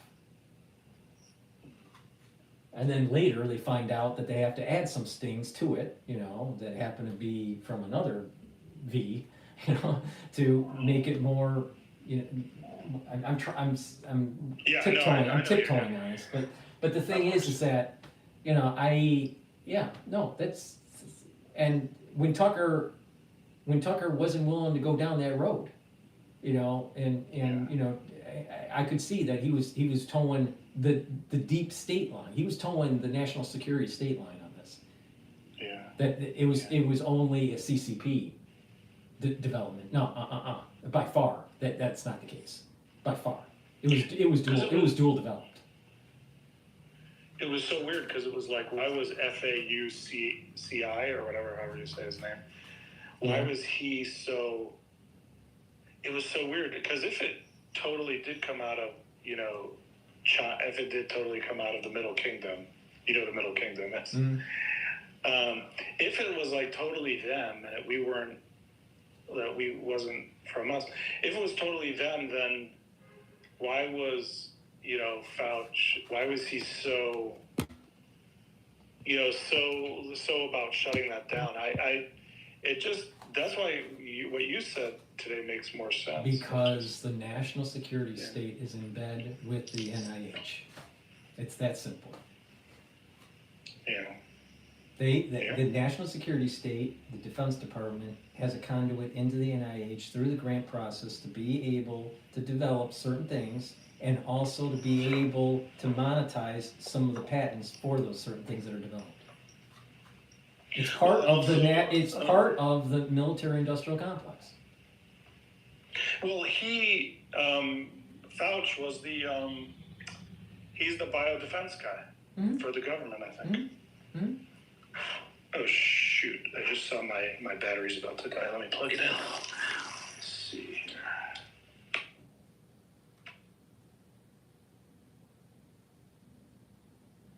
Hello? Oh, okay. Now we're good. Yeah. Yeah, so I mean, but these are things. The bottom line is that Tucker wasn't willing to cover, that. He only wanted to tell that this was a CCP thing, not a USA thing, and that's the problem that I have with Tucker. Paul, let me ask you a question. I know you've gone into retirement, but you have so many semi-retirement, but yeah. But I know you have so many qualities. What's next on the docket for you? Because you could go in so many directions. I don't know. I'm just gonna be a leaf that's falling off the tree, and I'm just gonna be blown by the wind. And it's just a random walk. I don't know. I don't know. I really don't care.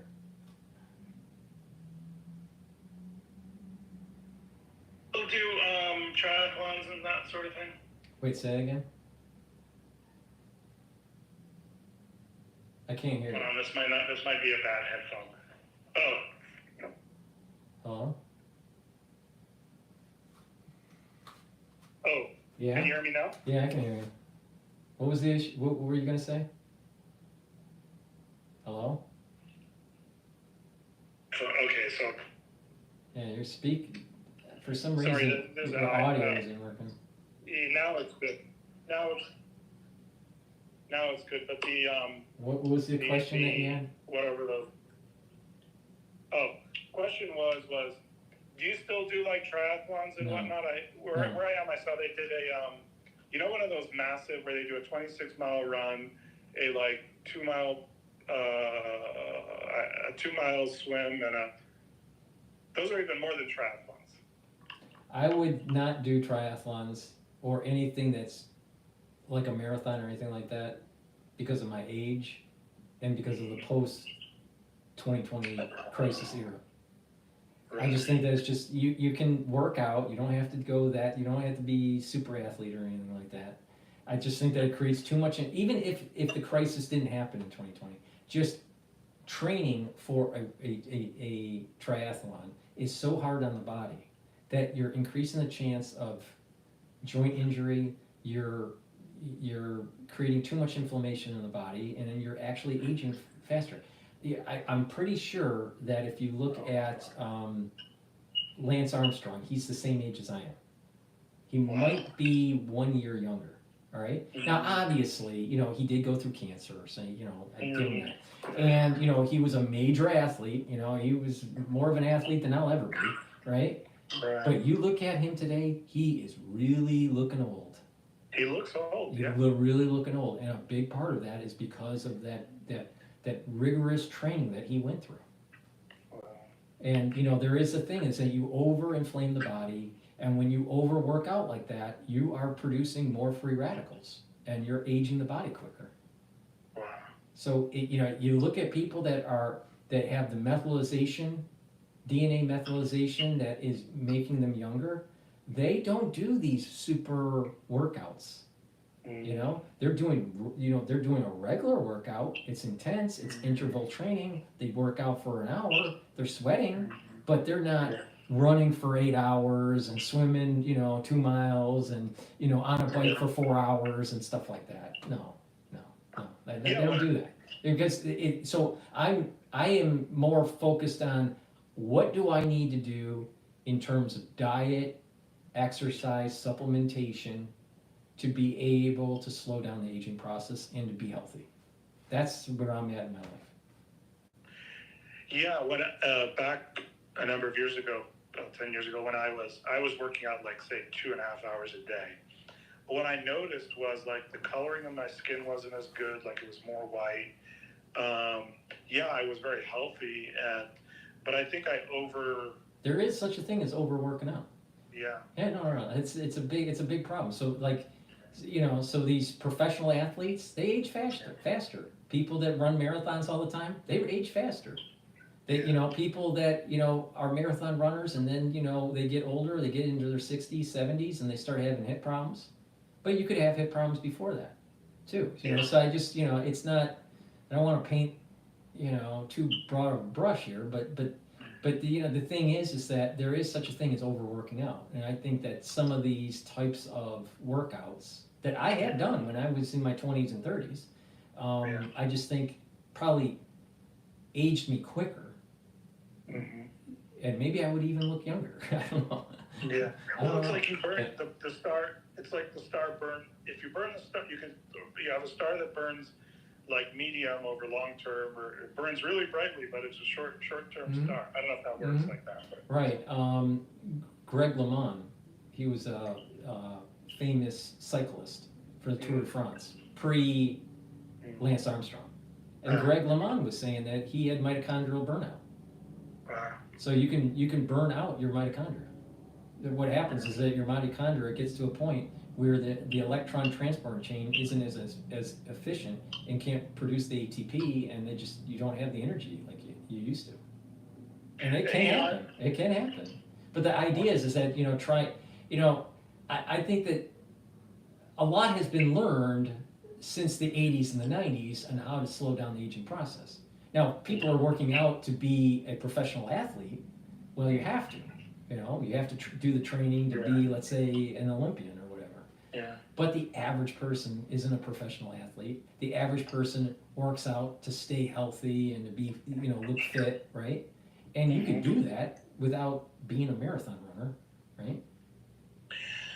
Yeah, and it's like I've been looking at some videos of those guys from the GWAT, from the Global War on Terror, those special forces guys. And you look at them, you're like, wow, they're so amazing, they're so fitted. But now I'm watching a lot of these videos. A lot of those guys are going to have to get surgeries for carrying too much weight. A lot of people thought that a weightlifter is really fit. A weightlifter is not fit. You ask them to walk up some stairs and they're huffing and puffing. They're having problems, climbing upstairs. They usually have heart valve issues, right? Wow. A lot of them are taking steroids, so they're hurting their body. But even the ones that aren't taking steroids, just this heavy duty weightlifting stuff, it can hurt the body. It's not good. It's not good for it. It doesn't seem natural. Like if you think back to the way humans evolved, what we evolved into, it's not. It's as simple as look at what farmers were doing on the farm, lifting hay, milking cows, moving stuff, doing, farmer, deadlifts and stuff like that. When you move like a farmer, you end up being fitter. And you don't have to be a marathon runner. You don't have to be a triathlete, and you definitely don't have to be a weightlifter. And you just doing stuff that someone would do on a farm, would get you in shape pretty fast. Paul, just going back to a topic that we were discussing before, I just remembered remember you had said like without, such and such, the deep state would they'd be out of a job essentially. I was in an intelligence class, and the professor, he said to us that before 9/11, they had a sign or whatever in their office that said, like, without bin Laden, we'd be out of a job.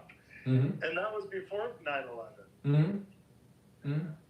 And so, it was a never-ending terrorist hunt for 20 years after 9/11. And then once we decided to pack up and leave Afghanistan, less than 6 months later, we're ramping up a war in Ukraine, demonizing Russia. So so the whole Cold War, apparatus was activated again, and they need this. They have to. They need conflict to survive.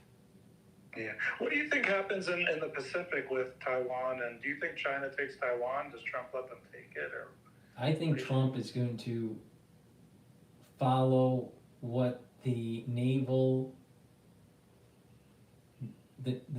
experts are saying, and you need to build more ships. You need to, build up capability in the Pacific and protect Taiwan. I think he will protect Taiwan. I'm hoping that he protects Taiwan. that's my feeling. But if you really look at the and I've done some videos on this where there are bases that are moving in the northern part of the Philippines to be able to protect the southern southern causeway, that south of Taiwan, right? So there's naval bases there, and I think he will. I think he has an understanding that aircraft carrier groups are going to have to be built up.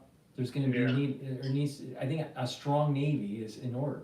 But what's interesting that's starting to develop is drone warfare against ships. Drone swarms. Even torpedoes that are launched by air to surface torpedoes to knock out some of China's ships to try to offset, because they have more ships than we do. Or even underwater drones, Yeah, and you're right, like underwater drones and like underwater autonomous submarine type stuff.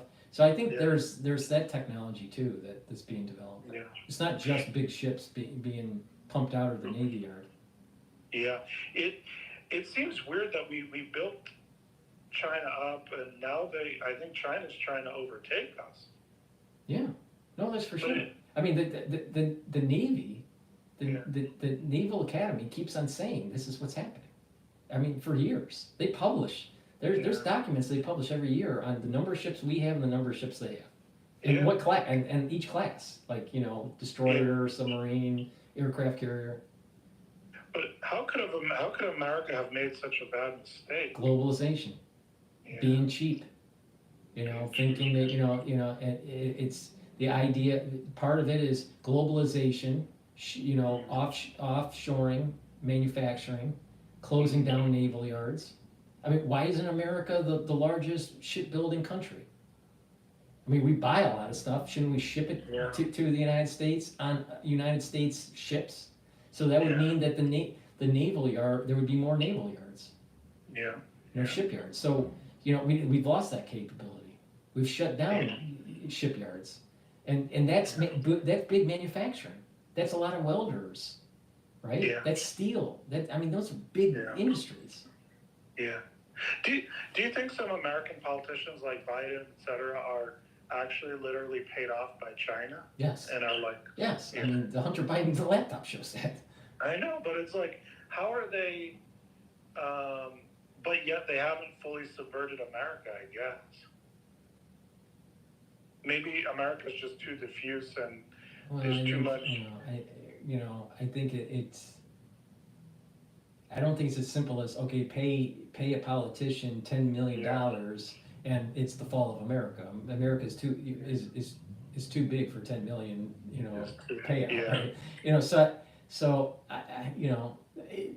These politicians are definitely on the take, or many of them are on the take. I just think it's just a weakening, a slowly weakening of the manufacturing of the United States, and that's going to strengthen China, and with that, people that they align themselves, for that 10% gain or 20% gain in an FDI and a foreign direct investment versus something that's a little bit more at a 5% gain in the United States. So they're looking for a larger appreciation of some sort of investment. But we built up China. Globalization, Walmart built up China for us to go to war over Taiwan. So people that buy cheap goods at Walmart ended up building up the military of China. And shitty goods too. The goods are not even that good. Yeah. And who's complaining the most about Trump's tariff policy? Walmart. For real? Yes. Yes. Oh my god. Yes. Yes. Oh my. Yes. Yes. Did you see that Chabad Shliach got kidnapped and killed in UAE? No. So there was a Chabad rabbi for the audience who was in UAE. I guess he was the rabbi there, and he got kidnapped. They think by some Iranian, set up some Uzbeks. I don't know if they've figured this out, but this was some new stuff I was reading saying some Uzbeks, but they were sent by Iran to go kidnap the guy. They killed him. That's interesting. Mm-hmm. I bring that up to say, I'm just thinking about the different things that are going on in the world and what we'll be facing. And the document that I read, you remember the book that I mentioned about the future terrorist attack, big 9/11 in America, the second kind of 9/11. Right. That book, the same people that wrote that wrote a report on October 7th, the thing that happened in Israel. And they said that Iran was involved. And in other words, I think if that thing is true, then, and back when I was studying Brazil, dude, Iran is involved with terrorists. They have Hezbollah out in the Brazil area. They're connected with Venezuela. It's crazy. And one thing I heard, I don't know if this is true, that if they want to get Iranian people through, what they'll do is they'll go to Venezuela, which is connected to Iran. Venezuela will give them a new passport, and then they make their way in. So I bring that up to say if something bad happens, there could be a lot of sabotage, a lot of actors already in America that can cause a lot of havoc. Right. And, we'll see. Well, that's the whole point of the whole show that I'm starting to set up here, to see if, when things do break, that we, cover it in real time. Let's see what happens. I don't know. Yeah, that'll be amazing because, kind of crowdfunding, not crowdfunding, yeah, but kind of crowdfunding or, people that are aware of certain things come on and different people are reading different news articles and, I want the call in through spaces to be, more robust with, more people, participating. Yeah. But it's going to take time because I've never really pushed spaces. Yeah. And now it's just going to, I got to get the inertia that. Mm-hmm. Yeah, you've really been more YouTube centric. Yeah. Or at least. I know I might have you subscribed on Rumble, but really I follow you on. I'm subscribed to all your YouTube channels, and that's how I follow you. Mm-hmm. Yeah. Mm-hmm. Probably even some of the old ones that were nuked. Well, I still get notices for the same video but multiple channels, and right. But I do that on purpose because I know. People don't get the notification. Some channels get the strike. Some channels don't. The moment that I get the strike, I take it down. Wow. But I just, so it's almost like sometimes some channels are a little canary in the coal mine to see what's going on. Yeah. Yeah. I'll tell you, I have had to be very creative to survive. No, you're good. You're good at it. It's pretty interesting to watch. But I don't mind the multiple channels because I have a very curated feed, meaning I shut off the YouTube recommended because it's too much, I don't know what you call it, dopamine dump. And I tried not to look at the For You feed on Twitter. I do, but I do it in doses. It's just too much, the algorithm is just killing me. So I have a very curated feed of channels I'm subscribed to, but I don't mind, multiple videos, the same video, multiple channels, because I have a very creative feed, so I only get what I want to see. So. Right. But okay, I gotta shut it down here because I have another recording with John later tonight. John Hogue. Excellent. Well, thank you so much, Paul. It's really a pleasure and an honor to talk with you. I've admired you from afar for so long, and it's really a pleasure. It's really a gift that I got to be able to talk with you and just put out all my thoughts there, and. It was really awesome. You're an awesome person, and I can't be the only one that thinks that way. So. Well, I appreciate it. I'm sure that others, think similarly, but I think others also don't think similarly. but Forget about the charlatans. yeah, well, but the thing is that the other ones that are listening, I'm going to be doing these live spaces, and I'm going to do live feeds on YouTube on 2 channels, and please participate if you want to. By just raising your hand, going forward. But I thank you for participating. Appreciate it. Yeah, and I'll go on mute so you can end it, close it out. Yeah. Okay, very good. Thank you.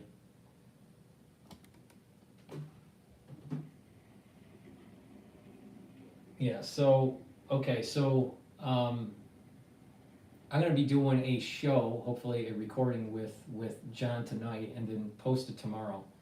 This thing's been going on for a while. I wasn't able to cover too much of the news, but I think we had a good conversation. And the whole idea is for other people to participate, okay? This is gonna be, something where people can participate, all right? It's not just me talking, but other people to be able to participate. I want that to happen in the future as we, do these shows. Before I close it out, please help support my work, okay? I offer a lot of different supplements. I can't go over all the supplements, but I'm gonna go over a couple or a few of these supplements before I close it out. I have a supplement called Lichtman's, all right? This is very important to help you with your immune system. It brings down inflammation, and it also helps to soak up free radicals because it's an antioxidant. By doing this, you're gonna help to boost up that immune system, and when you have a healthy immune system, obviously, you're going to be able to fight infections, pathogens, right? And also, people develop small cancer cells. And when you have a good immune system, your immune system a lot of times can eat up those cancer cells.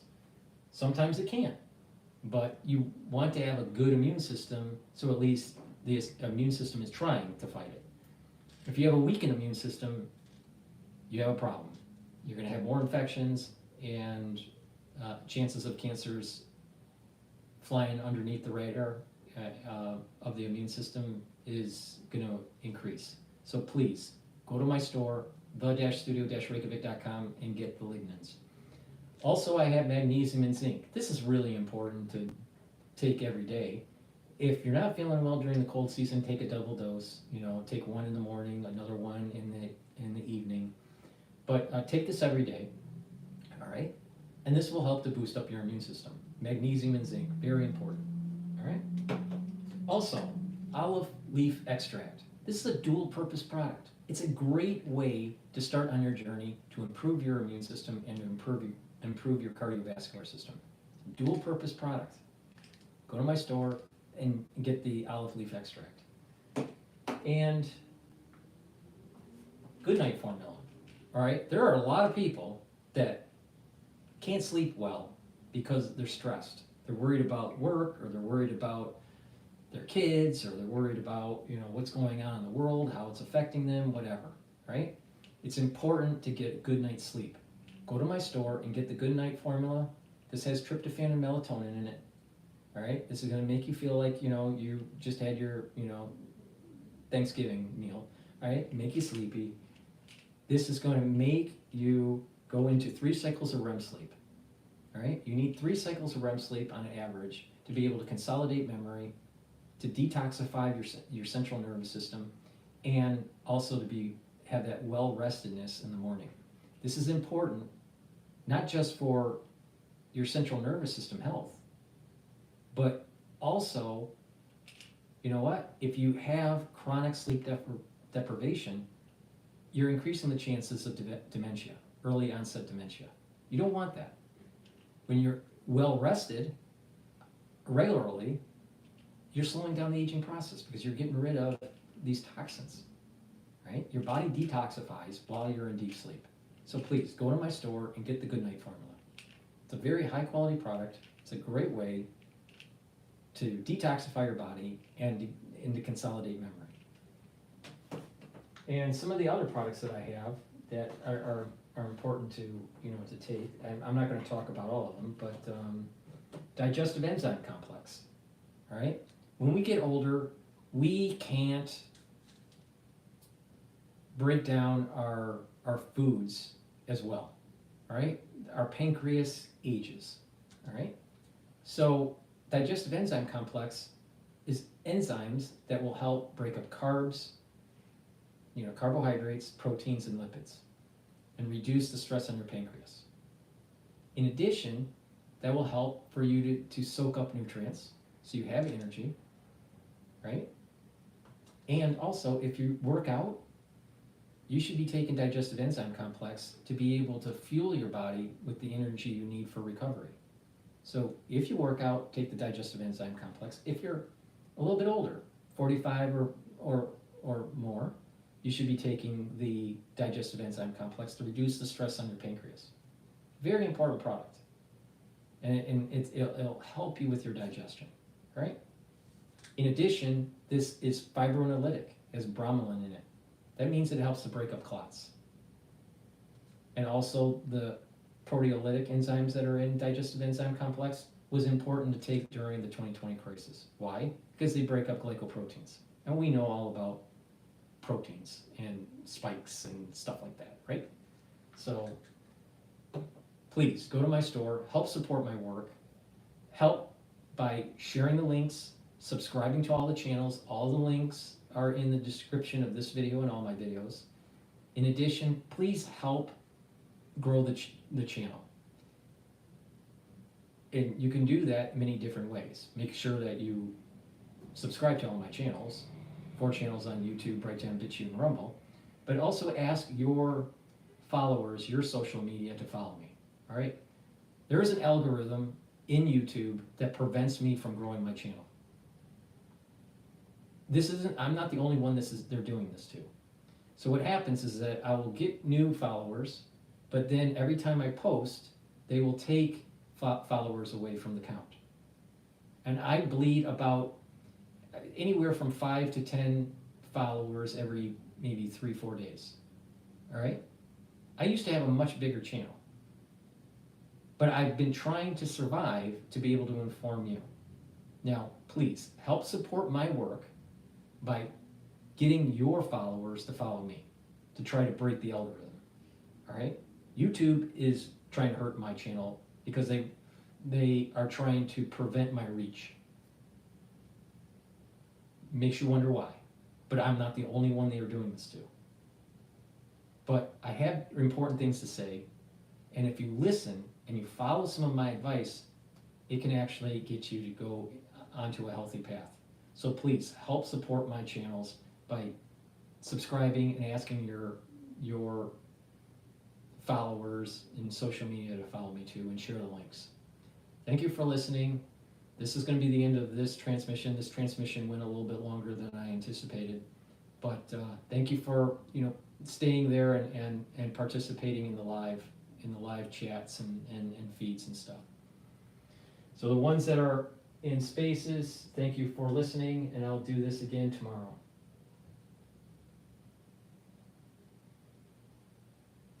Okay, and I gotta shut down these different systems here, so hold on. This gets complicated when you do these multiple streams.